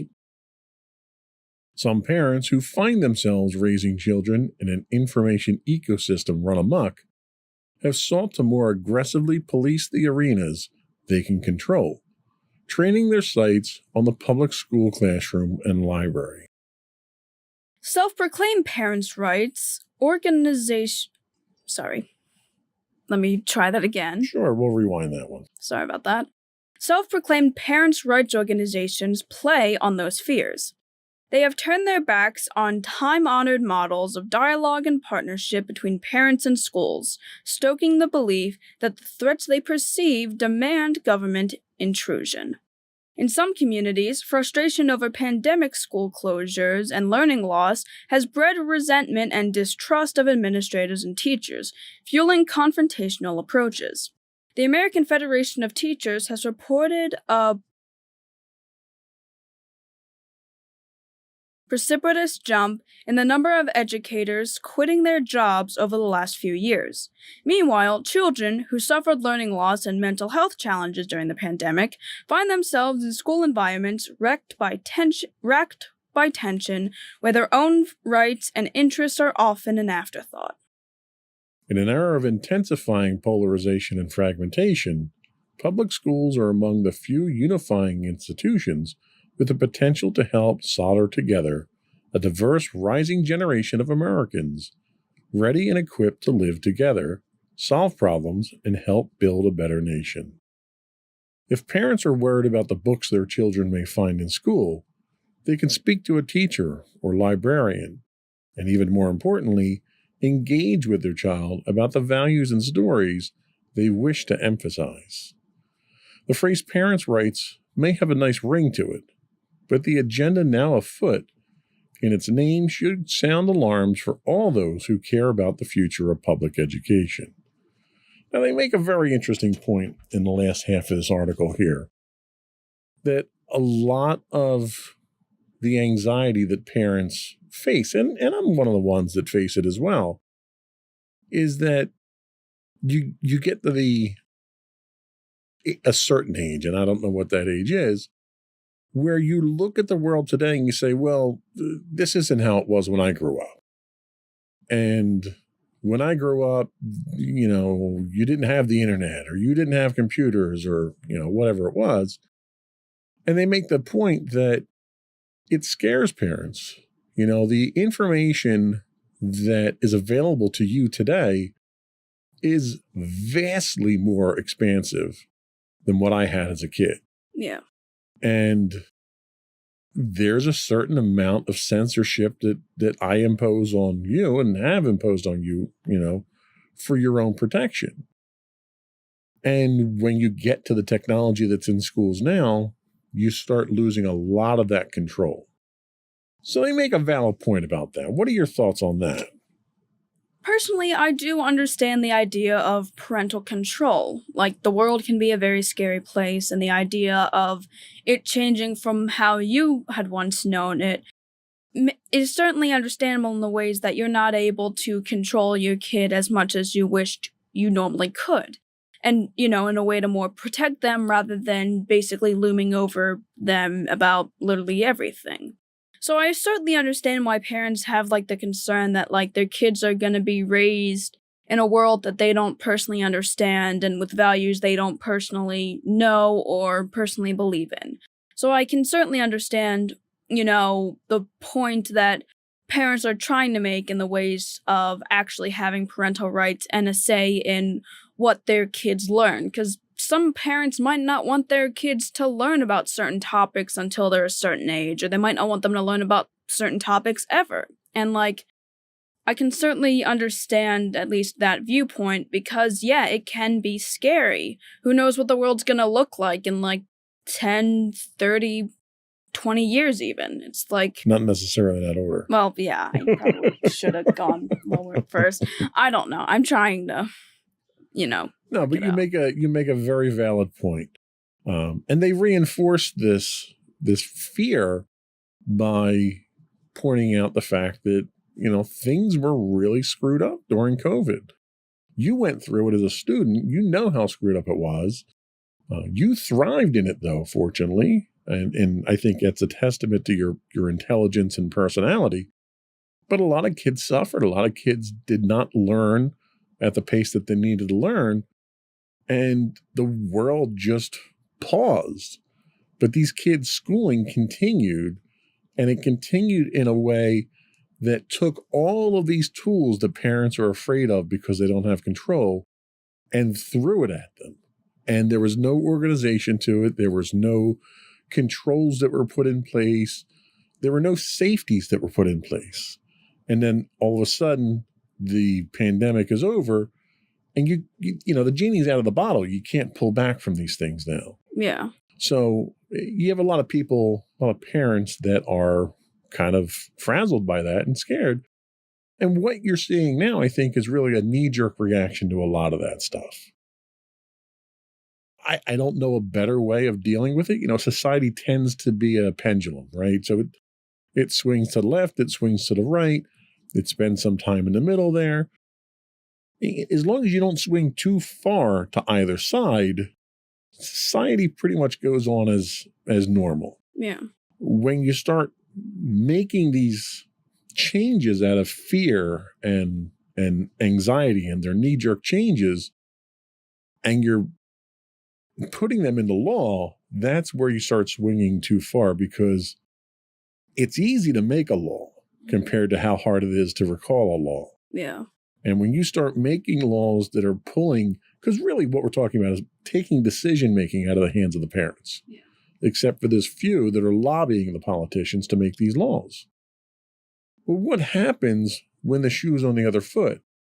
And when these people who convince these politicians to make these laws realize in a few years that these weren't the best laws to make, and now it's hindering our children, what are we going to do then? Yeah. So there's consequences to it. Yeah, and the one thing that I've certainly kind of taken away from this, so yes, I understand that parents would want to possibly, especially due to the pandemic and them having a lot more resources to see the broader aspect of the world, I understand that some parents are fearful because they don't want their kids learning about the world just yet. They don't want their kids to really be experiencing all that stuff just yet. And while I understand that concern, I'm also of the mindset that at some point they're gonna have to learn about it. And obviously, when they learn about it is certainly up for debate. What's the best age to teach them about certain topics? I can certainly understand, the constant struggle of when is it okay to teach this and when is it okay to talk about this, and, especially specifically, what age would be best. And really, it's hard to determine that because everybody, while a lot of us can kind of be similar in the ways of how our mental structure is formed as we get older, everybody's different at that point. We can all, like, I could have somebody the same age as me, and we can be on totally different, like, mental spectrums when it comes to being able to take certain things and not being able to take others. So, really, defining the idea of when to be taught about this kind of stuff is something that's incredibly difficult to really determine. However, it is important to keep in mind that at some point, that point's gonna come eventually. You never really know when, but it's important to keep in mind that it's gonna happen. Right. And I agree. And, I'm one of those overprotective parents when it comes to you. There are certain topics that we've had on the docket to talk about on this podcast for some time now that I just haven't felt we were ready to talk about those things. Sex and drugs, but not rock and roll. We're not going to talk about rock and roll. But, there are topics out there that we're getting to that point where we have to talk about them. Because if I don't, then I'm doing you a disservice. Yeah.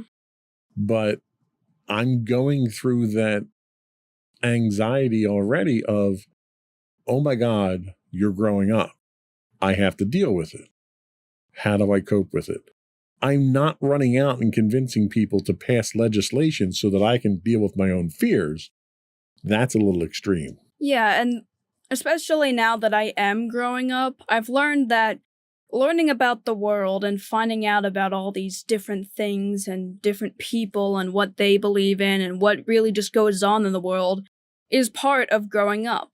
And I'll be the first to admit, I don't want to grow up. Like, I don't You want to be a Toys R Us kid? Oh, wait, can't do that anymore. Yeah. It's just like I have the fears as well of growing up, much like protective parents might have over their kids growing up.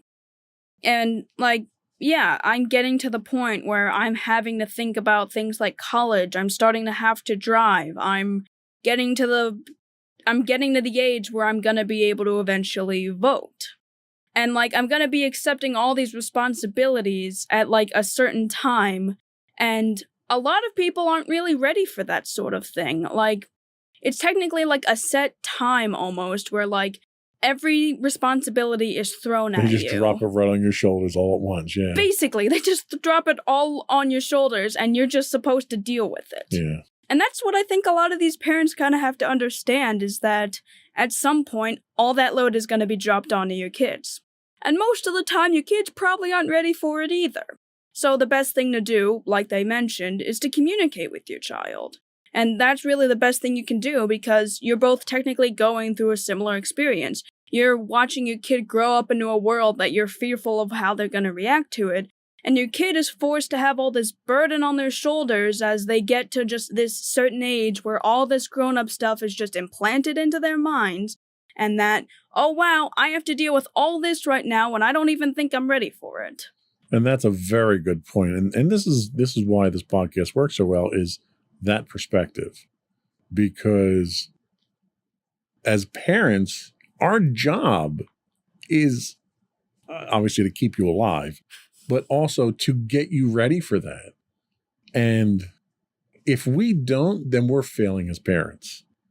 So I have to overcome my desire to protect you so that I can get you ready for that, so that you can be, like I said at the top of the show, productive citizens in society. Yeah.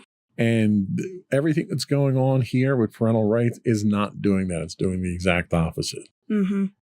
So we're going to take our last break, and we're going to come back and talk about more good news, the ongoing effects of catering to conservative propaganda in our schools. Yippee! We're going to bash those conservatives on this one. We'll be right back.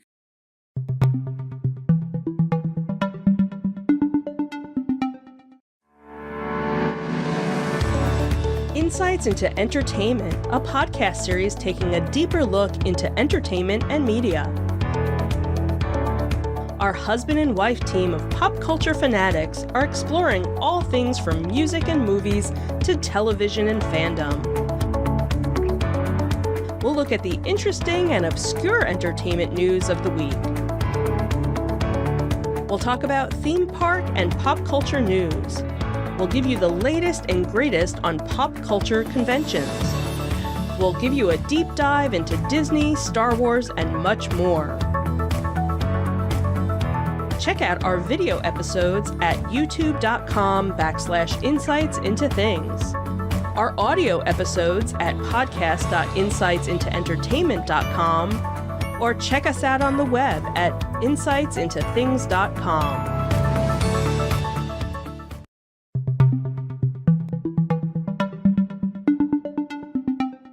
Welcome back to Insights into Teens. Let's talk a little bit about the ongoing effects of catering to conservative propaganda in our schools. This actually comes from a CNN article. They say that recently an email was sent to the parents of several school districts in Florida making an announcement about AP psychology courses availability to students in the state. The letter reads, quote, "As you may have seen in the news, the Florida Department of Education has determined that under Florida Administrative Code, select content cannot be taught in Florida classrooms. The College Board AP Psychology course contains such content. College Board requires educators to teach the entire curriculum for an AP course college credit consideration. Therefore, AP Psychology is no longer a potential course option for Florida students to receive college credit." Now, these decisions came after the College Board, which administers the Advanced Placement Program, announced that the state had effectively banned AP Psychology because state legislation, commonly referred to as Florida's Don't Say Gay law, doesn't permit instruction related to sexual orientation or gender identity, which the College Board considers essential for completing the course. Florida officials have countered that AP Psychology hasn't been banned, but rather that the College Board is playing politics by telling school districts they can't offer the course unless it's taught in full. Florida Department of Education Commissioner Mandy Diaz Jr. issued a statement that AP Psychology can still be offered, quote, "in its entirety in a manner that is age and developmentally appropriate." But Florida counties are rushing to figure out what this guidance means before students begin the new school year. As Florida continues to serve as a model for other conservative states looking to overhaul their public education systems, it's vital to understand what led to the standoff over AP Psychology and what this controversy reveals about the politics of parental rights in the supposedly, quote, free state of Florida. It isn't Florida's first scuffle with the College Board. Earlier this year, the state banned AP African American Studies from its public schools after Republican lawmakers asserted the course taught critical race theory. That decision led the College Board to revise its AP African American Studies curriculum, but the changes didn't appease Florida, nor did it stop several other states from putting the course under review. In the current fight over AP Psychology, the College Board has indicated it doesn't plan to negotiate with Florida. Some Republican lawmakers in Florida have predictably responded by accusing the College Board of being, quote, so committed to wokeism that it's willing to sacrifice the course rather than adjust it to comply with Florida's rules. I think it's hilarious when politicians accuse someone who's not a politician of being political on a topic that they inflame themselves. Yep. Again, hypocrisy. Mm-hmm.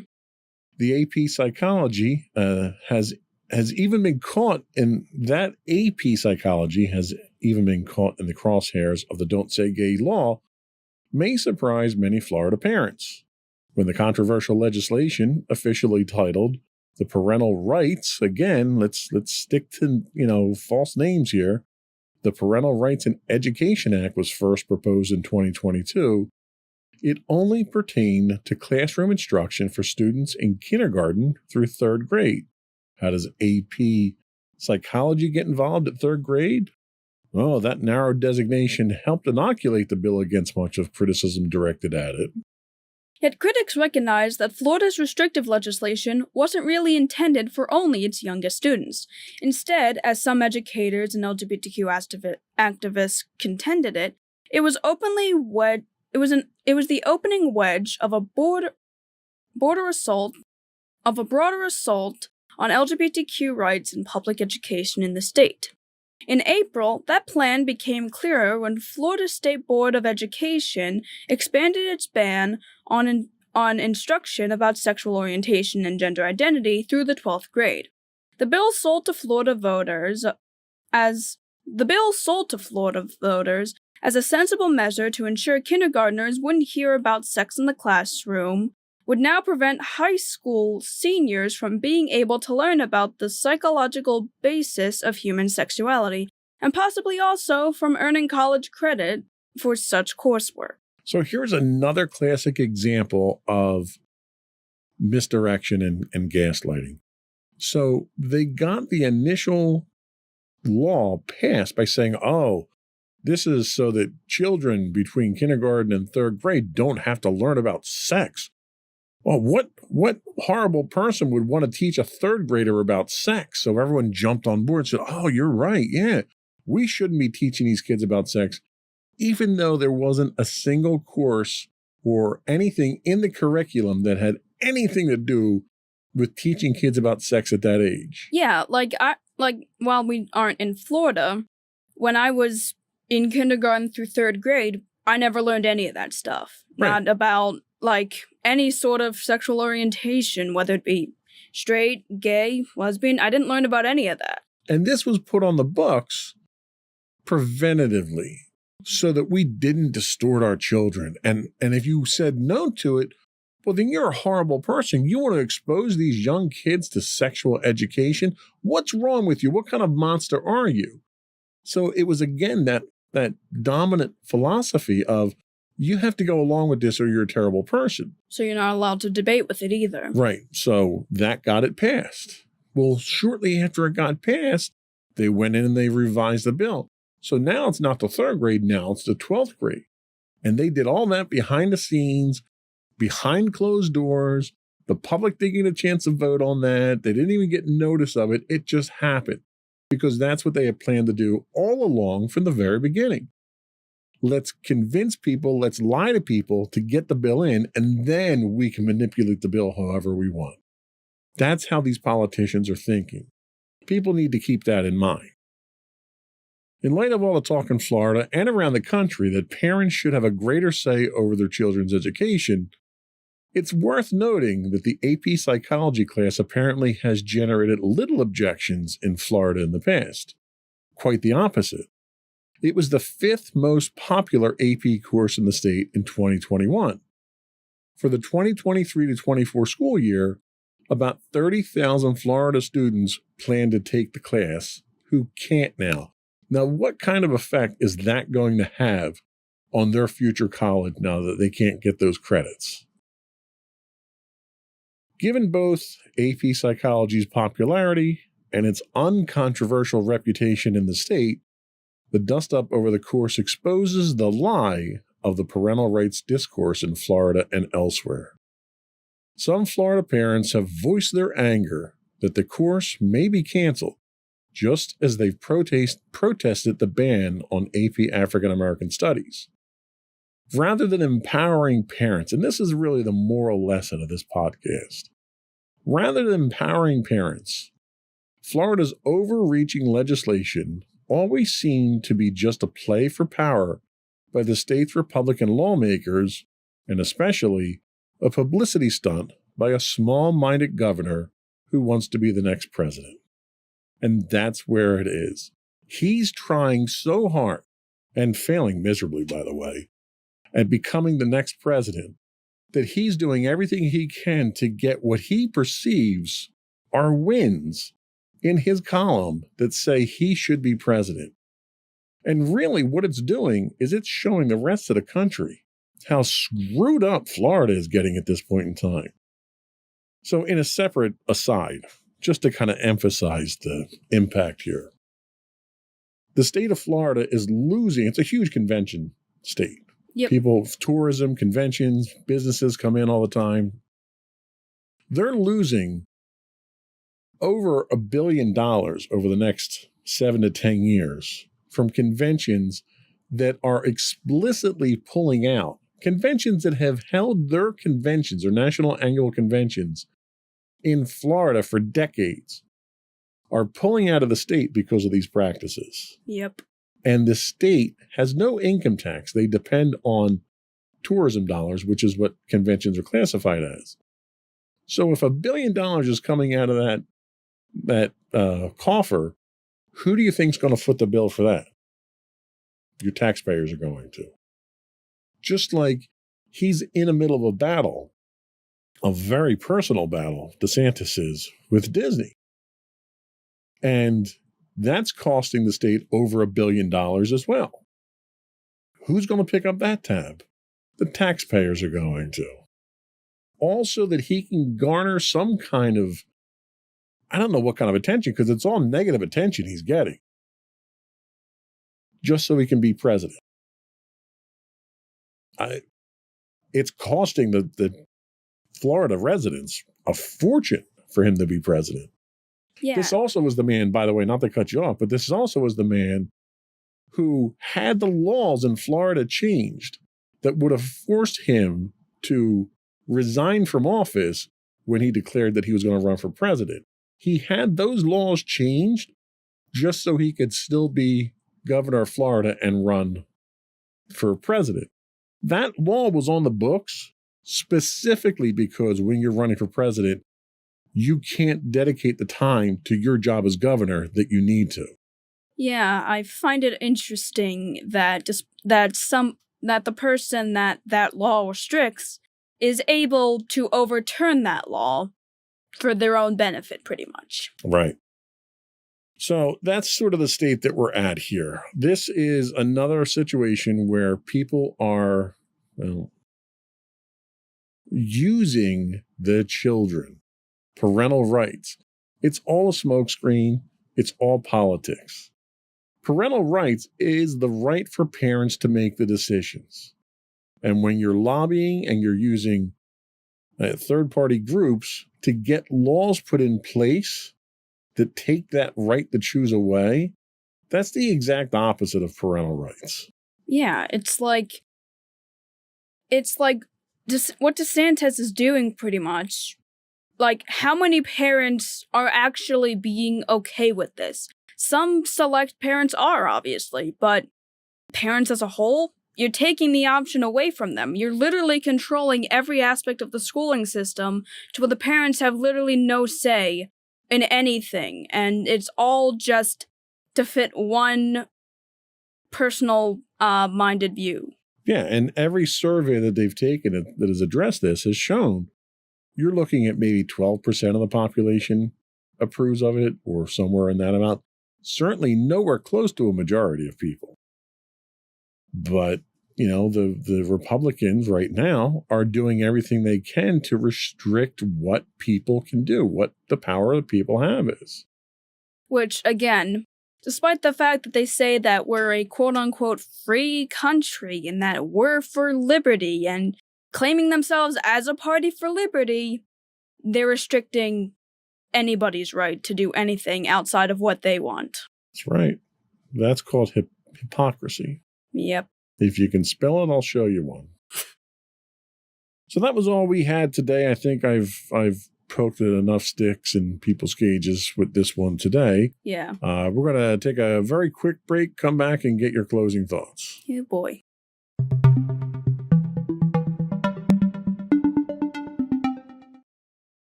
Okay, so to everybody out there, I just wanted to say that the concern for parental rights, to an extent, is a reasonable one. The idea that you don't want your kids to learn certain things at certain ages, yes, it's respectable and it's understandable considering the vast changes that the world has been going through. But I think a lot of parents who are worried about that, and also kids, need to hear that eventually that's gonna happen. And the job of the parent is to be preparing their kids to become adults. And it's a scary thing for everybody. Parents are scared that the kids are gonna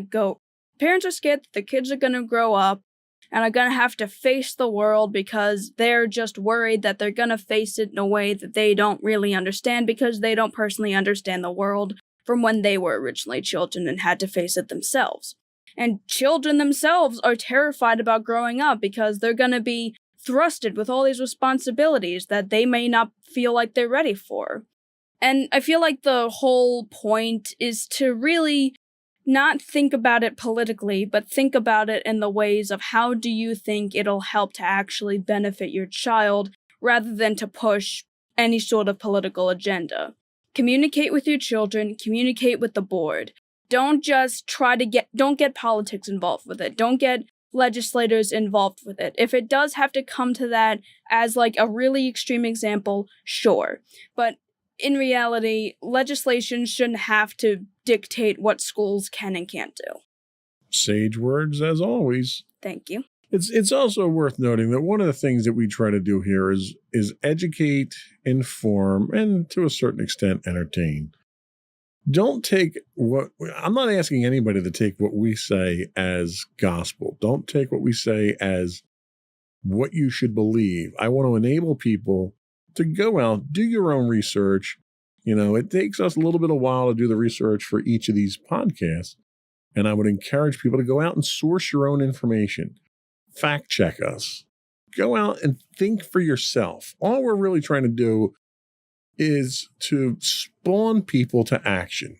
Yeah, and that is one of the good things about having all these resources now is that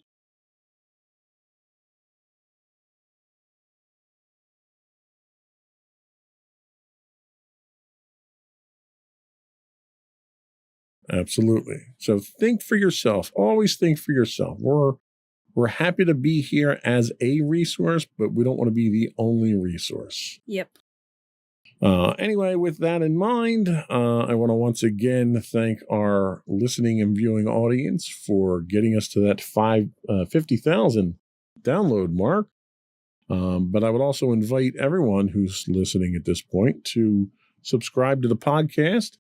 You can find audio versions of this podcast listed as Insights into Teens, both audio and visual of video of all of our podcasts can be found listed as Insights into Things.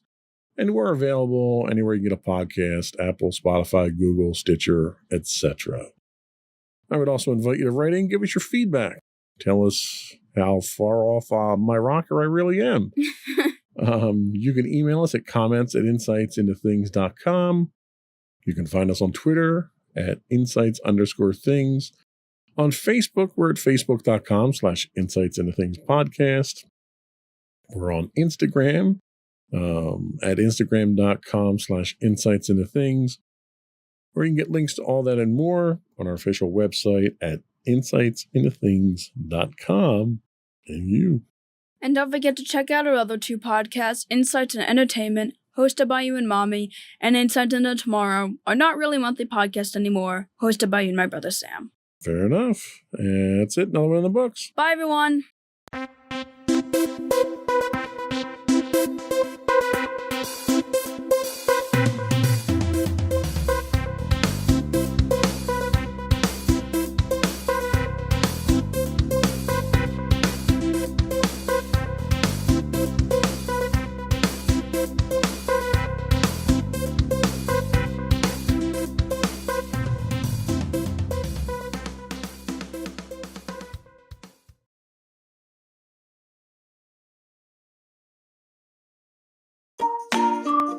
Insightful podcasts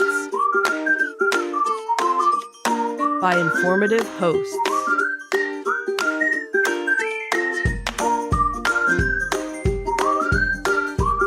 Insights into Things, a podcast network.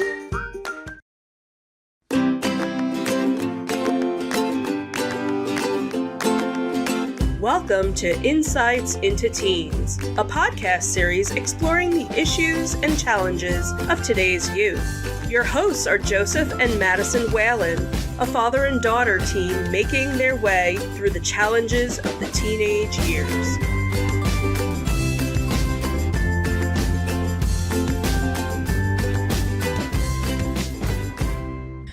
Welcome to Insights into Teens. This is episode 180, Perspectives on Parenting, Top Challenges of Parenting. That's not at all Not it, actually. It's Perspectives on Parenting, Getting Them Ready. Okay, whatever. Hopefully you got the same script as me. I have the questions, all right? This is just from a couple of however long ago it was. All right, well, it'll be interesting if nothing else. Anyway, I'm your host, Madison Whalen, giving a great intro so far, and my co-host today, Joseph Whalen. Hi. This is why I don't do this stuff anymore. A little out of practice. You only do this every 10 episodes. And also our special guest for today, Michelle Whalen from Insights and Entertainment. Hi, Michelle. Hi, everyone. How you doing? Sound like, special guest. It's Mom. We just had dinner. It wasn't like, I haven't seen you in a while or anything. That's true. Been a while since we've been on the air, though. Well, yes, that is true. All right, so how's everybody doing? Fantastic. Wonderful. And you? Good. Not used to this, but we're working on it. And another year older. Yeah, Yeah, look at that. ain't that nifty, am I right? Pretty soon we're not going to be able to do Insights into Teens anymore. I still got a couple of years, technically. Well, that's good. So the show will continue for a little while. Till I'm 20, technically. Like, I'm still a teenager at 19, technically, so. That's true. True. And then we'll have to go out and dig up another teenager that can be on the show. Or we'll be lying. Well, technically, you started the show at 12, so. Right. Yeah, technically we were lying from the beginning. Yeah. It's all a lie. Bunch of liars. Anyway, so today we're going to be doing another one of our perspectives on parenting. This is the third episode of this we've done. It's kind of our, big episode, 10 episode margin topper off, or segue into the next era of what our Insights into Teens podcasts are going to be about. Kind of like a season arc, Pretty much, yeah. And like you said earlier, today we're going to be talking about a section from that we've been pulling from so far for the other episodes, which is getting them ready. So we're going to be going through various different questions relating to things of teaching kids to socialize, instilling good behavior in them, and looking after their educational needs. Since I do not have the right thing up, I do not have a good summary, so that is my best interpretation of what we've got so far. That's good enough. All right. But before we get started on the podcast, I'd like to invite the listening and viewing audience to subscribe to the podcast.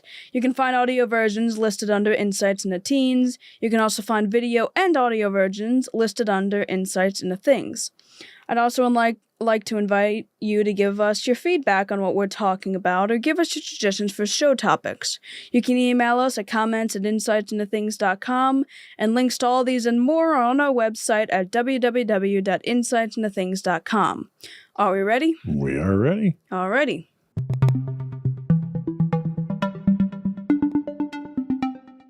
So Sorry, wrong button. Oh, we're just full of I mistakes. was almost ready. We're just full of mistakes today, aren't we? We're a little out of practice. A little out of practice. It's been a while. But starting us off, I'm going to be asking both of you questions about teaching kids how to socialize. So I'm going to ask this to you, Father. Okay. So, is it the job of a parent to teach their kids how to socialize? I don't know if it's the job of the parent. I think kids, for the most part, will socialize where they're comfortable. I think parents have the responsibility of kind of setting the example and teaching kids probably the cautious way to socialize, the dangers of it, how to do it right, and encouraging. I think that's probably a better term, is it's a parent's job to encourage you to socialize, but within your comfort zone, I think. All right, that's fair. Mommy, you want to add anything on that? No, I would probably agree for the most part with that. I think, nowadays you have a lot of kids that do homeschooling. So there's not as much socializing for some people, but a lot of the homeschoolers actually have their own school system in some respects so that they can have the kids socialize. So back in the day, whenever you heard that somebody, was homeschooled, it kind of meant that they didn't know how to act in public or didn't know how to act, with other people because they were never around other people, where now homeschooled kids actually probably get more interaction because not only are they're in a different type of environment, so they are being able to socialize more. So I think it is important to, for the parents to make sure that their child is in some sort of environment to be able to socialize. All right, fair enough. I'll lead the next question to you, Mommy. Do or do you not feel kids knowing how to socialize is important, and why or why not? Oh, absolutely. It's very important because it's how you function, day to day in the world. Fortunately, nowadays, so much can kind of be done in isolation. Unfortunately, we found that out during the pandemic, that people didn't need to necessarily go to work. Now having all of the technology that you have where you could video call with somebody, FaceTime or Zoom or whatever, you don't need to necessarily physically socialize, but you still have some sort of skill set that you need to be able to communicate and socialize even virtually. So I think it's just important in general to be able to, not have anxiety when you want to go get something to eat and you need to go order from a restaurant or pick something up at the store. There's all that social interaction, but there are times, again, because of the pandemic and everything, there's so much that became virtual or curbside where you don't have to, where there are people that have the anxiety of having the social interaction, where it kind of helped them to still be kind of part of things without having it. But I think it's a skill set that everybody, should have. Okay, do not at all feel called out by that. Anyway, I'll turn the next question over to you, Father. Can kids gain enough social skills on their own through things like school and interacting with others with little parental influence? If I'm going back to when I was a kid, I would say absolutely. My parents had very little influence on my social upbringing, I'd say. We, did it all of ourselves. My parents weren't the helicopter parents. They weren't hovering over me. They weren't part of the PTA. They weren't the soccer moms. None of that stuff existed at the time. So as a kid, we did everything ourselves from a social standpoint. We got home from school. If you had homework, you finished your homework, and then you were out playing until it was dark and you had to come in at that point in time. You did it through school because you made friends with everyone at school. And there was a very different environment at the time. Unfortunately, nowadays, there are too many things out there now that are a danger to kids. So parents tend to be overly protective these days. And as a result, you get the creation of play dates. We didn't have play dates as a kid. If I wanted to hang out with my friends, I'd get on the phone, call and see if they were there. I'd go over to their house. The neighborhood that I lived in, it was a not a gated community, but it was a closed community in that it wasn't on any major roads. So the whole the whole community itself was about 1 square mile. So if I wanted to hang out with my friends, I'd either go to my best friend who was on the next street over, or I'd walk across town for 5 minutes to go to see the kids that were over there. So there was nothing that kept you in the house. We didn't have technology. We weren't glued to our phones or anything like that. So you had to go out and play with people and make friends because there was no substitute. You had 3 channels on showing my age here, but you had 3 channels on TV unless you were rich enough to have cable, and then you had like 15 channels. So there wasn't anything at home to do. You didn't have video games. You didn't have computers when I was a kid. You had toys, and you played with your friends with toys, or you'd go out and play sports or something like that. So my parents had almost nothing to do with my socializing. So in fact, if it was up to my mom, I probably wouldn't have had any friends because she didn't let anybody over the house. She hated having people over the house because she didn't want people making a mess at the house. So today it's very different, though. And I think today there are so many things at home that keep kids from being social. Ironically, social media is one of them. People think social media is a social activity, and it's not. It's the exact opposite. So as a result, parents today are organizing kids in, play groups or whatever to try and get them to socialize more. We have to get you ready to interact with society as an adult. And then if you're not going to do it yourself, then the parents have to at least put some effort into that.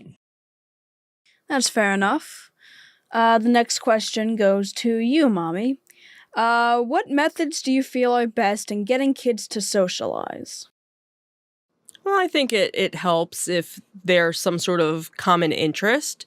So, for kids to either join a sport or do dance or some sort of club, some sort of activity, I think that always helps because then you have that common bond versus, hey, I'm into video games and I'm into baseball, but I don't like video games and I don't like baseball. You might have a conflict, and then it might make you actually not even want to socialize. So I think that's probably a good start. Besides school, I think going to school or being, with kids your own age is a great way to kind of start the socializing. And then if you see that there's some sort of, issue where, maybe they're not socializing enough, maybe they're not getting along with people, maybe trying to find a group where, they would kind of feel that they belong. That makes sense. Do you want to weigh in on this, Daddy? No, I think Mommy covered that topic pretty well. Alrighty. Next question goes to you then. Should certain social activities be limited to different age groups? If so, which ones? None come to mind immediately, but I'm sure there are certain ones that are age appropriate. Certain things require certain resources. If you want to go to the mall's only going to allow a certain age group to be there unsupervised. If you want to go to the movies, you need transportation, you need money. So there's logistics around that, right? Mm-hmm. If you just want to hang out with your friends, no, that shouldn't be any age group. You're going to watch TV or play video games or play board games. So anything that's there probably would be age specific to the actual activity itself, and it would be less dependent on the socializing aspect of it than it would be what the actual activity, I think, would be. That makes sense. Anything to say on that? No, I think that was okay. All right. Mommy, the next question is for you. Okay. What kind of impact do you feel that you've had on my social life?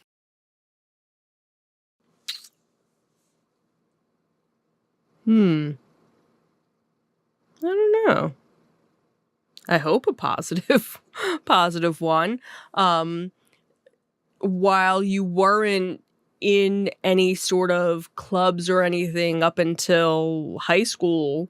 You did do the before and after care, which that was kind of, not that it was necessarily a club. It was something that was needed because of, going and working, in the office and the hours of school and things like that. But that kind of became a way for you to socialize with a vast array of kids that weren't necessarily all within your age group. When you started, you were one of the younger kids, and then you became, the older kids. So you got to kind of see the transition of being the kid that, oh, I don't have that much homework, I want to go play, to being the older kid that had more homework, and you got annoyed at the younger kids who just wanted to play because you still had homework that you needed to do. But I think you also kind of found your niche of, okay, I kind of like being the older kid and hanging with the younger kids and kind of being the mom of the group in a way. I think that kind of became your niche in a lot of cases, because even with, the kids in the neighborhood, you're one of the older ones when you would get together and do stuff, and you kind of organize, and you're kind of like the kid wrangler. Come on, let's do this. Let's go here. Let's do that. Or, even when you were in marching band, if somebody needed a Band-Aid, wait, I got one. Oh, you need a fan? You're hot? Yeah, here's that. Oh, you were the one that, was taking care of everybody. So I think that kind of helped to put you in that. I know I kind of look back and I kind of have regrets that we didn't get you more involved with things when you were younger. And unfortunately, it was time constraints where, there were activities that started at, 4:00 in the afternoon, but because of our working schedules, we couldn't do that. So you weren't able to do dance or brownies or Girl Scouts or things like that. I like brownies. Who doesn't? So I kind of regret that, and I wonder how things would have changed if you had been able to do those things. Would you be, different socially than you are now? That's fair. But, I don't think you have any regrets for it. I don't think you ever go, I really wish. Yeah, not really, no. You're kind of, happy, like, being where you are.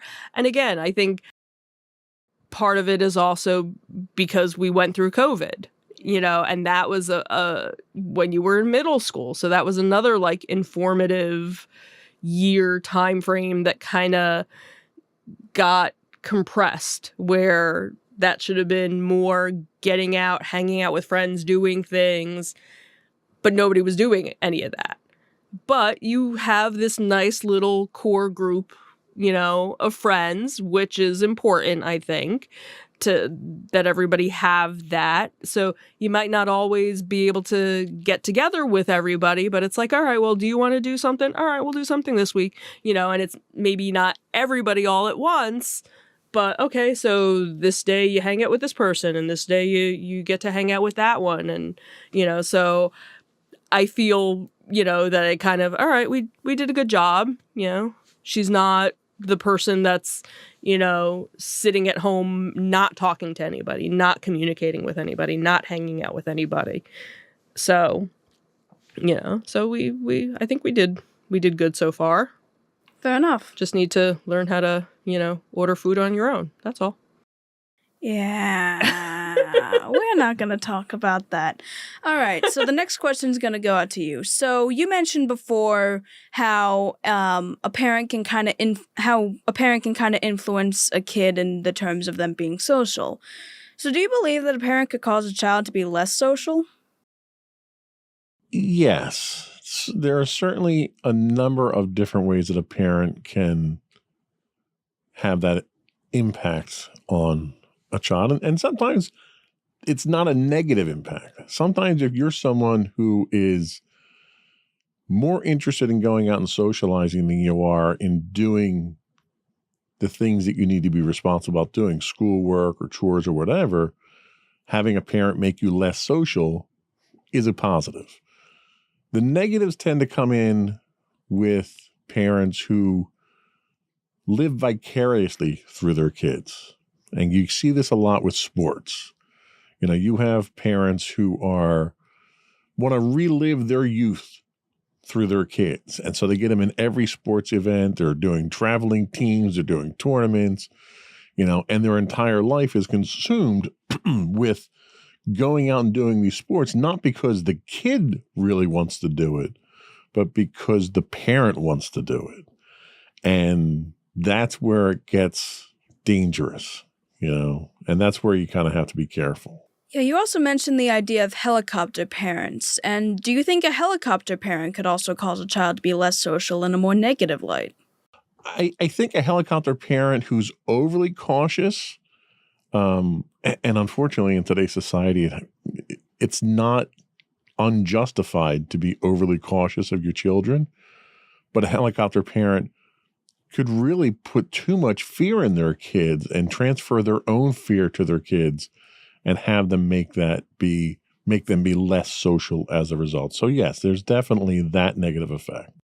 So really, depending on what type of parent you can be, either you live vicariously through your kids, you're a helicopter parent, or there's some other combination of it.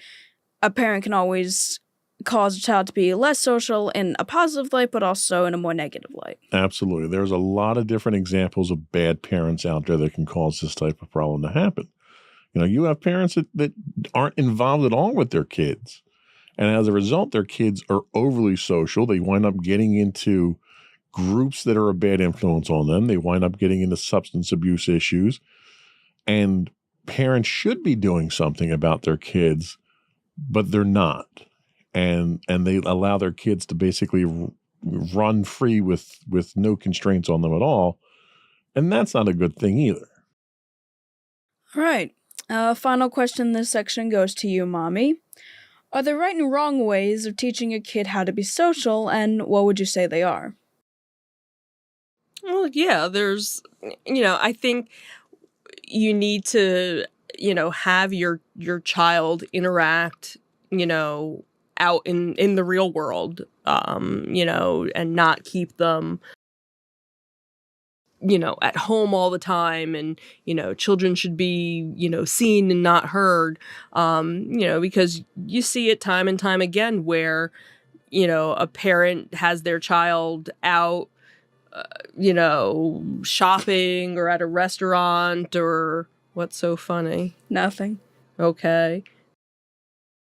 And they are totally misbehaving because they don't know how to act because, the parent never took the child out in public. So the child has no idea how to act socially, like what's the right way, to act. Where, Daddy and I, when you were a baby, you went out, you did things. If you cried, we took care of it. Or, there was really only one time ever that we actually left someplace because we couldn't get you to stop crying. It was just you were upset about something. You either didn't feel well or whatever. And unfortunately, you were a baby, so you couldn't tell us what was wrong. We did all the things. We changed you. We fed you. We burped you. We did this, all the... We beat you. No, we didn't do that. We put the pillow over your head. No, we didn't do that either. But, we went through all the things and it just got to the point. So we didn't want to be that parent where we were ruining everybody else's time. But then there were multiple times where we would go places and people would compliment us on how well behaved you were and how polite you were. And that was a testament to us raising you to be, socially aware and a polite, well-behaved child. So there's right ways to do it and there's wrong way. And, but then the parent themselves also have to be, a well-behaved person, because some parents themselves aren't, well-behaved. So it's kind of hard to teach your child how to be well-behaved if you don't know how to behave. Yeah, I think one of the keys is that the parents have to be socially competent. If the parents aren't socially competent and the child's being raised by parents who have no social skills, the child's not going to get any social skills because, one, there's no one to set the example, and two, there's no perceived need to have them in the first place. That makes sense. So that's one of the I think overriding factors of that. All right. I think this segment went well. I think it did as well. All right, we'll take a quick break, and then we'll move on to the next segment. Okay.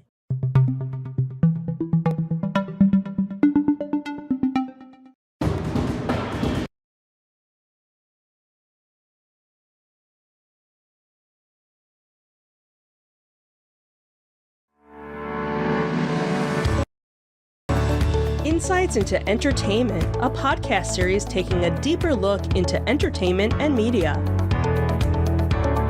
Our husband and wife team of pop culture fanatics are exploring all things from music and movies to television and fandom. We'll look at the interesting and obscure entertainment news of the week. We'll talk about theme park and pop culture news. We'll give you the latest and greatest on pop culture conventions. We'll give you a deep dive into Disney, Star Wars, and much more. Check out our video episodes at youtube.com/insightsintothings. Our audio episodes at podcast.insightsintoentertainment.com, or check us out on the web at insightsintothings.com.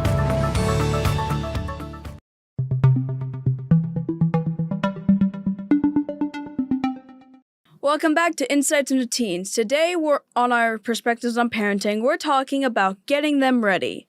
And now I'm going to ask some questions about instilling good behavior in them. Them being children, by the way. All right. To start us off with the first question, we'll go to you, Dad. So what forms I've been demoted from father.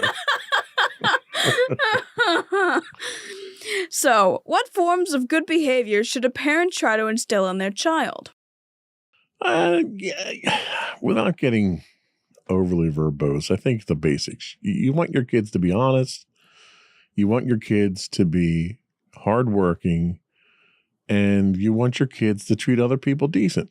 I think if you can get those three, qualities instilled in your kids, everything else kind of falls in line at that point in time. And keep your expectations realistic. You're not gonna turn your kid into a philanthropic genius overnight, but you have to demonstrate to them these skills and these qualities. You have to be honest. You have to treat them with respect and make sure that you're kind to them and kind to others. One of the things that my mother always instilled in me was her compassion. She had this overwhelming compassion for everyone. There wasn't anyone my mother ever turned away who needed help. We might not have had enough food on the table for the family, but if somebody needed help and she could take somebody in and give them a roof over their head and a warm meal and get them back on their feet, she would do it in an instant. And that leaves a lasting impression on kids when you see your parents act in noble ways like that, I think. That makes sense. Any other traits you'd like to add, or you think he kind of covered it? No, I would say just raise your kids to be decent human beings. That's, I think, if they're human beings. Well, for the aliens out there, we don't want to discriminate. Right. Yeah. But I think that's the top level. If you are raised them to be a decent human being, everything else kind of just falls into place. All right, that's fair. Turning it over to you, Mommy. Okay. How do you feel the actions of the parent can affect how good-natured or well-behaved their child is? Well, I think that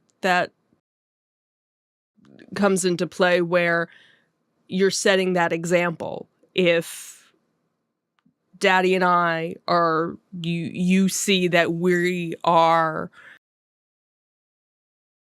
walking down the street and we see somebody that's homeless and we're like, screw them. And, and we, kick over their cup or something and we're all jerky or whatever. Well, you're going to be like, all right, well, I have to be a jerk to everybody. Or in some cases, maybe that would even make you not want to be like that because you realize that's the bad example. But I think when you see, hopefully the good example that the parents are setting, that makes the child want to set that good example. But then again, you have parents that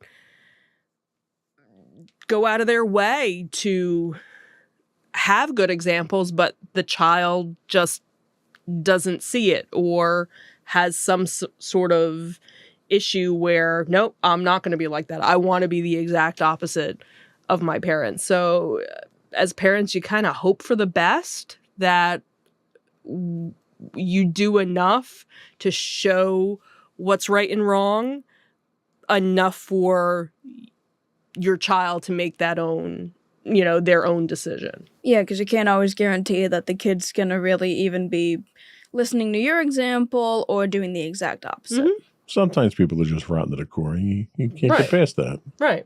Fair enough. All right, turning this over to you, Daddy.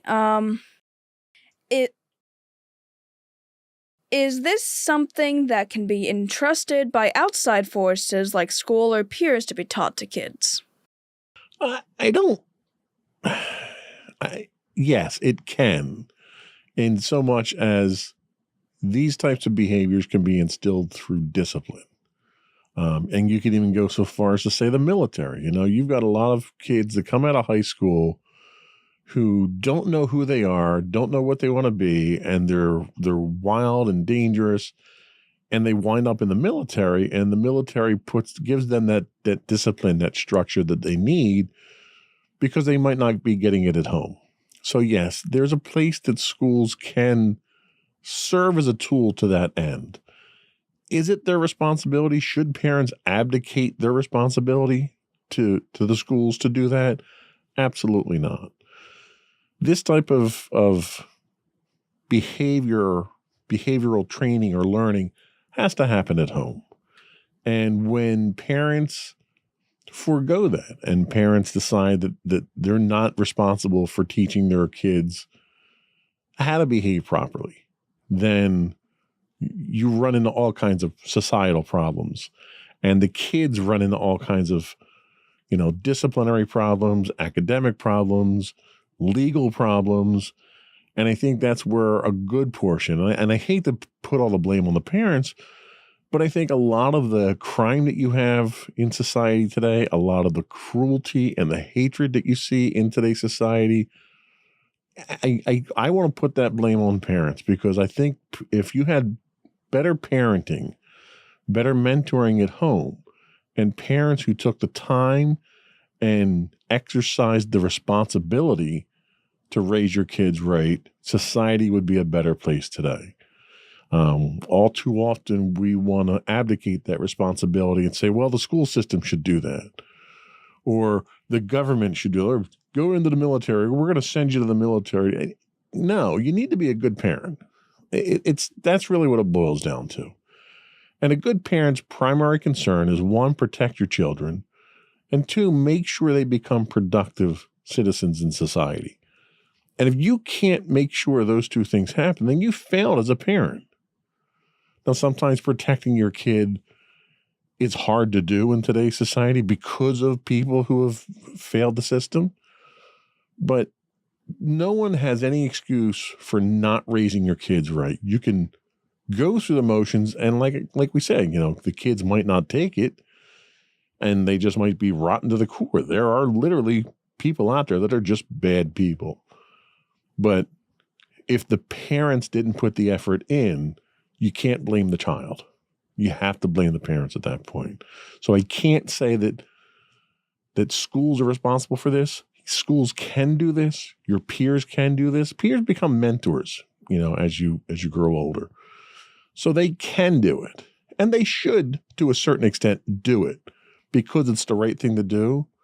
But ultimately, it has to start with the parents. That's understandable. All right, the next question is for you, Mommy. In what ways can a parent instill both good and bad behaviors in children? Well, I think that's by whatever example you're showing your child. Kind of the whole, if you go out to a restaurant and you totally become a Karen in, I want to see the manager and this is horrible, and and you're constantly complaining because nothing is done right when you're going over and above and showing that to your child's going to see them and think either, oh, this is the way I have to be. I have to be a jerk in order to get what I want. Or your child might say, you know what, that was really kind of wrong. Maybe I shouldn't be like that. So you always hope for the best. But I think also showing, the right example. Hey, if something went wrong, this is the way you take care of it. You don't just go off the handle like that, or, how to deal with anger or how to deal with something that goes wrong. And, so that you don't have that anxiety or the issues of having that bad behavior learned. You kind of go, okay, this is how I deal with it, and I move on, and everything is better. So, but then there are parents that they think the way that they're raising their kids is right, when other parents would look at them and go, no, you shouldn't be that way. You shouldn't be like that. That's one of the things where kids don't learn how to be a bully from other kids. They learn it from, other adults, that then those kids would learn it from that. You don't have the kids sitting around and a kid just decides to say something mean to somebody else. They said it because they heard somebody older or saw it on TV or something. So the parents need to kind of teach, okay, this is the right way to do it. This is the wrong way to do it. And again, it kind of goes back to, the schools and things like that, where, yes, it's not the school's responsibility. The parents have to set that foundation. But the other part of it, too, is when you think about how many hours a day you're in school, you're actually in school and with those people longer than you are with your own family. So while it's almost like a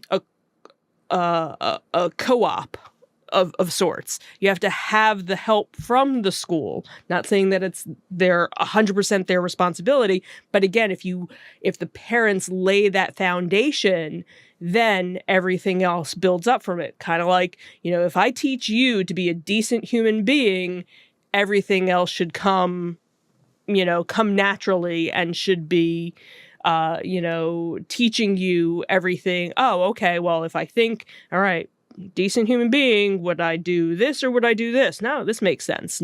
Doing that would be the bad thing. And hopefully then it kind of makes the rest of the lessons go smoothly. That makes sense. All right, next question is for you, Father. Oh, I've been promoted again. So is teaching... Mr. Whale, this question is for you. Anyway. Anyway, is teaching nothing about good or bad behaviors to children something to make a deal over or not? That's a tough question. There's an argument to be made to curb what you're teaching your kids when it comes to certain things.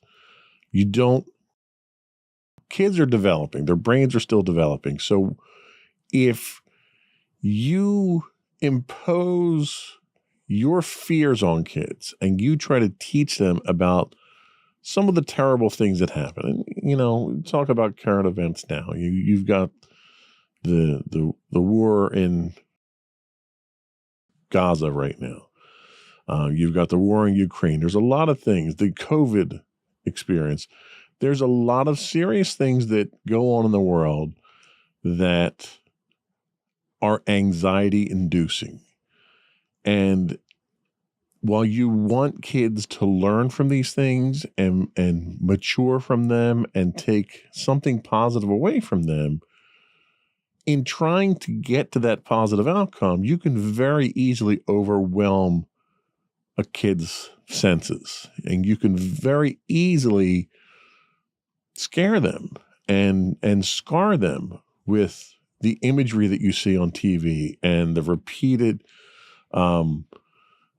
atrocities that are happening. So when it comes to stuff like that, there's an argument to be made to tone it down, not do away with it entirely, because kids are going to see this stuff on the news. They're going to hear about it. Their friends are going to talk about it. And they're going to have questions, and they're going to need guidance to understand what these things mean and how it affects them and so forth. But you don't want to throw them, into the fire and give them everything. So there's a certain level of discretion, I think, that's involved in that parents really need to understand their kids. And this is part of going back and being a good parent. It's not just about setting an example. It's about understanding the audience. And it's about knowing what kind of message is best received, and sometimes dwelling on some of the negative things or even being overly optimistic sets the wrong tone. So I think parents have to understand their kids. You have to respect your kids, and you have to talk to your kids. Every kid is different. And the only way you're going to know how to present information and lessons to your kid is to get to know them. And sometimes that requires a certain amount of discretion to make sure that you're not oversaturating them with positive or negative, I think. That's fair. All right, for a bit of personal experience, Mommy, what have you done to instill good behaviors in me? What have you done? I locked you in a closet. No.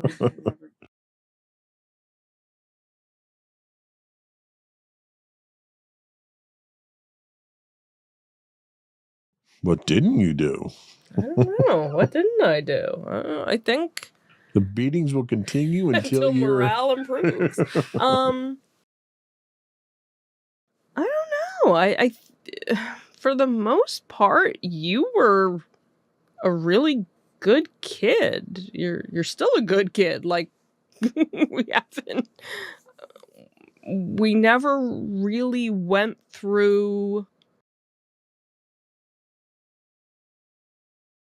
Like, I can look back at so far in the last 17 years, and there really hasn't been the, oh my God, do you remember this time when, I do. whatever. Yeah, I remember.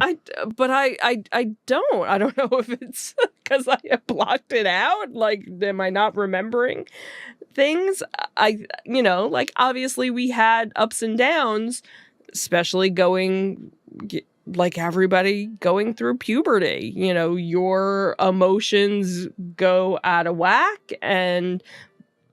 but because we talk about it, and I think that's actually been very helpful. I think the fact that we have this understanding between all of us, for the most part, there are obviously things that you don't want to talk to Daddy about, because it's, a girl thing, a female thing, And Daddy's very grateful for that, too, right? by the way. Or you're more empathetic than him. Right, or that I'm too. empathetic. Not always. Sure, we'll go with that. But I think because we've always had that open communication where Daddy knows a whole lot more about female reproduction than he ever wanted to learn. And but I think that was helpful. It wasn't, well, go and talk to your mother about this. I don't want to know about this, you know.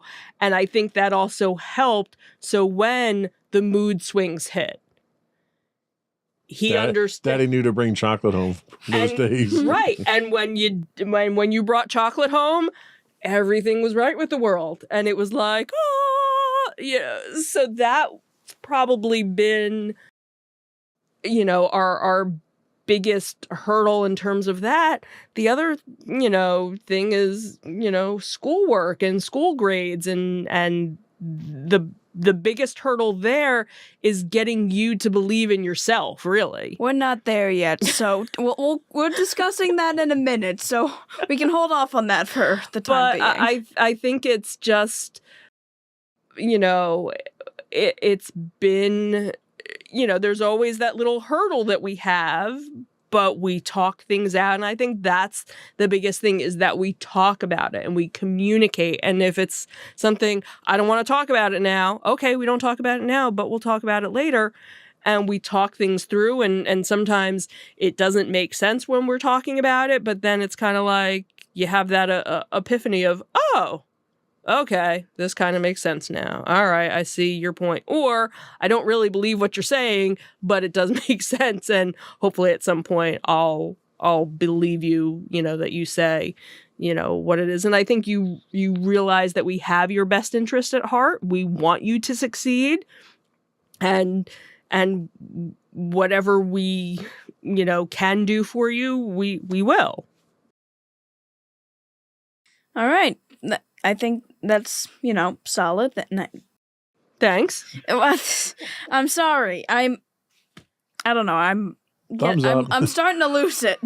Sorry. All right. So the last question we'll go over for this segment, leaning towards you, Father. Mr. Whalen. Mr. Whalen.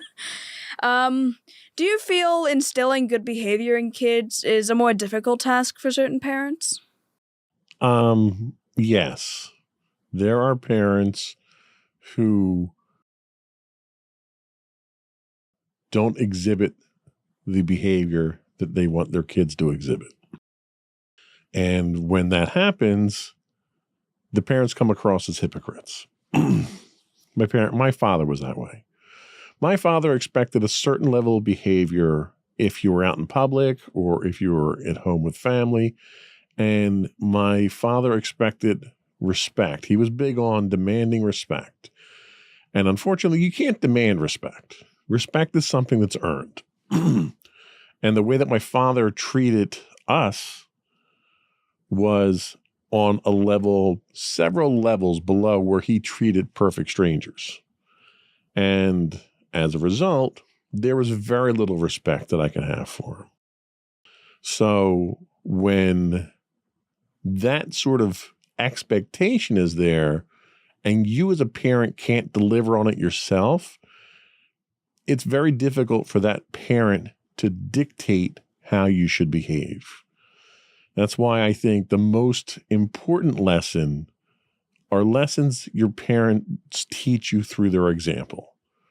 If your parents are decent people, if they're respectful, if they have pride in you and self-confidence in you, those things transfer down to you. Unfortunately, so do their negative traits. If your parents lack ambition, or if they're lazy, or if they're disrespectful, or they insult people, or they're negative, those traits transfer down to the kids as well.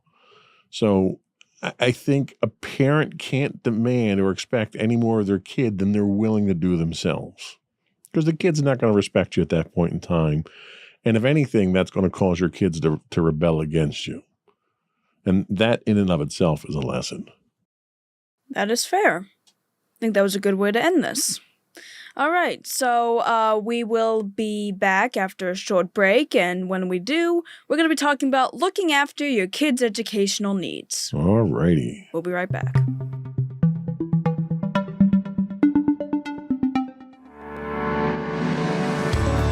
In Insights into Entertainment, a podcast series taking a deeper look into entertainment and media.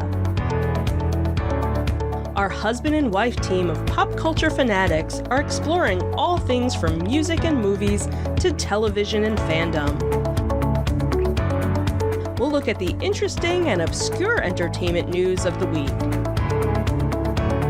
We'll talk about theme park and pop culture news. We'll give you the latest and greatest on pop culture conventions. We'll give you a deep dive into Disney, Star Wars, and much more. Check out our video episodes at youtube.com/insightsintothings. Our audio episodes at podcast.insightsintoentertainment.com, or check us out on the web at insightsintothings.com.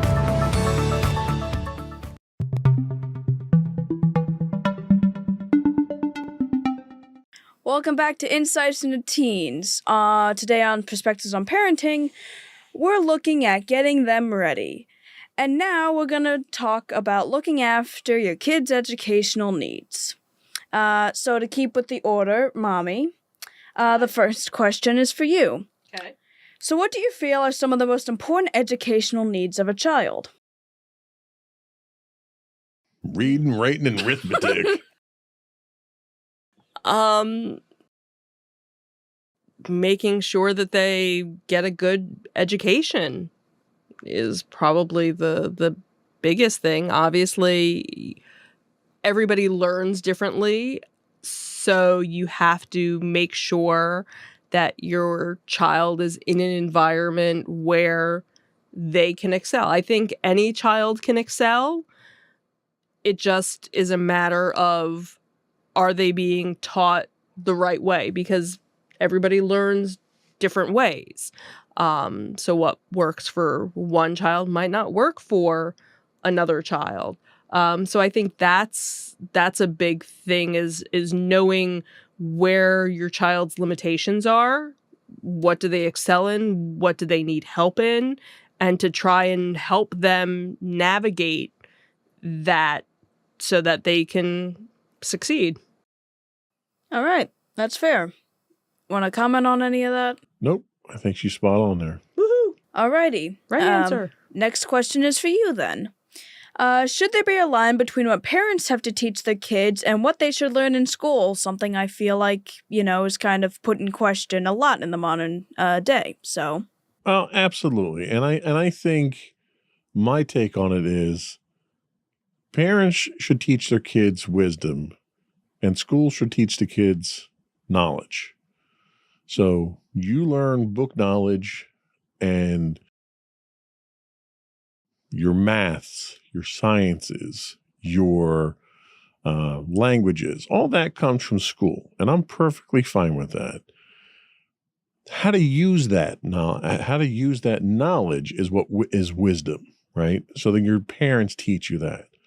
How to utilize the abilities that you gain from school, when to utilize them, and how best to put them to use that benefits society. That's what your parents should be teaching you to do. I think schools can't do that.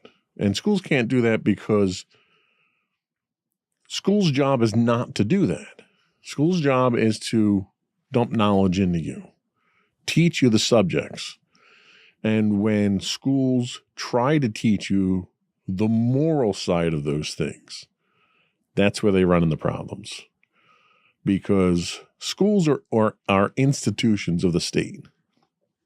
And the state itself is, by its very nature, biased. I think parents who it's their responsibility to raise productive members of society should be the ones that are teaching their kids how to use that knowledge and how to interact in society, while schools can maintain the control of that knowledge and teaching of that knowledge with the oversight of parents. Parents should have control over the knowledge that you get. Parents shouldn't abdicate teaching kids about history. And I'm talking real history, not watered down history that make people uncomfortable. History is history, and that's what you should be taught, even if some of the subjects may be sensitive or uncomfortable or may not hold a certain light to individuals or institutions in this country. It's history, and it's worth learning. Your sciences are the same thing. Let the parents be the ones to teach kids the intricacies of how that knowledge is then used for the betterment of society, and keep the schools out of the raising of the kids. They should be the teaching the kids. All right. I definitely think that's fair. So this question kind of goes along with that, and despite that we haven't gotten entirely your opinion on the full matter, I still think it would be good to get part of your perspective on this, Mommy. So due to more neglectful or restrictive parenting, should schools be required to teach a bit more about sensitive topics? Well, I don't think it's the school's responsibility. It's someone's responsibility. And I think that's where you kind of have to, let the school kind of gauge where, something might be lacking, and where, a teacher should reach out to the parent saying, hey, did you know such and such was going on with your child? Because in some cases, the parent might not know, because, maybe when the child is at home, they act, one way, but yet when they go to school, they're a completely different person. And especially if it's a bad behavior or something along those lines. So, again, they're going to school to learn and to get that knowledge. But again, like I had said, kids are in school far more hours than they are at home, during the week. And then of course, if you have parents that are divorced, where then their time is even more split between, different parents or whatever the parents' work schedule might be. So I don't want to say that, the school needs to be surrogate parents, but again, it's a cooperative between, the school or whatever education, or if it's a club or something that, a child is involved with. Hopefully there's some sort of advisor that is seeing something that maybe the parent's not seeing, that they can at least bring it to the parent's attention and say, hey, listen, we realize, this is going on. Did you even know about it? Do you even, realize that this is an issue? And kind of go from there. That's fair.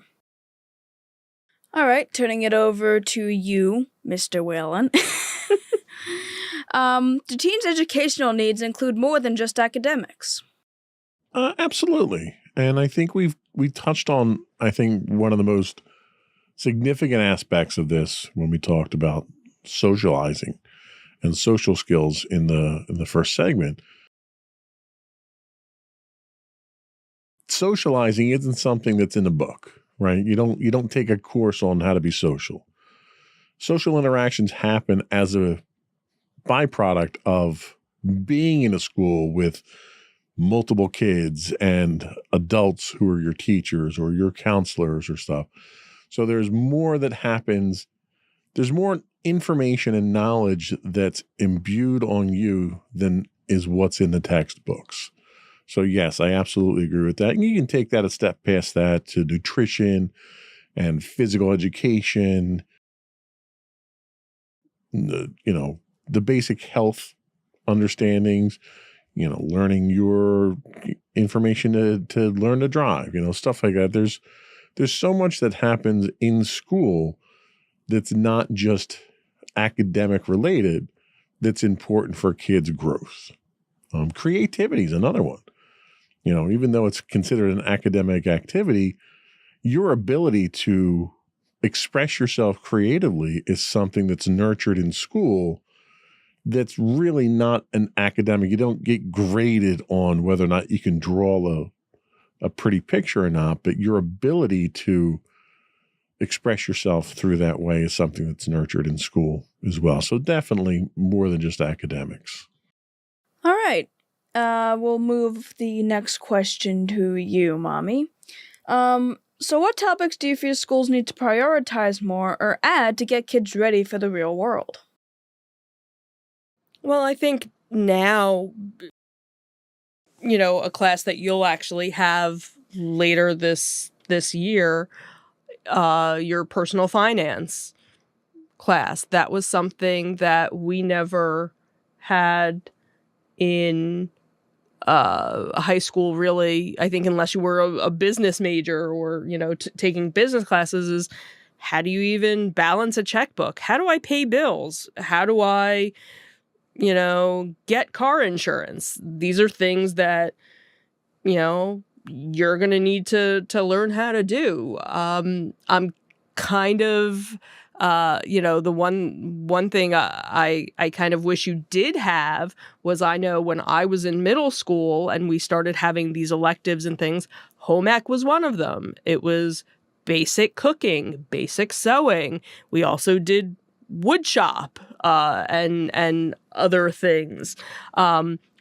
So you kind of got a little taste of that. And that was something where now, if you wanted to take a cooking class, you could, but with all of your other classes that you have, for engineering and stuff, you don't have that space available. But I think something like that should be something that's taught. Just basic, everyday survival of, how to do the laundry and things like that. Not necessarily that it needs to be a class, because again, that should be something that, that's done at home. But I think if your parents aren't ones that like to cook or know how to cook, I think if you were in an environment with your friends on how to cook, you'd have more fun learning it, where, there are some people that have fun cooking with their family if their family likes to cook. There are some, families that don't like to cook, or have relatives that do cook. So I think that would be something. I'm surprised they've gotten away from that and added all these other things, because the other thing too is, while it's great that you can end up graduating high school and have all of these college credits, there are some kids that, end up having like double majors in high school now, where they're graduating high school already with an associate's. And it's like, okay, so now what do you do? You're still only 18 years old. You still have a lot of learning to still do. What's that piece of paper going to do? Are you really ready for the real world? Maybe you are, maybe you're not. So I think in some cases there's more pressure on kids your age than when, Daddy and I went to school. But yet I think also you guys have more advantages because there's more information out there. But I think in a lot of cases, it's almost information overload too.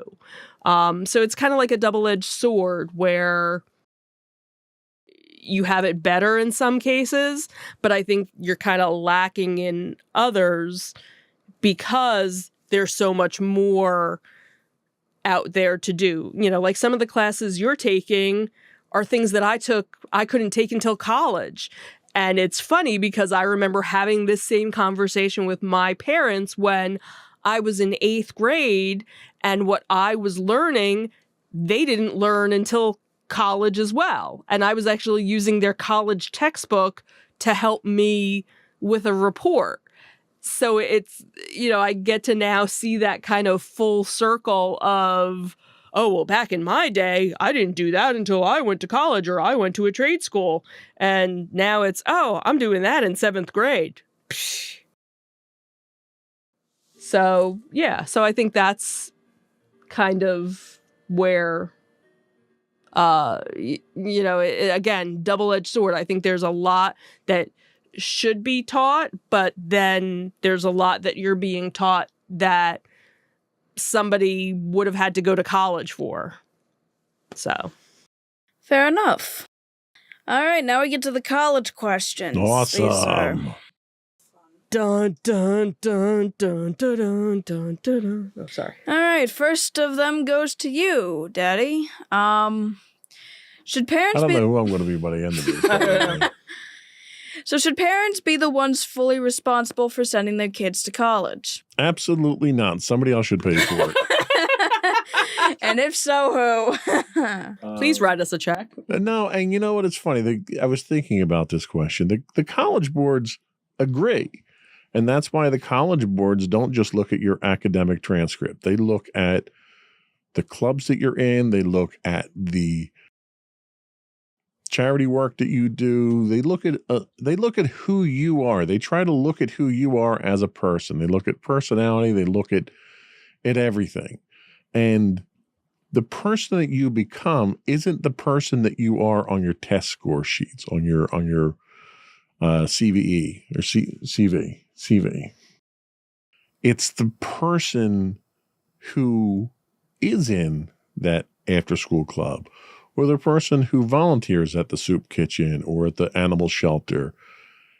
These are all the various different things that help you get to college and put you through college.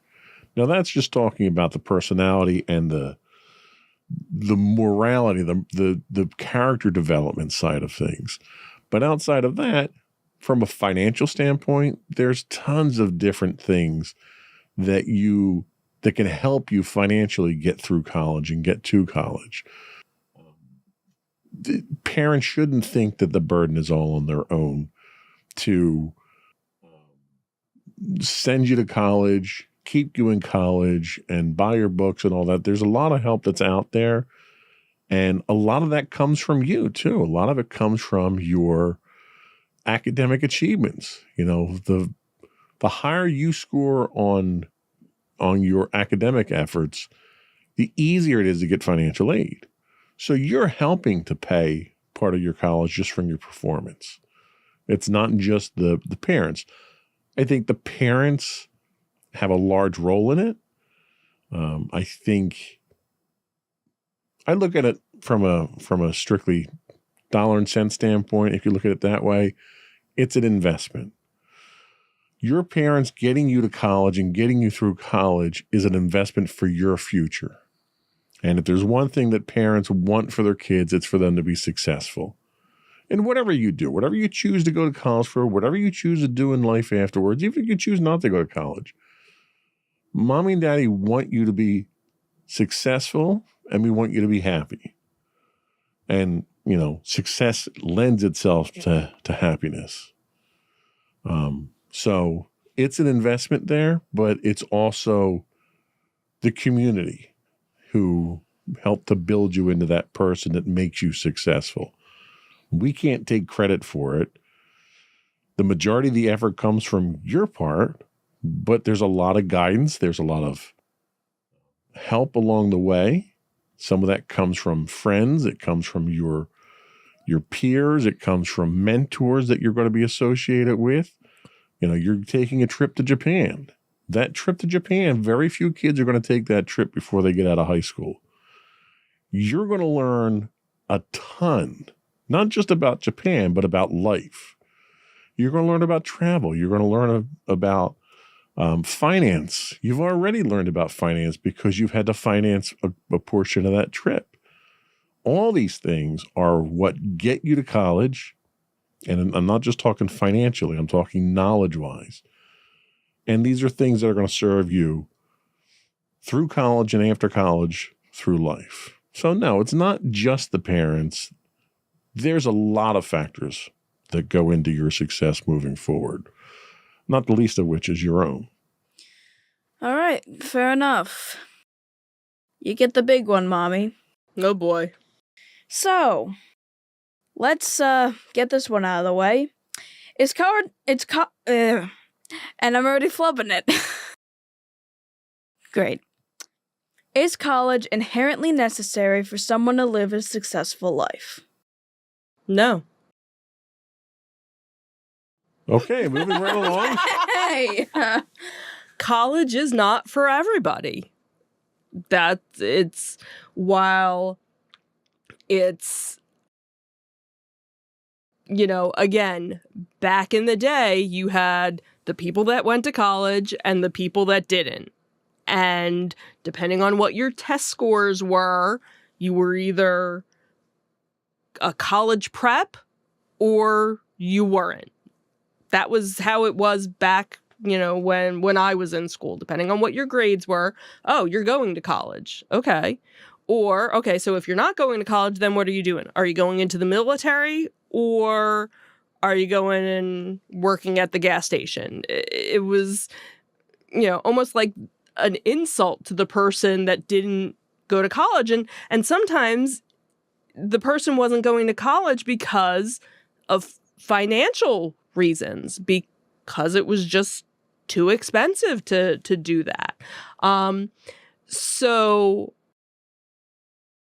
if you have to want to do it, there are kids that their parents tell them you're going to college whether you like it or not, and then that kid ends up in college for 10 years because they go to school and they don't know what they want to major in, so they major in one thing and they do that for a couple of years and they don't like that and they move on to something else, and you get that professional student where they just keep getting more and more degrees because they don't want to go into the real world. They just rather stay.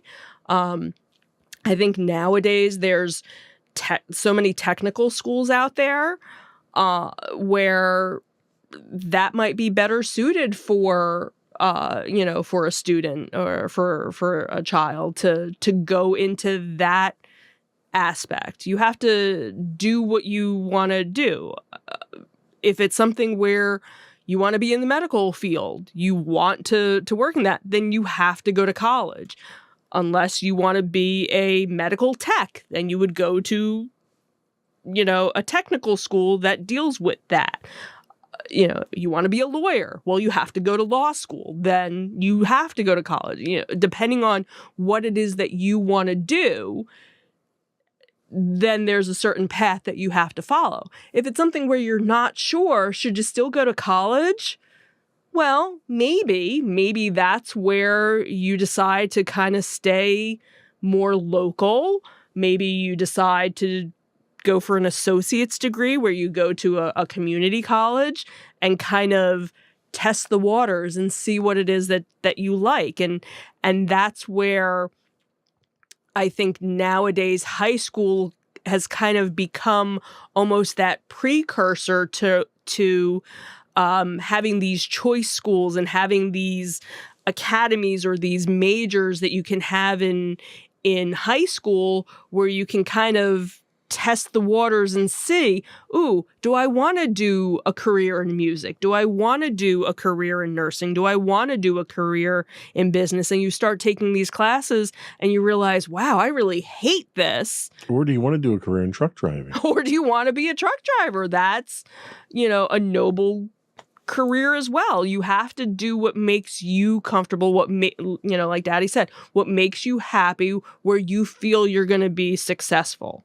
And success is based on what you feel. You might only make, $50,000 a year, but you're completely happy. Where you could be making $100,000 a year and you're completely miserable. It's all a matter of perspective. So you have to do, what makes you happy. Maybe working in that corporate environment makes you absolutely miserable. So you don't want to do it. But, working in, a clinic, a veterinary clinic or something, as a technician makes you happy. You're not making as much money, but you're happy. You go home at the end of the day feeling fulfilled. That's what, you have to figure out what will make you happy. What do you feel will be successful, and what path do you need to get there? Is it college? Is it engineering? Is it music? Is it art? Is it computer science? What is it that brings you joy? That's really kind of the main thing that you have to look at, and then just kind of go from there. All right, I'm not going to ask you if college is right for me. We're not going to go down that path Yes, today. you are going to college whether you like it or not. No. Okay. No, seriously, we've had this discussion. We had, kind of the precursor to this discussion when it came to National Honor Society.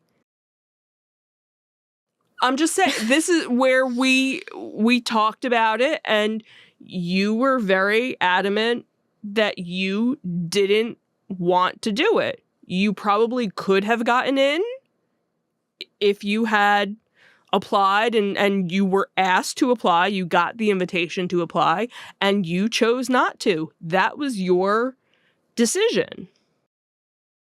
We did negotiate at least 2 years of college. Right. Just for the record. Right. And we did say, and that's because we felt, because of where your grades are, we know you're going to get into a 4-year school. There's no question about it. And that's the other thing too, is nowadays there's a college out there for everybody. Now you can go. Even truck drivers? Yeah, I'm sure there is. I wouldn't be surprised. You can go anywhere in the country, anywhere in the world, and there is a college available. If you want to do a virtual school, there are tons of virtual schools out there. So if you never want to set foot on a campus somewhere, you still have the ability to take classes and get a degree. Because again, the world has changed in the last 10, 15 years, and it's so much more accessible to do that.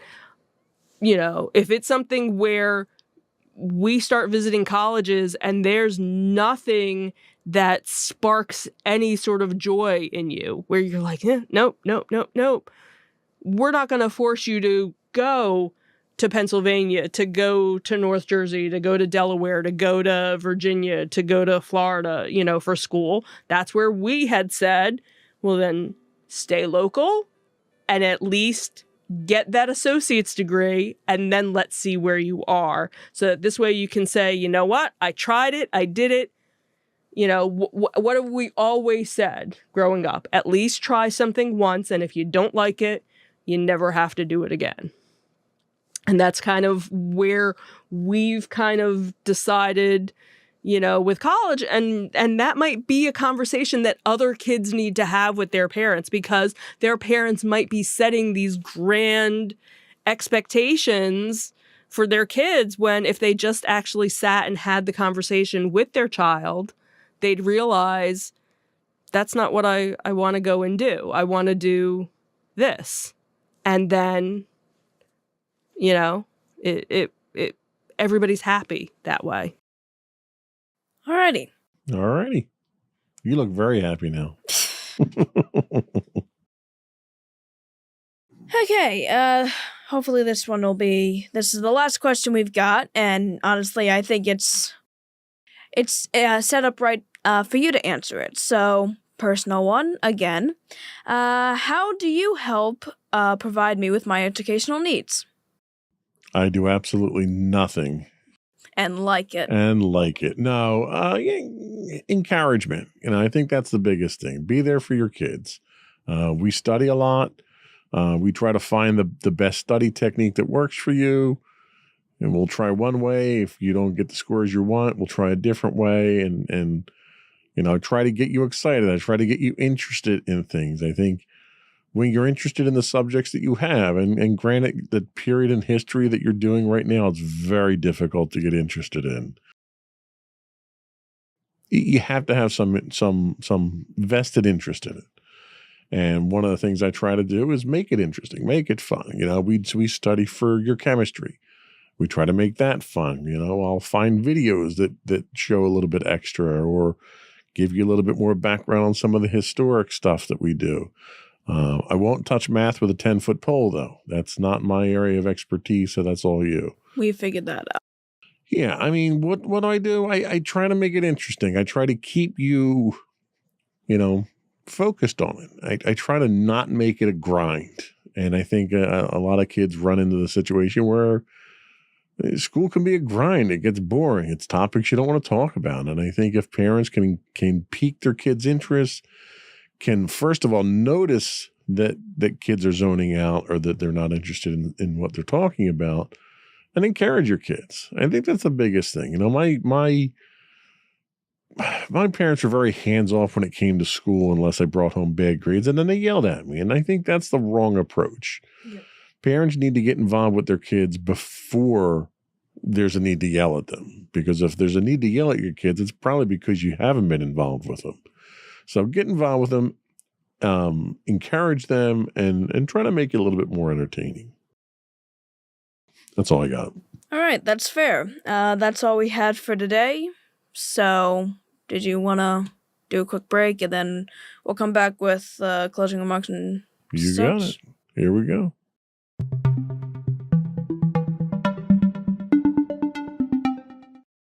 All right, so this was the end of our supposed to be one episode segment on top challenges of parenting.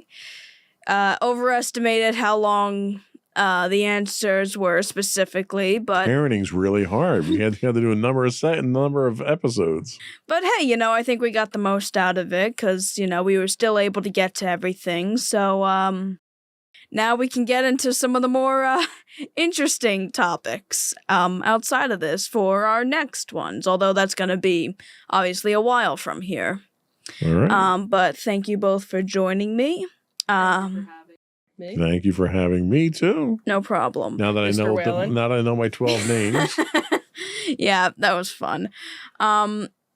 So, thank you for joining us. And before we go completely, I'd like to give us a bit of start our show plugs. So, when it comes to our subscriptions, you can find us on Apple Podcasts, Spotify, Google, Stitcher, iHeartRadio, TuneIn, and really anywhere you can get a podcast. You can email us at comments@insightsintothings.com. We're on Twitter or X, whatever you really go by at this point, at insights_things. We have high-res videos on YouTube at youtube.com/insightsintothings. We stream 5 days a week on Twitch at twitch.tv/insightsintothings. You can find audio versions of this podcast listed as podcast.insightsintoteens.com. We're on Facebook at facebook.com/insightsintothingspodcast. We're on Instagram at instagram.com/insightsintothings. And you can find links to all these and more on our official website at www.insightsintothings.com. And that is it. That's it. Another one in the books. Bye, everyone. Bye. Bye.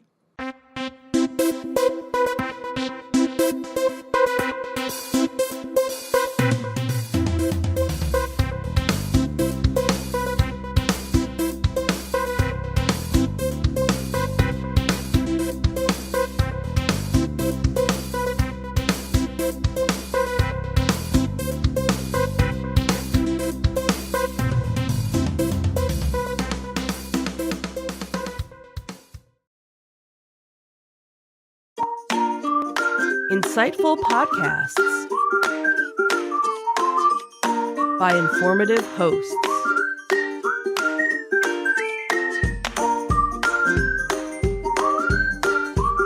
Insights into Things, a podcast network.